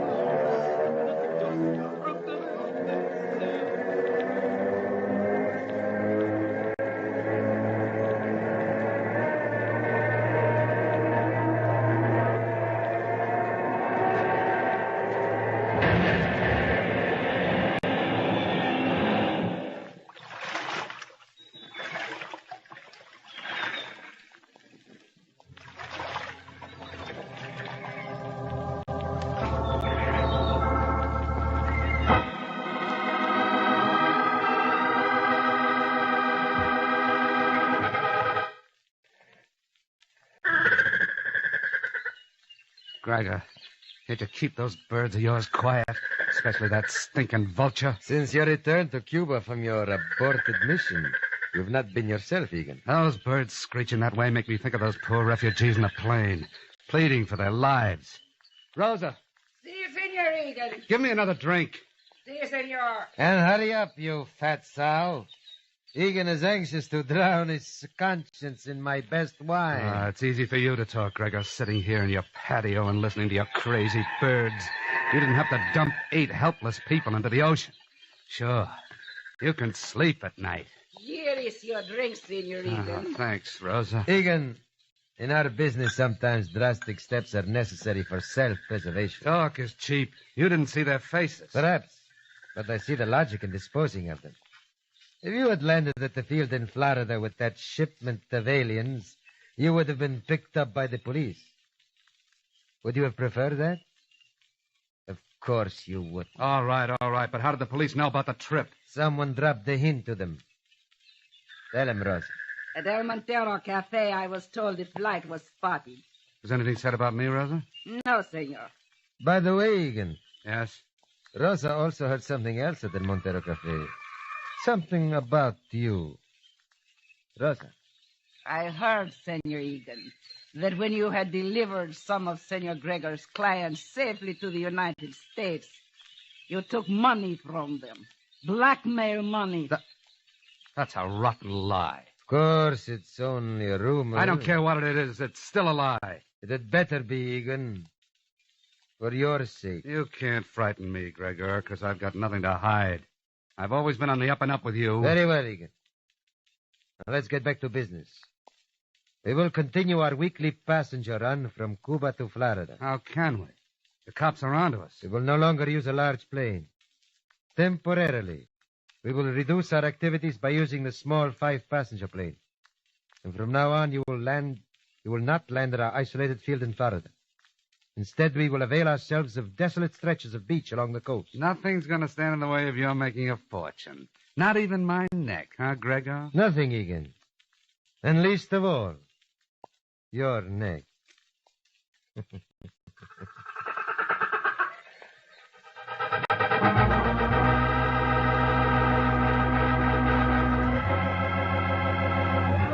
Operator, this is Captain Kincaid of the Miami Office Immigration Service. I want to put in a person-to-person call to Mr. David Harding, Chief of the Counter-Spies in Washington.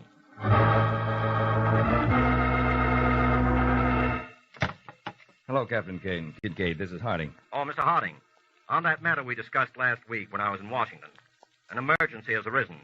We'd appreciate having counter-spy cooperation in this case now. Anything at all, Captain. Can you assign one of your Miami agents? Better than that, Captain. I'm going to give this case my personal supervision. My assistant, Harry Peters, and I will leave immediately for Miami by jet plane.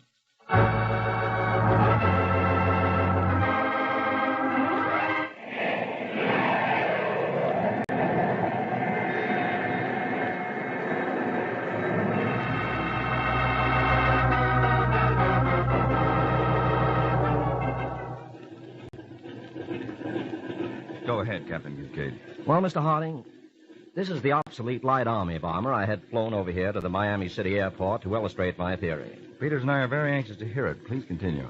Now, this is the way I reconstruct the story. A surplus army bomber, identical with this one, left from an improvised runway outside Havana, Cuba last Friday with 8 aliens aboard.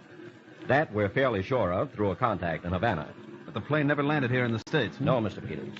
We had it under spotter observation in the Caribbean and suddenly lost it. And it didn't return to its Cuban base either. What about the aliens? Just getting to that, Mr. Harding. All right, Bob. Mr. Harding, my theory is the bomb bay doors were opened like that, and the aliens were forced to jump to their deaths in the Caribbean, thousands of feet below. Mass murder. Chief, this is about the lowest crime we've ever come across. The absolute lowest.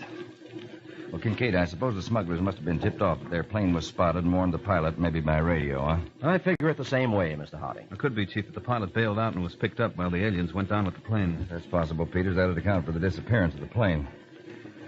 Anyway, let's get started. Havana, next stop, Chief? Havana next, Peters. With the cooperation of the Cuban police, we're starting on this alien smuggling racket by smuggling ourselves into Havana by speedboat.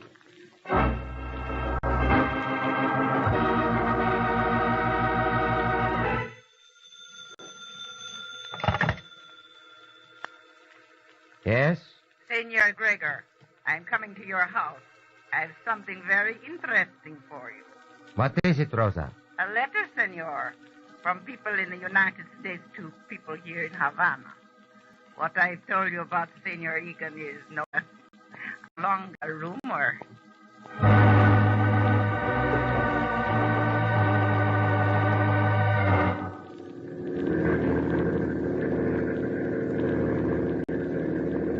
There's the pier ahead, Mr. Harding. Let's see with these glasses. Oh, thank you, Peter.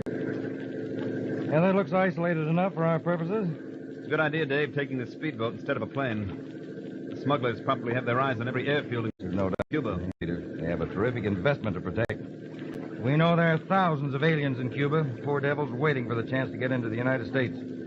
Those who can't get in under the legal quota about that are willing to pay their last cent to be smuggled in. Nice game.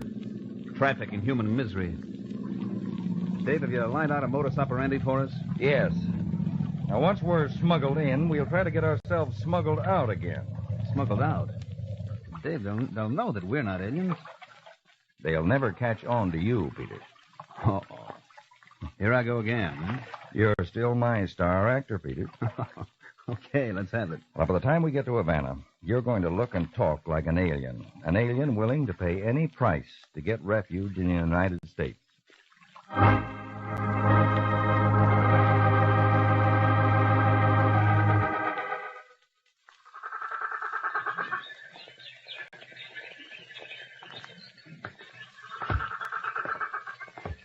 Good afternoon, Senor Gregor. The letter, Rosa. See, the letter. You're anxious to see it, no? Where is it? Senor Gregor, you are a man of business. Rosa is a woman of business. She is not beautiful. She is not young and thin. So there is nothing left in life for poor Rosa. But money. Rosa, you've always reminded me of my pet vulture here. The most disgusting of creatures. You pay me a compliment, Senor Gregor. She is a cunning bird also, eh, senor? All right. How much for the letter? $200. The longer I know you, the more repulsive you become. And the more valuable, senor. $200, please. Here. Much scratch. Here it is. Yeah. The pilot made us give him our last dollars when we landed in the United States. We had to do it because if we didn't, he said he would report us to the American government. You are being cheated, Senor Gregor. You stupid sow. You think only the money worries me? Letters like this cause trouble. Talk gets around. Egan has put my entire business in grave danger. My knife, senor. For $100, I could use it well. I don't need you for this. Do not worry, Rosa. When the time comes, I will put an end to Egan personally. You see this dish of raw meat? Come with me over to the pool and you will understand quite clearly. The pool? My fish pond. But you do not feed fish beef like this? Rosa, my fish, you do feed beef like this. Those creatures you see swimming in my pond are piranha fish, a very unusual species from Brazil. Watch what happens when I throw the beef into the water. Now watch. Like wolves, they make attack. They say, Rosa, that a small school of piranha fish can strip a human body of flesh in 4 minutes. An amusing thought, eh, Rosa? Very amusing. Observe. The fish seem to be still hungry. See them skimming the surface? Perhaps they should have bigger bait, huh? What do you think, Rosa? Huh?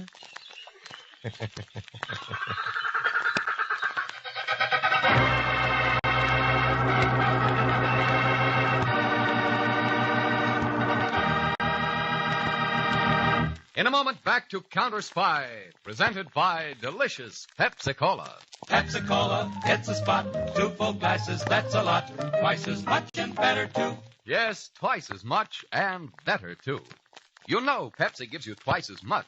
You know Pepsi's better, tastes better. But now I want to make sure you know which cola drink is of proven highest quality. Listen. Impartial tests were made comparing all the leading nationally known colas. And here's the news. Delicious Pepsi was rated tops for quick food energy and honest-to-goodness value, ounce for ounce. Yes, more value and quick food energy in every tasty sip of Pepsi. That's why Pepsi is so refreshing. Why you feel so good. Why you're on the beat. Why people call Pepsi their favorite treat. When the quality's proof tops and the taste is so delightful, so refreshing that you bubble and the quantity is double. Say, is it any wonder Pepsi's America's big favorite? Insist on tasty Pepsi wherever you may be. At the fountain, say, Pepsi, please. At the stand, say, Pepsi, please. And at the store, get Pepsi in the money-saving carton of 6 big bottles. How about getting a carton tonight of delicious Pepsi-Cola? Delicious Pepsi-Cola, delicious Pepsi-Cola, delicious Pepsi-Cola, delicious Pepsi-Cola. Now back to Counter Spy.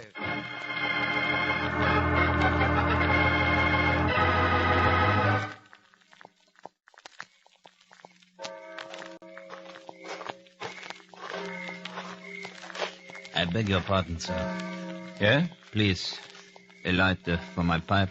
Light? Oh, certainly. There you are.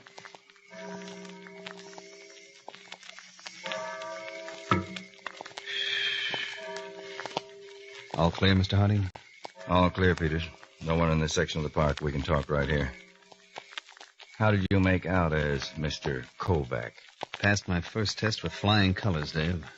I registered at the hotel patronized by refugees. I managed to make friends pretty quickly. Any leads?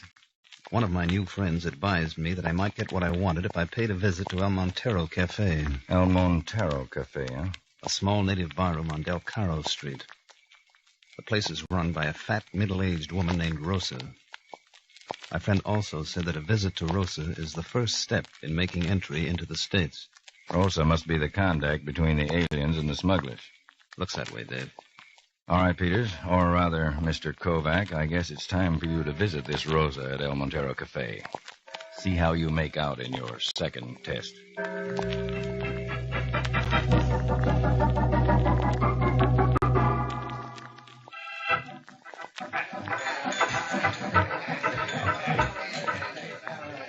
And what do you want with me, Senor Kovac? I have come to you for help, Rosa. Help?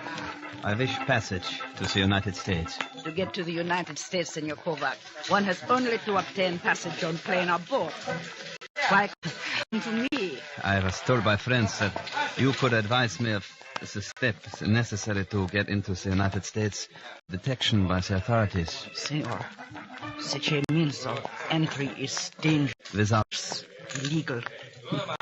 And they say expensive. I have $25,000. 25,000. It would be a shame that a gentleman so anxious as you should not get what he wishes. Where are you staying in Cuba, Senor Cuba? The Hotel Paloma. Be in your hotel room at 10 tomorrow morning. An American named Egan will call on you and explain the arrangements. Oh, thank you, Rosa. Thank you. You have no idea how much this means to me.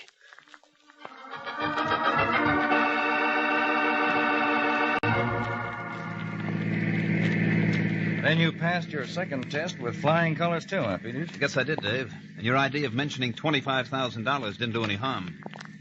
Did you manage to get a line on Egan after I called you earlier? According to the Cuban police, Egan runs a small passenger plane service between Havana and Miami. Mm-hmm. Probably a cover-up for smuggling activities.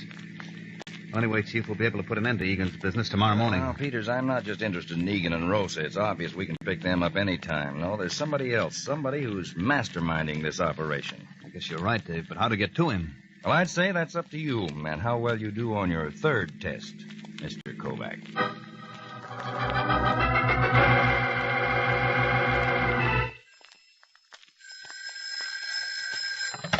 Yes? Senor Gregor, this is Rosa. What is it, Rosa? I have been looking all over for Egan. He is nowhere to be found. Egan is here with me. He's waiting for me out in the patio. I was just about to introduce him to my amusing piranha fish. But you will need Egan to fly the plane. I've made arrangements for another pilot. He will be here next week. But I have for you a client who wishes a trip to the United States now. The client will wait, Rosa. But he is willing to pay $25,000. Oh? Well, Rosa, that is a different matter. It is fortunate you did not call me a few minutes late.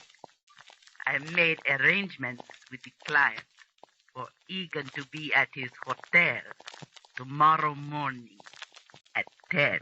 Very well, Rosa. Egan will be there. I will apologize to my piranha fish for the postponement.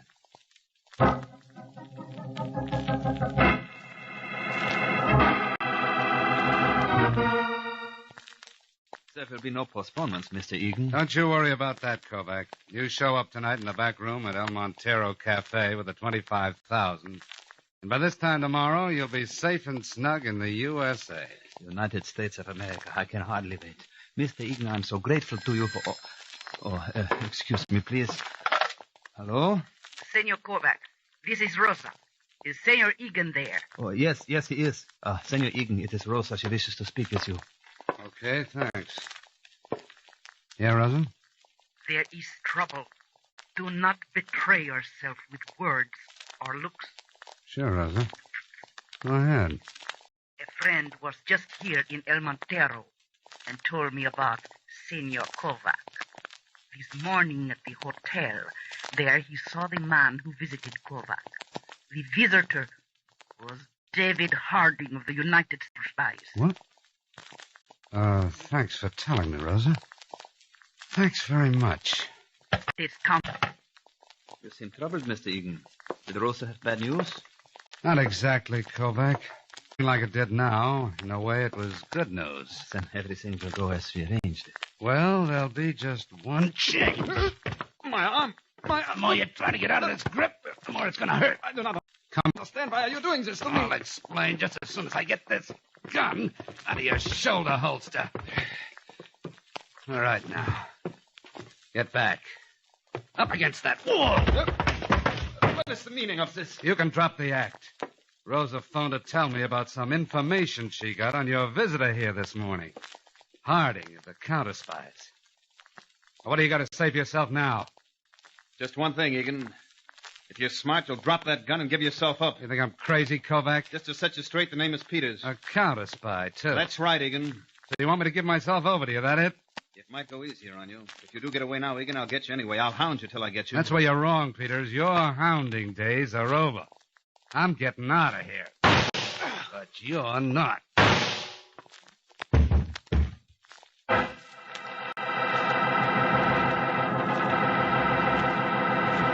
You fool, Egan. Murdering a counter-spy, you stupid, idiotic fool. What do you expect me to do, Gregor? Let him take me in? This will ruin everything. So I'll lay low where they won't find me. Don't you realize now the counter-spies will find you wherever you go? They won't rest until you're captured. I thought you were so smart, Gregor. I thought you had a way of handling everything. Of course. There is a way of handling this. Now that you're here, I have nothing to worry about. What? What's the idea of that gun? The idea, Egan, is self-preservation. If you were ever captured, you would blurt out my part in the smuggling business. No, Gregor. You can trust me. I had intended to rid myself of you last night. You were saved by the fat, disgusting swine, Rosa. Now I'll take up where I left off. Gregor, please. Wait. Don't shoot. I'm not going to shoot, Egan. Huh? I'm just taking you to the edge of the pool over there. Then I'll leave it to my piranha fish to destroy all evidence of your being. Now, Egan, you will commence walking to the...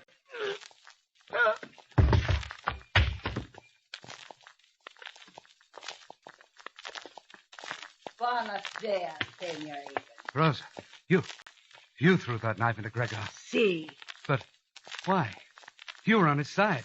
Perhaps you do not understand how a woman feels to be talked to the way Senor Gregor always talked to me. I am not so young, nor am I so beautiful. I am not so fat, so disgusting as he said. I have been waiting for such an opportunity as this to answer Senor Gregor. Hey, he's still alive. See, I meant it so.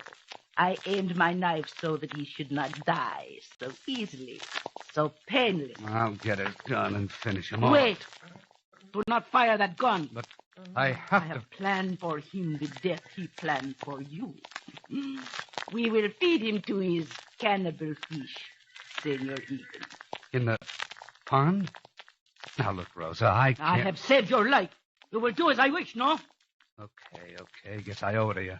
You can drag him across the patio by the feet. Yeah. Even a woman such as I has feelings. He should not have talked to me that way. Stop where you are. Don't move. Keep him covered, Peters. Got him, Mr. Harding. Peters? Senor Kovac, you're alive. Sorry to disappoint you two. It can't be. I fired 2 shots into you. Those were blanks in Peter's gun, Egan. They were in there waiting for you to use them. Senor Egan, it is a trick. That's right, Rosa. There was a member of the Cuban secret police who informed you that I'd visited Kovac's room. We wanted you to tip off Egan so he would lead us to the head smuggler. And here we are, thanks to those blanks. Okay, but the slugs in this gun aren't that gun blanks. John Egan, you don't have a chance. I got nothing to lose by making a try. Stop, Egan. All right, Peters, let him have it. Oh!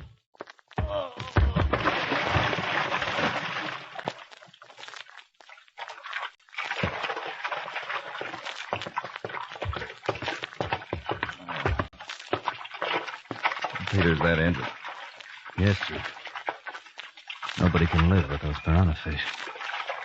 You can call the Cuban police now. Tell them to come out for Rosa and Gregor. And we'll fly back home.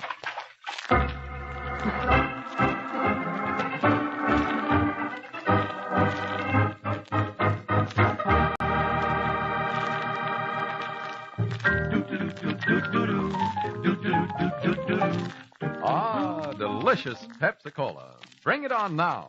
Enjoy that bubbling, tangy, tasty treat. Sure hits the spot. At parties, it's a wonderful idea to serve delicious Pepsi. That extra quick food energy gives folks that bounce, that zing. And Pepsi's big 12-ounce bottles go twice as far. You get a carton of 6 bottles, and you serve 12 full-size drinks. So save that money. Get the best, and get twice as much. Delicious Pepsi-Cola. Pepsi-Cola hits the spot. 2 full glasses, that's in the lot. Twice as much and better, too. Pepsi-Cola is the drink for you.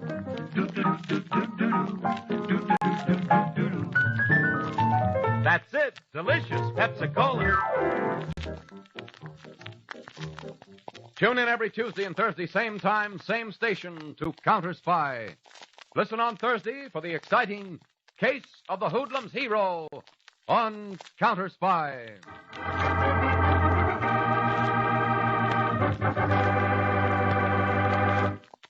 Tonight's Counter Spy program originated in New York, was directed by Leonard L. Bass, dramatized by Edward Adamson, featured Don McLaughlin and Mandel and Kramer, with music by Jesse Crawford. This is Jay Jackson speaking. Counter Spy is a Phillips H. Lord production for Pepsi-Cola. Enjoy some delicious Pepsi tonight. You've just heard an episode of David Harding Counter Spy, which originally aired Tuesday, April 11th, 1950, 71 years ago today. Stay tuned for Matinee Theater, next on ABN.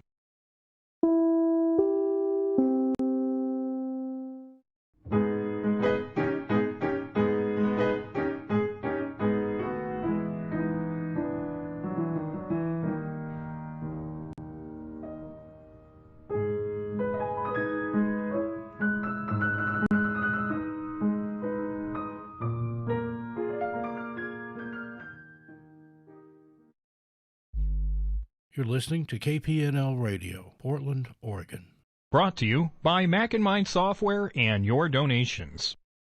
You're listening to ABN, the Antioch Broadcasting Network, serving listeners on the intercommunity radio stations net and with a variety of old-time radio. Visit radio.macandmine.com for more information. We now present Matinee Theater on ABN, the Antioch Broadcasting Network. Here's an episode of Lux Radio Theater, which originally aired Monday, April 11th, 1938. 83 years ago today. From Hollywood, California, the Lux Radio Theater presents Miriam Hopkins and Henry Fonda in Mary Burns' Fugitive, with Mary Astor and Paul Guilfoyle.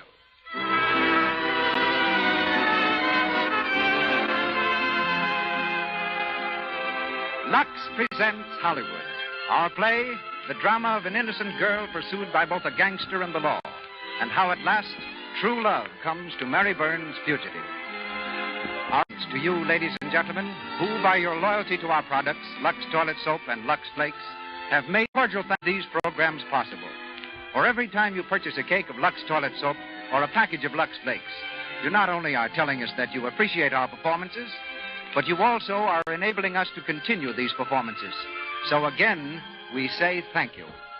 Tonight, our program stars Miriam Hopkins, Henry Fonda, Mary Astor, and Paul Guilfoyle. Our music is directed by Louis Silvers. And as special guest, we bring you Hollywood's internationally known stylist, Mr. Travis Benton. This evening, we have a special announcement to make to all the women in our audience, and the men too, for that matter. But we're going to hold this announcement until the end of our program. So don't fail to keep your radio turned on until the very end of this hour, or I know you'll be greatly disappointed if you miss this announcement. I'm very happy to report that our regular producer, Mr. Cecil B. DeMille, is rapidly recovering from his illness and will soon be back in the Lux Radio Theater. I'm equally pleased to be able to introduce again, as guest producer, the star of so many of your favorite screen classics. Ladies and gentlemen, Mr. Edward Arnold.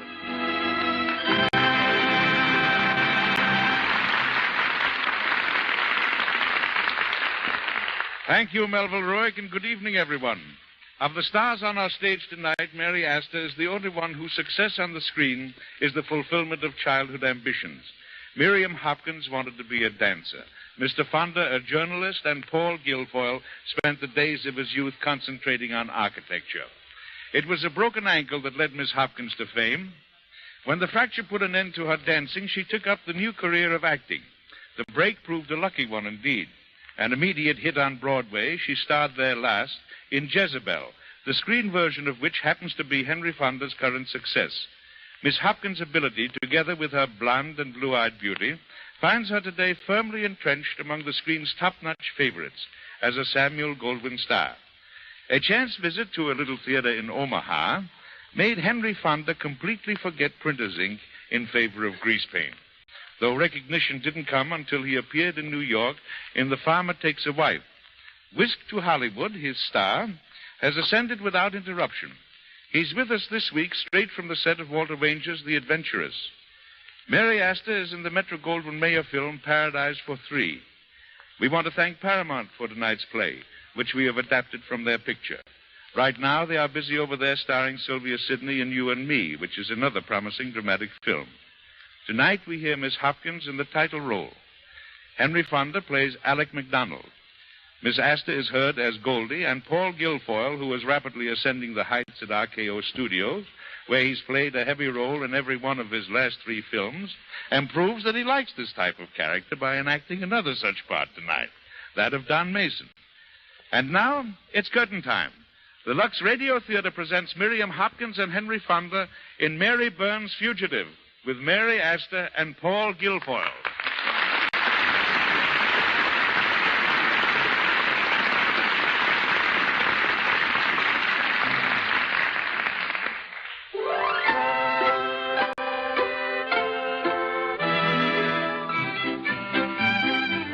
On the outskirts of a quiet little town in Maine, an attractive roadside coffee shop borders the state highway. It's a bright May morning. Behind the polished wood counter, Mary Burns, the owner of the shop, is cheerfully waiting on our early customers. How about another cup of coffee, Mary? Sure, coming up. Say, it smells good. We should learn my wife to make coffee like this. Hern tastes like it was made in a rubber boot. Why don't you teach her? Well, if I did, I'd lose your business. Check, please. It's under your plate, mister. Oh, thanks. Come again. I will. Morning. Hi, Mary. Oh, hello, Steve. What'll it be? Breakfast? No, I've been up since pretty early. How about that barbecue of beef, pickles and onions? 1 bar beef dressed up. Look mighty pretty today, Mary. Thanks. Steve, I've been wanting to talk for you to come in. Will you do me a favor? Well, you give me a cup of coffee and I'll consider it. Okay. I'm expecting a visitor today. Oh, that young feller that comes around the gray roadster? Yes, now look, Steve, from your service station, you can see way down the road. Mhm. If you see the roadster coming along, will you yell or something so I can fix up? Sure, I'll honk my horn 3 times. Hey, how about some cream? Oh, I'm sorry. Oh, that's all right. When I was young, keeping steady company, I used to get absent-minded myself. Well, I wouldn't say Don and I were keeping steady company. I only see him once every 3 or 4 weeks. What kind of business he in, Mary? He's in the oil business. That's what keeps him traveling around so much. Oh, when you plan to get married? I don't know. We haven't thought much about it yet. Well, you take a tip from me. You nab him quick before some of the other girls in this town lay eyes on him. Oh, I'm not worrying. Don's used to girls being crazy about him. He was a pretty big shot in college. All-American halfback. I'm not worrying. Nice to feel so sure of yourself. You met any of his folks yet? Why, no, I haven't. Oh, but that doesn't matter because I've met him. Don't forget, Steve. When you see the gray roadster, honk 3 times, will you? Okay.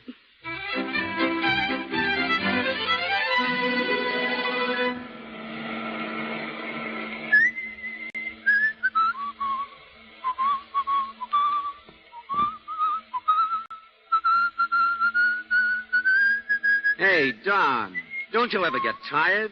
You've been murdering that thing ever since we left New York. I'm getting fed up.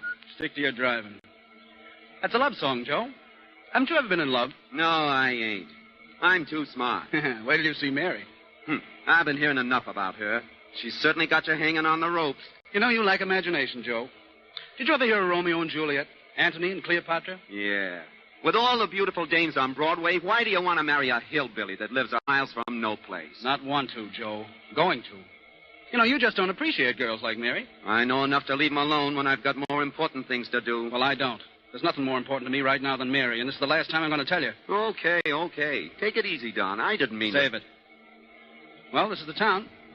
Pull into that service station up the road.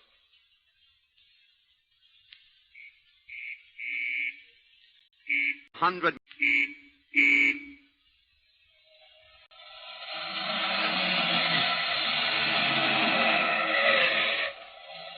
Morning? Ethel or regular? Ethel, fill her up. And check the spark plugs, will you? She's missing on the grades. Yes, sir. Don! Mary, I was just coming over. Oh, Don, I'm so glad to see you. You're glad. What do you think about me? Mary, this is Joe. Hello. Hello. Come on, Mary. Hey, where you going? We're going to take a walk down to the lake where we can have some privacy. Keep your eye on that suitcase, Joe. Don, stand still a minute. Let me look at you. You like what you see? Mm-hmm. It's been a long time, Mary. A lifetime. I thought you were never coming back. I've been busy. But I got some news for you this time. Can you stand a shock? An earthquake. We're going to Canada to spend our honeymoon. Honeymoon. Or did I forget to tell you that we were going to be married? Oh, Don. Tonight. By the first minister we can find. Tonight? Yes. Listen, Mary. I have to be in Canada tomorrow. It means a lot of money that... Well, it's what I've been working for all along. For you. But, Don, we could wait a little. You'll be back. Not for months. Maybe never. Are you going to let me go alone? But the coffee shop. Oh, forget it. Give it away. We'll have plenty of money from now on. You won't need it. What do you say? Don, you're the craziest man I ever met. I guess that's why I love you so. Then it's settled. You're coming with me. Well, I don't see what else I could... Don. What is it? What's the matter, Joe? The trailers. I told you they would. We should have hit for Canada instead of coming up here. Shut up. Don, what... Where's the car? The spark plugs are out. I've got the suitcase. We'll make a run for the coffee shop. Come Well, on. Don- End the talking. Pick up your feet. What is Never... it? I want to know. Get in there, quick. Lock the door. Mary, bolt those windows. Don, what's wrong? What is this? What are you running away from? Never mind the talk now. Get away from that window. Oh. Hold them off, Joe. I'll kick up a fire and get rid of the bonds. Mary, where's the kerosene? Oh, over there. Oh, don't stand there. Get it. Here they come. There's a raft of them. Local police? No, G-Man. Let them have it. You got to keep them out of here a while. Keep down. Here, give me that can. Duck down. Stay out of sight. We can handle them. Mary, get the bonds out of the suitcase and burn them. Bonds, wait. Don't ask any questions. What is it? They got me. You fool, I told you to stay down. We got to make a break for it. Come on, out the back way. You'll have to help me. I can't. My leg. Oh, he's hurt. You mean you can't run? My leg. I can't make it alone. You're out of luck, Joe. No! You can't leave me! Don't let those G guys get me. I'll squeal before they give me the hot seat. So help me, I'll squeal. Oh, no, you won't. You won't squeal ever. What? No! I didn't mean it. Honest, I didn't mean it. I won't squeal. I won't. I'm making sure you won't.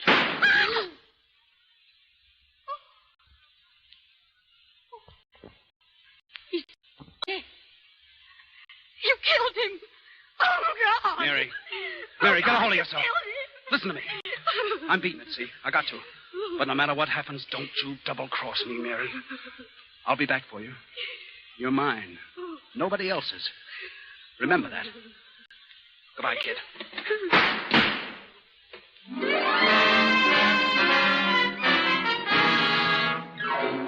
Mason State Police Team and arrest Mary Burns. Paper!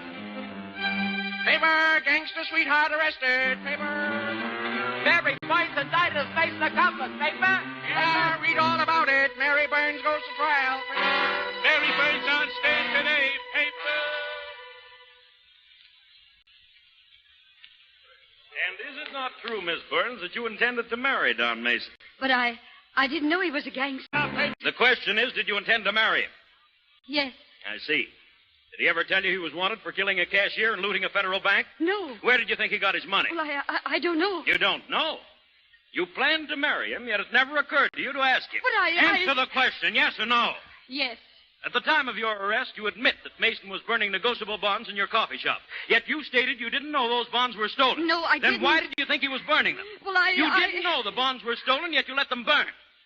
Did you try to extinguish the flames? No. Then you did know they were stolen, and you did know that you were helping a criminal to destroy evidence. Why, Can you deny that you were aiding a criminal to destroy evidence? But please, Is it not true that your sweetheart used the protection of your coffee shop while he tried to shoot down the officers of the law? Is it not true? Answer yes or no. Yes. Then you do admit you did aid him in the destruction of evidence, that you did harbor and protect him against the forces of the law. Yes. I've done all those things. I'm guilty. If you want me to say it, I'm guilty. You can send me to jail if you want to. I don't care anymore. I don't care.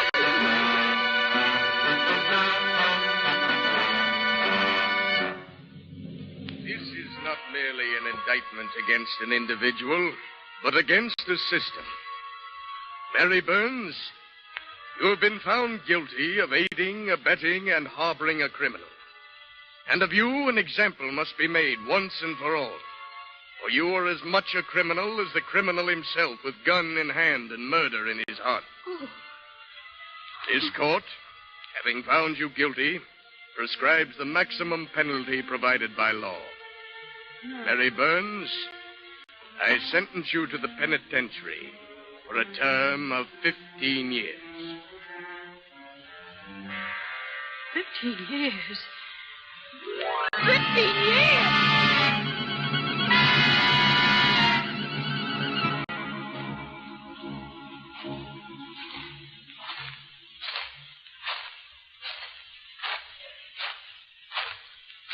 Halt. Face yourselves. Forward.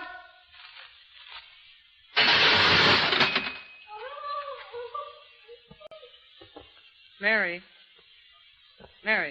What? All right, kid, we can talk now.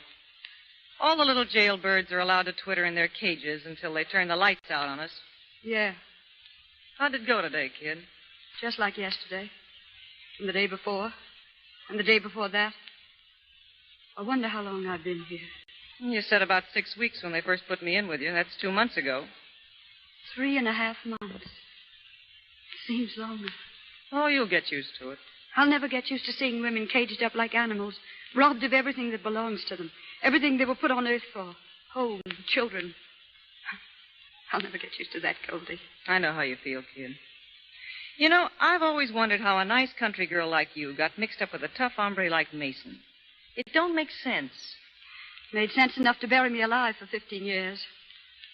Number 17255. That's you, Mary. Matron's calling you. Mary Burns? Yes. Oh, why didn't you answer? I've got some news for you, Mary. Mr. Cameron of the Prison Parole Board has taken a personal interest in your case. He'll be here tomorrow to talk to you. I'll take you to the warden's office before breakfast. Thank you. Goldie, Did you hear that? It's a great break for you, Mary. Play ball with them. Tell them everything they want to know. It's your one chance of getting out of here before 1953.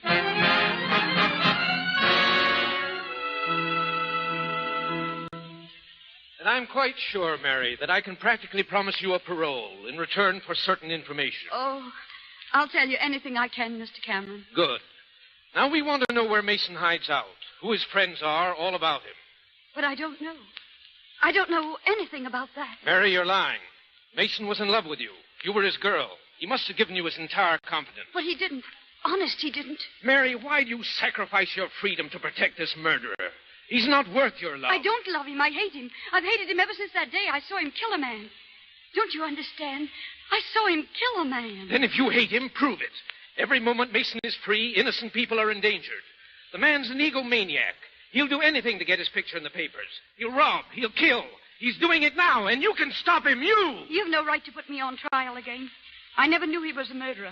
He said he loved me, and I thought I loved him. But I don't. I don't. And you won't help me. You won't tell. I can't. Because I don't know. Very well. Matron? Yes, sir? Take Miss Burns back to her cell.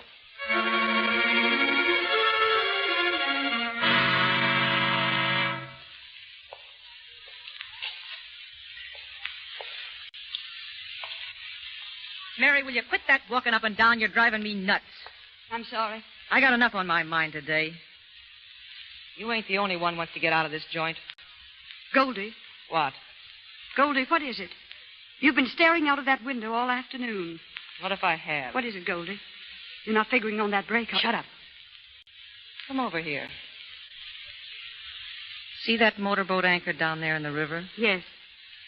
I'll be on that boat tonight. You're going to try it? I'm going to make it. I got friends on the outside, kid. Oh, Goldie. And I'm a...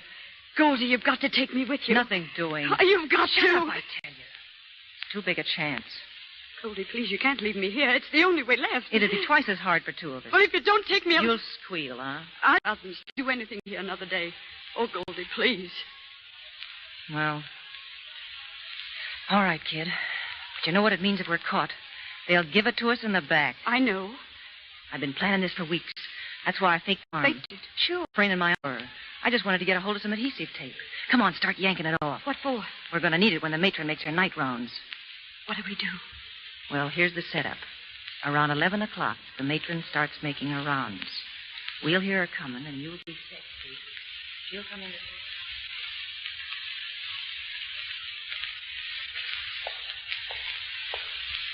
Matron.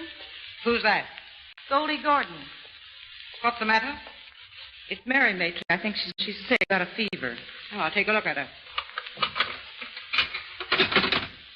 She's over here. Mary. Why, Mary, what's the... Come on. She's out. She hit her head on the floor. She isn't. Are you sure? You're sure you No, don't? she's all right. Hold her arms in back of her. I'll tape her up. We've got to work fast, Goldie. Put a strip on her mouth. We don't want her yelling when she comes to. No. There, that'll hold her long enough. Now, help me shove her under the bed. Now, come on. Through the yard, Mary. Make for the wall. And if a searchlight hits you, start...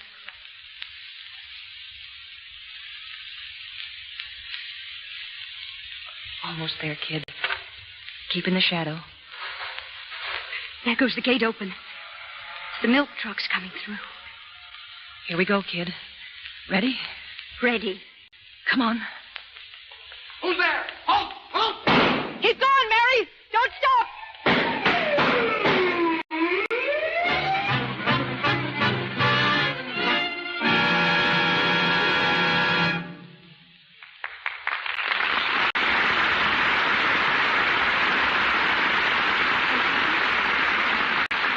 And so the curtain falls on Act One of Mary Burns' Fugitive. In a moment, our stars will be back for Act Two. Meantime, here's a chance to test yourself on how up-to-date you are, on how much you know about the new expressions the young people are using nowadays. I'm going to ask a young high school girl in our audience to help me out in this little adventure. Miss Crow, let's start in this way. Suppose you met a very charming girl, beautifully dressed, and noticed that her slip showed an inch or two below the skirt of her frock. What would you say? Well, Mr. Ruick, I'd say, it's snowing down south. The younger generation always has a phrase for it. Or you might say, You're dragging anchor. Oh, a nautical twist, eh? Yes, sir. Like a friend of mine from Ohio says, USA. USA? That's the United States of America, isn't it? In this case, it means undies showing awful. Well, live and learn. But whether a slip shows or not, the fastidious woman of today insists on its being dainty, fresh, and lovely looking. And that is why women are so grateful to Lux Flakes. These gentle, magical flakes remove perspiration completely, and at the same time leave color and fabric fresh and bright. For their own peace of mind, in order to be sure they don't offend, dainty women Lux lingerie after each wearing. Anything safe in water, you know, is safe in Lux Flakes. May I remind you, ladies and gentlemen, that at the very end of the program, we have an announcement to make of unusual interest. And may I suggest you have pencil and paper ready. And now, Edward Arnold. Miriam Hopkins, Henry Fonda, Mary Astor, and Paul Guilfoyle continue in Mary Burns' Fugitive.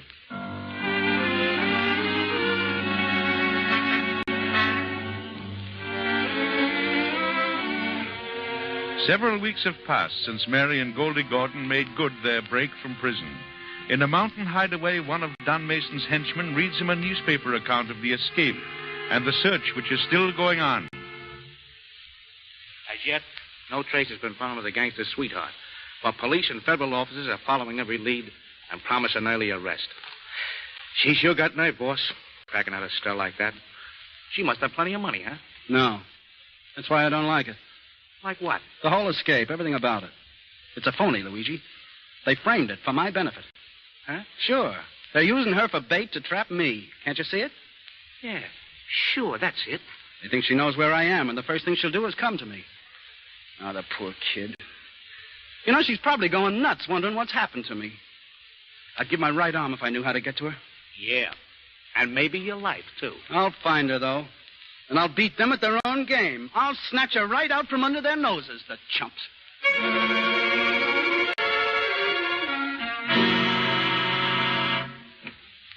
Mary, where you been? I've been worried about you. It's all right, Goldie. I found a job. A job? Yeah, in the kitchen of the Mercy Hospital. I start tonight on the 9 o'clock shift. Well, you must be crazy. You'll be picked up before daylight. But, Goldie, we're broke. I had to take a chance. I'm using the name of Alice Brown. I had to do it, Goldie. There's only one thing you had to do, and you won't do it. Goldie, please. I've told you over and over I don't know where Mason is. And if I did, I wouldn't go to him if we starved. Don't give me any of that. Why do you think I let you make the break with me? Oh, Goldie, please. Don't Goldie me. You're not talking to the prison board or any coppers. You're talking to the dame that sprung you, the dame that's been keeping you ever since. It's time you do something for me now. Mason's rolling in dough, big dough. And there's nobody he'd rather give it to than you. I'd rather die. Well, I wouldn't. I'm through sneaking along alleys, hiding in this rat hole, eating this garbage, when all the time we could be living like human beings. You and all the law can't make a crook out of me. You double-crossing little heel, after all I've done for you. Goldie. I'm sorry I did that, kid. It's all right. Forget it. I got to get back to the hospital. Good night, Goldie. Night. You can come out now, Mr. Cameron. Any chance of her coming back? No.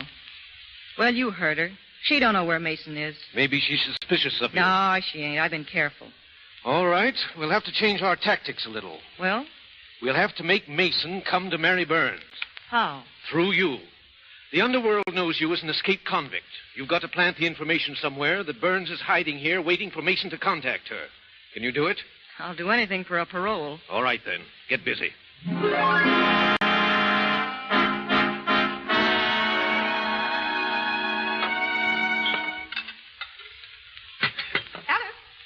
Alice Brown. Oh. I didn't hear you come in, Miss Jennings. You frightened me. I called you loud enough. Seems to me you're awfully jumpy. Never mind cleaning that up now. My patient wants some coffee right away. Another cup? This is his third, isn't it? He says it's the only good coffee he's had since he came here. You bring it up to him. I'm expecting a phone call. I'll be glad to. Just put the tray on his table and don't speak to him. He can't stand the sound of women's voices. I think his operation left him a little peculiar. Oh, what's the matter with him? Well, so far as I can find out, he came near blowing himself up in some kind of a chemical explosion. He can't see yet, so put the tray where he can reach it easily. All right. It's room 314 at the end of the corridor. Tell him I'll be up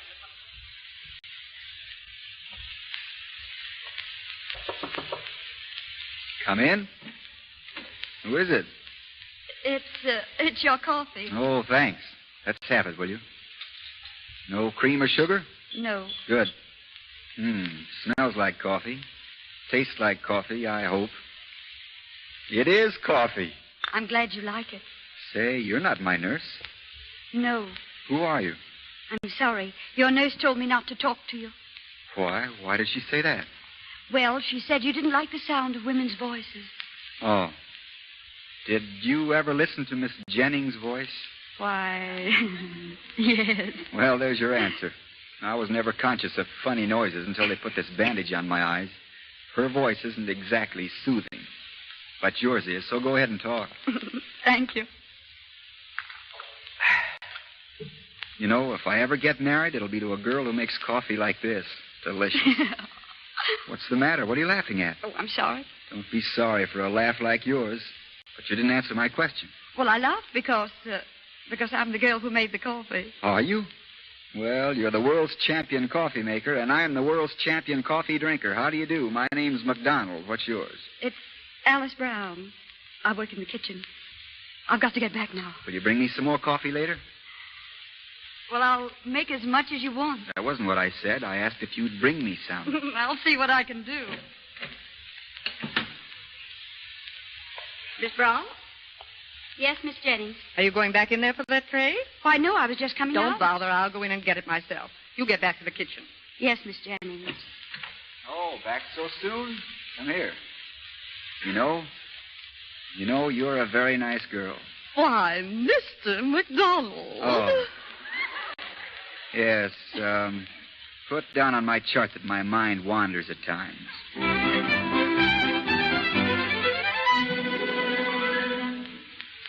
And there I was lying here, day in and day out, drinking mud. And then you came along.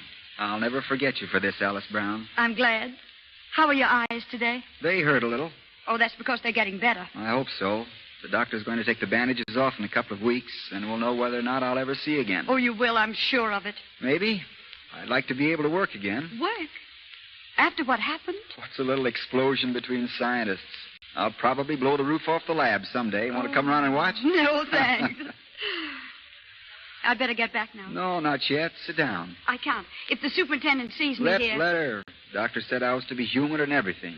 All right, I'm being humored. You know, Alice, I can't see you, but if you're anything like your voice, you're very lovely. You might be disappointed. I don't think so. When I lie awake at night, I try to picture what you look like. I imagine you're rather tiny. What color eyes have you? Blue. And your hair is a lovely chestnut. No, much lighter. Well, there's one thing I'm sure of. There's a twinkle in your eye. Mm-hmm, and I've big feet. Is there anything else you'd like to know? Yes, Alice. Are you married? Why? No. That's fine. I've been a little worried about that. Mr. MacDonald, I have to go now. All right, but look, they're going to let me walk in the park in a few days. Will you hold me by the hand and guide me over the rough spots? But I'm not a nurse. I don't need a nurse. I need somebody I like to talk to, and I'm to be humored. Well? I'll speak to the superintendent.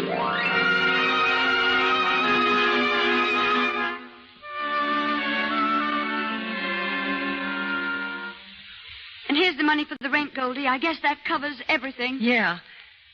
I feel like a prize heel using your dough like this after the way I rousted you around. Well, you rousted me out of jail, too. I'll never forget that. It sure is a miracle you haven't been recognized. I hope our good luck lasts, that's all. I haven't even been thinking about it. I guess when you see other people suffering, you forget your own troubles. Is that it? Or is it that guy you've been walking through the park? He's suffering too, Goldie, but you'd never know it. He may be blind for life, and he jokes about it. You ain't going soft on him, are you? A lot of good it'd do me, wouldn't it? The way things are now. Yeah. Well, I've got to beat it. You seeing him again? I said if it was a nice morning. Well, the sun's out. Keep your hat down over your face, kid. Don't take any chances.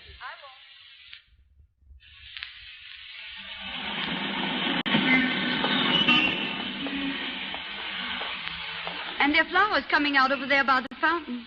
Jonquils, I think they are. And the grass is so green and so fresh. Yes, I can smell it. Do you want to sit down now? There's a bench right here. All right.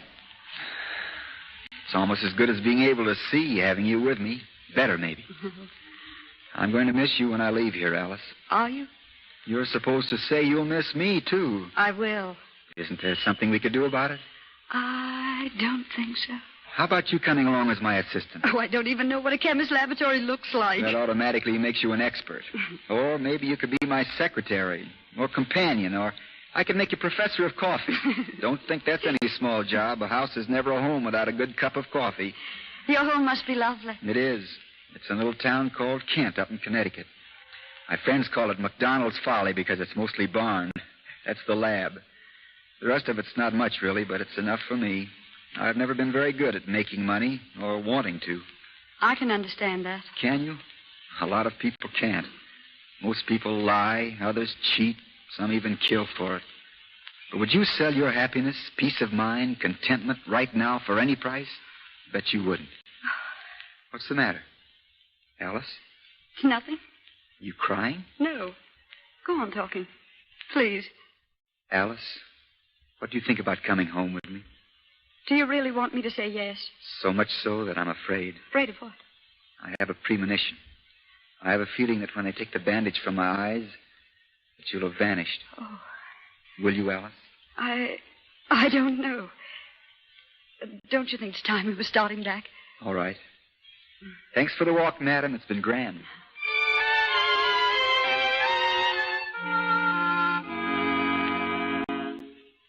But you can't do it. You can't leave here now. Where would you go? I don't know. Somewhere as far away as I can get. I want to start all over, Goldie. Yeah, you'll start all over in the pen. 14 years and 8 months. That's what you'll start. Mary, what's the matter with you? You've been lucky here. Is it that guy that's got you going? Is that it? He asked me to marry him. Marry him? You can't. I know. That's why I'm leaving here. I don't want him to ask me again. I want to see him just once. Then I'm clearing out. You're not going to tell him anything? I want to see him, that's all. Who's that? You're going to open it? Quiet. Who is it? Manager. Manager? What he wants, I don't know. All right, sister, get back. Who are you? You'll find out. Get back in that room. Okay, Don? Don. All right, Luigi. Wait outside in the hall. Sure. Hello, Mary. Let me look at you, honey. Don. Didn't expect me here, did you? The cops did, though. I slipped through a whole army of them. I'll do it any time to get to you. Cops? Where? Well, they're thick as flies all around the block. We came over the roofs, and that's the way we're going back. Going back? I told you they couldn't keep us apart. We're together now, you and I. And we're going to stay together. Go ahead, kid. What have you got to lose? Who's she? She's my roommate. Will she talk? Do I look silly? No. You look smart. Too smart. Go ahead, Mary. Get some things together. No, you can't do this. You can't. Why, it's half done now, honey. I'm taking you right out of their teeth, just like I said I would. Come on. All right. Give me a few minutes. I'll pack my things. Go ahead, but don't be long. I'm hot here. There's a rivet. No, I won't be. Hey, you, get away from that window. Don't be giving any signals or I'll drop you. Signals? Who'd I be signaling? The cops? Why not?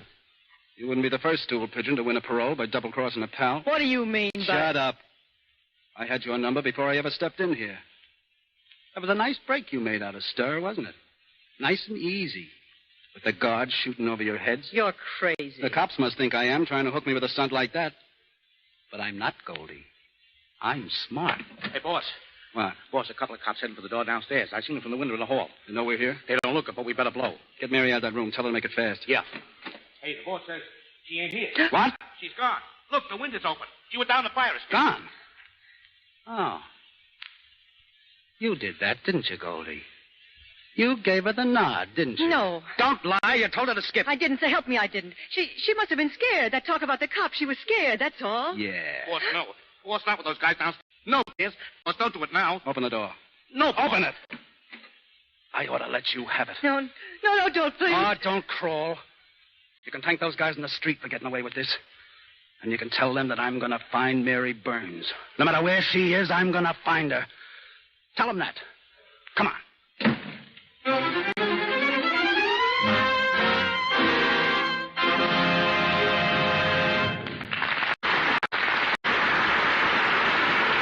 pause for station identification. This is the Columbia Broadcasting System.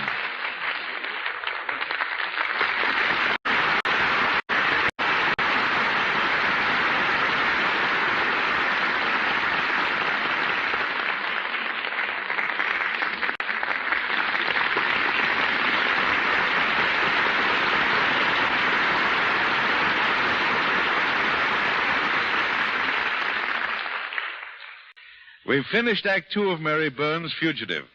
Before getting into the third act, we observe an old custom and hear from another personality from behind the scenes of Hollywood. Next Sunday is Easter, one of the most important religious holidays, a day of happiness and rejoicing. An interesting sidelight is that tradition has decreed it to be the official opening of Spring Styles, a sort of premiere performance of new clothes. We figure you'll be interested in hearing what one of the screen's capital's best-known authorities has to say about styles. He's Travis Banton. Mr. Banton has created clothes for Paramount stars for 13 years. He is largely responsible for the style influence wielded today by celebrities like Claudette Colbert, Marlene Dietrich, Carole Lombard, and tonight's star, Miriam Hopkins. As a husband, Travis, and the father of 2 daughters, I have a marked interest in women's clothes, an interest which reaches tremendous proportions about the first day of every month. So go ahead and tell me what kind of clothes I'll be paying for this spring.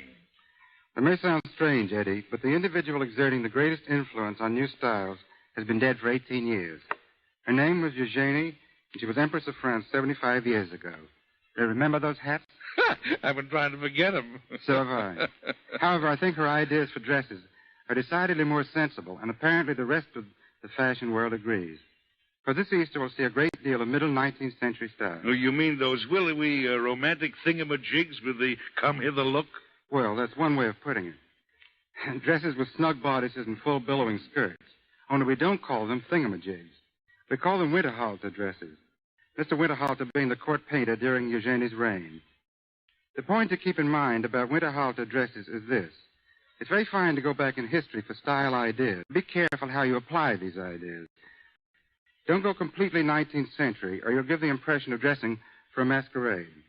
Make certain you incorporate a modern touch in your hair, dress, and accessories. What are these winter garden dresses going to be made of? The name is Winterhalter. Oh, I And the materials will be the same as in Eugenie's day. I see. Taffetas, heavy satins, nets, and, when the weather gets warmer, organdies.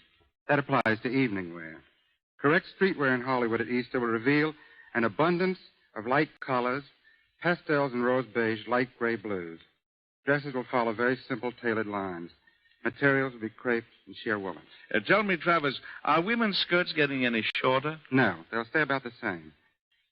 And speaking of skirts, the proper place for one to end is the middle of the calf, not any set number of inches from the floor, because that would have to vary out of necessity, depending upon the height of the individual. Well, what about these things they call cocktail dresses that aren't street or evening dresses and yet come down to about the ankle? My advice is to steer clear of cocktail dresses. They've been in and out for the last 6 years. But a woman will look better for late afternoon and dinner if she chooses regulation length dress in formal fabric, such as velvet or lame, with a simple cloth coat or fur jacket. Of course, that's only my own opinion, and some well-dressed women don't seem to agree with me. There are a few other things I don't like in styles which make me look a little foolish, because I had so much to do in making them popular. For instance? Well, veils. I designed some for Marlene Dietrich on the screen, and for a while they were fine. But now let's forget them for a while. Miss Dietrich also set a style when I gave her a bunch of carnations to wear on her hair. But I think it's time we put flowers in vases and keep them off of a girl's head. And fancy gloves. I had something to do with them, too. I wish I hadn't. I'm all for gloves, but let them be simple. I'm also a staunch believer in women spending as much money as possible. Take it easy. Take it easy. Take it easy. Let me finish. I just want to suggest that if women spend their money on good materials and forget about doodads and ornaments, they'll dress much better and will actually economize. Paris doesn't quite agree with me, because at the moment they're advocating buttons made of walnuts and chickens for hats, and they're putting lobsters on the fronts of their dresses. A sort of a combination salad idea. By the way, did you ever taste my sauerbraten? No, I don't want to. That's too bad. Eddie, looking at you reminds me of waistline. Waistline? Say, you're sure again me tonight, aren't you? No, not at all. You're merely prompt as thought. The trend today is toward a high waistline. That's perfectly all right. But dresses should emphasize the natural waistline also. And a dress can do both easily, as Claudette Colbert shows you in Bluebeard's Eighth Wife. Your own waistline is a pretty good asset, and don't let fashion deprive you. I'll back you up on that, Mr. Benton. You look at Mr. Arnold. Any other remarks? Yes, one more, which is pretty important. Give the care of clothes the same attention as you give the purchase of clothes. Did I hear the word Lux coming up? You certainly do. I can't tell you why Lux Flakes are so fine, but I can tell you that they leave washable materials looking smarter than anything else I know. And more washables will be worn this summer than ever. By smarter, I mean that colors stay fresh and alive when you use Lux, and fabrics retain their new look so much longer. You can be pretty sure that's why Lux is in all the big studio wardrobes in Hollywood. And one parting bit of advice. When you buy a hat or a dress or a pair of shoes, bear in mind with what other clothes you're going to wear that hat or dress or shoes. Only through the coordinated taste will you of good dress properly. Thank you very much. Thank you, Travis Banton. Thank you.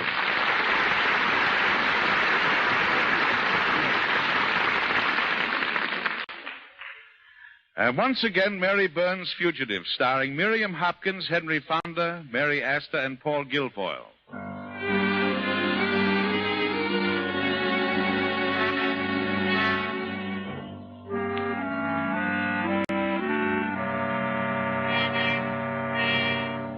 More weeks have passed. Weeks of terror for the fugitive Mary Burns.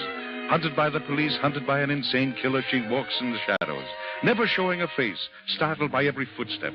Now in desperation, she turns to the only refuge left to her, the home of Alec McDonald in Connecticut. As she stands in line at the railroad ticket office, the newsboys scream her name from the street. Hey, paper, police hunt Mary Burns, gangster sweetheart, still at large, paper. Yeah, read all about it. Killer defies police. Don Mason will get Mary Burns in spite of G-Men. Hey, read all about it. Next, please. One ticket to... Counter it. How much is that? Pence. $4.80. No. One way, please. Here you are. That's $2.92. Hartford Special, leaving on track 2. Hartford Special, all aboard. Hartford Special, leaving on track 2.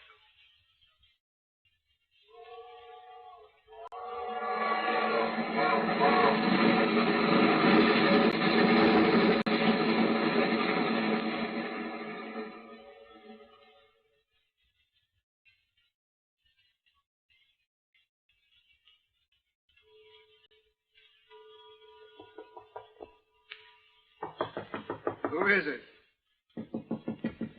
Just a minute. Who is it? May I come in, please? What you want? Mr. McDonald, is this his house? Yes, ma'am, but he ain't been well. He just come from the hospital last... Who is that, Jerry? Lady here, sir, says she want to see you. Oh, yes? What is it, please?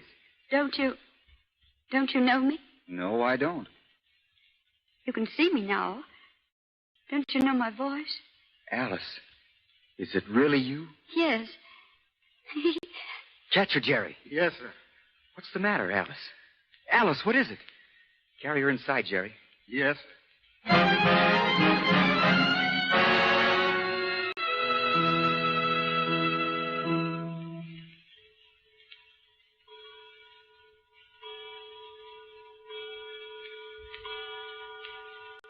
How is she, Mr. Mack? Is she all unfainted yet? She'll be all right. Fix a cup of tea, will you? Yes, sir. Right away, sir. Alice? Why do you look at me so curiously? Do I seem so strange to you?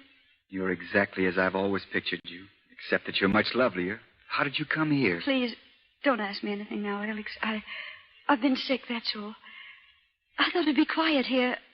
You could have me for a while. I'll have you for a long while. You just try and get away. Thank you. I'll make you happy here. It may be lonesome at first, but no, that's just what What? Nothing. It's a good place for a rest. That's what you need, don't you? Rest? Yes. That's what I need.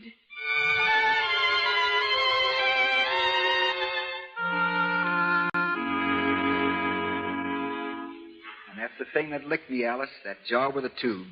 Blew up on me. Well, now I've licked it. It's been worth every minute. I'm glad. Did you finish all the notes? Yes, the ones from last week, too. Good. We can go right ahead now. I've got a lot of ideas on this stuff. May take a little time, but... Oh. What's the matter, Alice? What are you thinking about? Well, I can't stay here indefinitely. I've got to leave, Alec. Why? Because I must. Alice, look at me. Is there something you want to tell me? Is there? No. Then I'll tell you. I love you, Alice. You can't leave me now. I love you more than anything in the world. You mustn't say that. I will say It's not right. Why isn't it? Why, Alice? Because you don't love me. You love Alice Brown. And I'm not Alice Brown. I'm Mary Burns, an escaped convict, fugitive. I tricked you, fooled you. I've used your house as a hideout. Well, you couldn't love Mary Burns. Burns a gangster's girl. Are you a gangster's girl? Don't you read the papers? Don't you know? The papers say that Mary Burns is a gangster's girl. Are they right? No. I love you, Mary. Don't, Alec. If I married you, I'd be responsible for your death. Won't you understand? Don Mason says I'm his. He'll never give me up. He'll kill you. He's insane. He'll kill you. I'm not afraid of Don Mason, and you're not. You've got to tell me you're not. But I am. I know what he'll do. Alec, why don't you be truthful? If you'd known I was Mary Burns, you'd never have fallen in love with me. Wait a moment. There's something I want to show you. You see these? Newspaper clippings. Shall I read you the headlines? Mason Mall escapes police. Mary Burns, fugitive from justice. Mason swears... Don't, please. You knew all the time. The police questioned me at the hospital after you disappeared. Oh. I learned everything about you. I followed every step of your flight through the newspapers. Why didn't you tell me? I've been waiting for you to tell me. If you'd been able to forget everything I'd have married Alice Brown, kept her here where she'd be safe and free, not haunted. But you can't forget. It's hanging over your whole life. That's why you've got to go back, Mary, and clear yourself. Oh, I won't go back. They didn't believe me once. Why should they now? Mary, listen to me. I want to do everything in my power to make you happy. I want to make up to you for everything you've gone through. But you don't know what it's like. You had the courage and strength to tell me who you were. You have the courage and strength to go back there. It's the only way. Our future together is up to you. We can go away where no one will ever find us, or we can stay here and face it bravely and honestly. Which will it be, Mary? I'll go back. Mary. Mary, darling. Long distance, please. Hello. Get me the Federal Bureau of Investigation, Washington, D.C.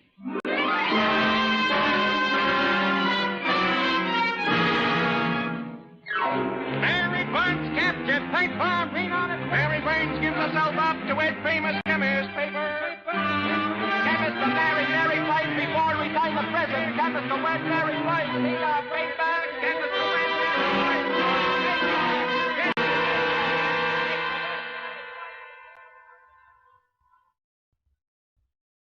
Chemist to wed Mary Burns. Take it easy, boy. Nobody's ever taken anything from me that I wanted. She doesn't love that guy. The G heat panicked her, and she wants security. And that's what I'll give her right now, for her and for me. Come on, we're scrambling. You're dope, Mason. That place is 1,500 miles. There are planes, aren't there? I'm going to give those newspaper pals of mine a headline that'll thrill the world. Did you ever hear of Pagliacci? No. Well, never let it be said that Mason is a Pagliacci. Come on.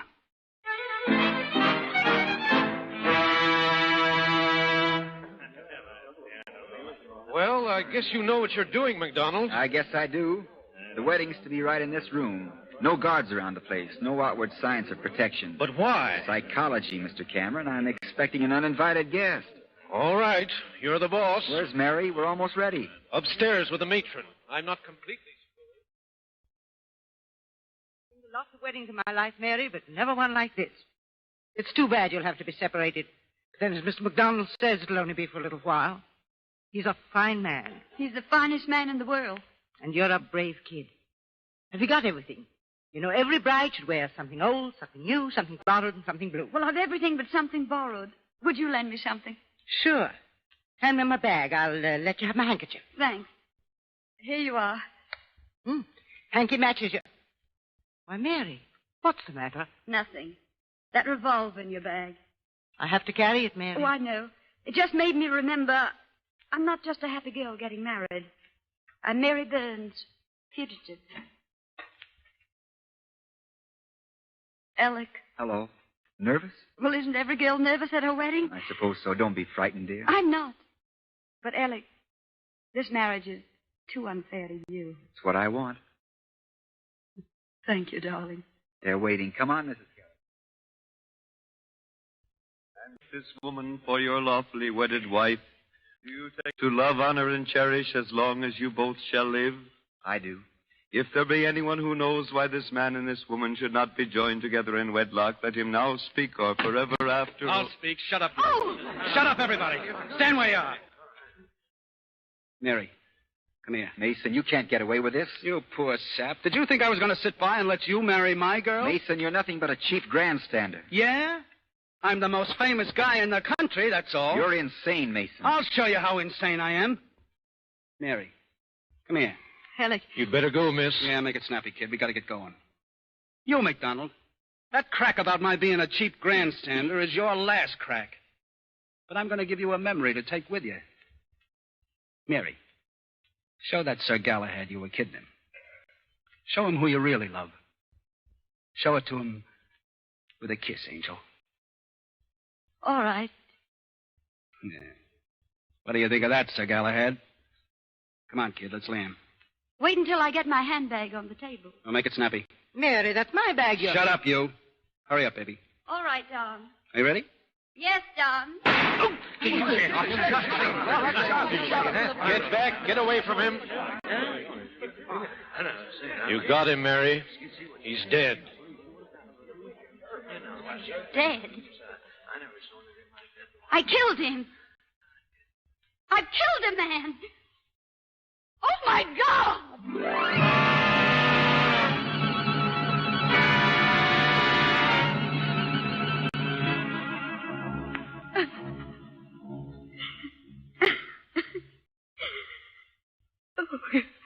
It's all right, Mary. Don't cry anymore. I had to do it, Alec. I had to. He'd have killed you. That's all I could think of. His life against yours. Oh, I don't care what happens to me now.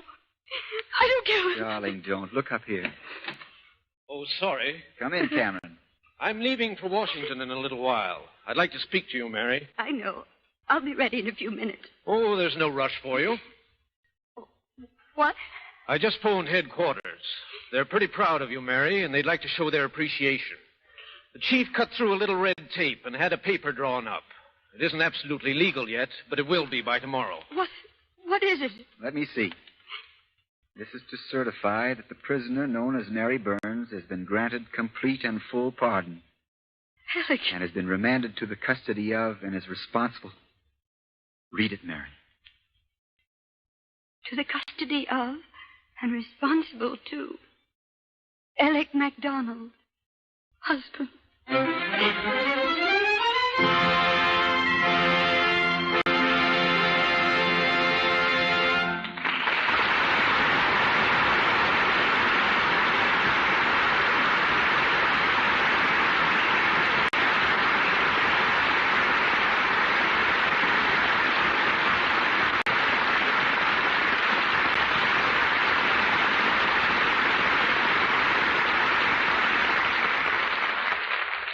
Thank you, Miriam Hopkins, Henry Fonda, and our all-star cast.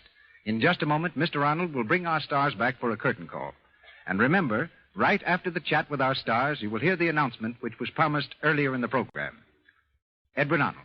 Thank you. A word now with Miriam Hopkins and Henry Fonda. I want to thank you, Mr. Arnold, Mary Astor, Paul Guilfoyle, and everyone who worked with Henry Fonda and me tonight. Though I hadn't been on this program for some time, I feel very much at home because I appeared in Seventh Heaven. That was the first broadcast of the Lux Radio Theater. And you've beaten me by a few years, Miriam. Tonight was my first. Well, I'm sure you'll come back again if you liked it as much as I did. This was my third time here. I used to wonder if people in general had a real interest in listening to drama on the air. But the marvelous success of the Lux Radio Theater has proved beyond a doubt that they have. Thank you, Miriam. And I know that's going to help Mr. DeMille, our regular producer, get better a lot faster. By the way, Eddie, how's Mr. DeMille getting along? Well, I'm glad to say splendidly.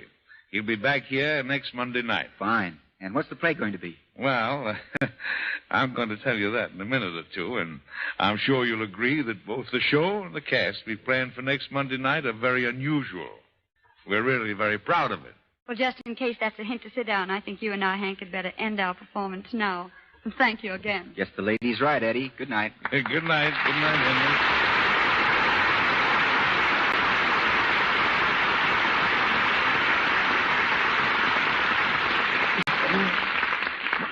Thank you, Miriam Hopkins and Henry Fonda. And now, while we are waiting for Mr. Arnold to come back and tell us what has been planned for next week's performance, I'm going to make our special announcement to you. For a long time, the sponsors of this trying program have to think of some means of expressing their appreciation for your enthusiasm and loyalty. To do this, we have searched for something beautiful and yet practical, something that would have a real value so that it could be kept for many years, something that would be part of your everyday lives. Well, it wasn't easy to get, but finally the makers of Lux Flakes, through the cooperation of the world's largest silversmith, have been able to obtain one of the most beautiful sets of teaspoons I have ever seen. They are original Roger silver plate, guaranteed by the International Silver Company. These teaspoons have been specially designed in an exclusive pattern called Allure. This pattern is new, dainty, and modern. Its delicate wheat motif sweeps gracefully from bowl to tip. It is not ornate, but has just enough design to add character to the sparkling beauty of the silverware. And, of course, there is absolutely no advertising on the spoons in any way whatsoever. We knew that you would want enough to go around. So, while the supply lasts, you may get 6 spoons, a complete half dozen, in the easiest way imaginable. And a written guarantee of satisfaction from the International Silver Company is enclosed with each half dozen spoons. Just let me read you part of what it says on the guarantee. Every piece is guaranteed to give satisfaction in family use and will be replaced without charge at any time it does not conform to this guarantee. Now, these teaspoons are really valuable, the kind of spoons that you buy thoughtfully with the idea of having them give you a lifetime of beauty and service. While the supply lasts, you can get these spoons simply by sending to Lux, Meriden, Connecticut, 50 cents in coin, the top from a package of Lux, large size, and your name and address. Let me repeat that. Lux, Meriden, Meriden, Meriden, Connecticut. This offer is good only in the United States. Be sure to send a top from the large size box of Lux. The large size is more convenient and more economical, too. And here's more good news. Many local dealers have sales on Lux Flakes right now, so you will be able to save money on Lux buying the time you get these spoons. At the same... Now, let me repeat. Send the top from a large package of Lux, print your name and address clearly on a piece of paper, wrap 50 cents in coin in the paper, and mail to Lux, Meriden, Connecticut. That's Lux, Lux, Meriden, Meriden, Connecticut. This offer is good only in the United States. We are so sure you'll be delighted with these spoons that as an extra guarantee, if for any reason you don't like them, just return them and your 50 cents will be promptly refunded. So send in at once, and in no time at all you will have a complete half dozen of these really beautiful, original Rogers silver plate teaspoons, doubly guaranteed. A money-back guarantee by the makers of Lux, and a written guarantee by the International Silver Company, the world's largest silversmith. And now, here is Mr. Edward Arnold with news of next week's show. And here, ladies and gentlemen, is another announcement that I'm sure will delight you all. On this stage next Monday night, you'll hear one of the most popular stars the screen and radio has ever produced. It will be her first appearance in the Lux Radio Theater, and she comes to you in our air version of her current motion picture, Mad About Music, which is making such a tremendous hit today throughout the country. I refer to Deanna Durbin. And we bring you not only Miss Durbin, but 3 other stars seen with her in this grand play of song and sentiment: Herbert Marshall, Gail Patrick, and Mr. William Frawley.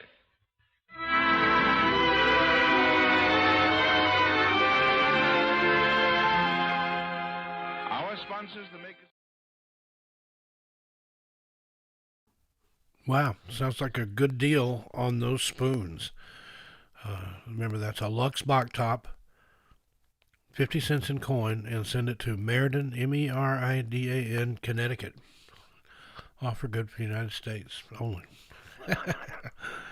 I wouldn't advise trying to avail that special at this point, because we were listening to Lux Radio Theater from April 11th, 1938. So I'd say that the spoon offer has been rescinded. So save your 50 cents, folks. That's going to do it for Old Time Radio for Sunday, April 11th, 2021. I hope everybody enjoyed that last Mary Burns Fugitive on the Lux Radio Theater. There's some good stuff on those old radio shows. 1938. Wow. Long time ago, seems like now. that's going to end it. I'm going to get off here and get something to eat and get ready for Fireside Chat with Jim and I. That starts at 4 Pacific, 7 Eastern. Be sure and tune in tonight. Got some good stuff ahead for you. Hope you had a good Sunday with us here. Saturday, Sunday, Monday, whatever, however, how long you've been here. Whatever it is, wherever you are. I don't think there's anywhere where it's still Saturday, but who knows. But once again, thanks for listening. This is Steve Stockton for Kpnl Radio, Portland, Oregon. And we want to say thanks to the Antioch Broadcasting Network for lending us their old-time radio feed every Sunday. And then I'll also be back tonight at midnight Pacific with Ghost Stories at midnight on 13 past midnight. Hey, KDA, thanks for the apple. Hope to see you tonight at the Fireside Chat. Have a good day, everybody. Talk to you soon.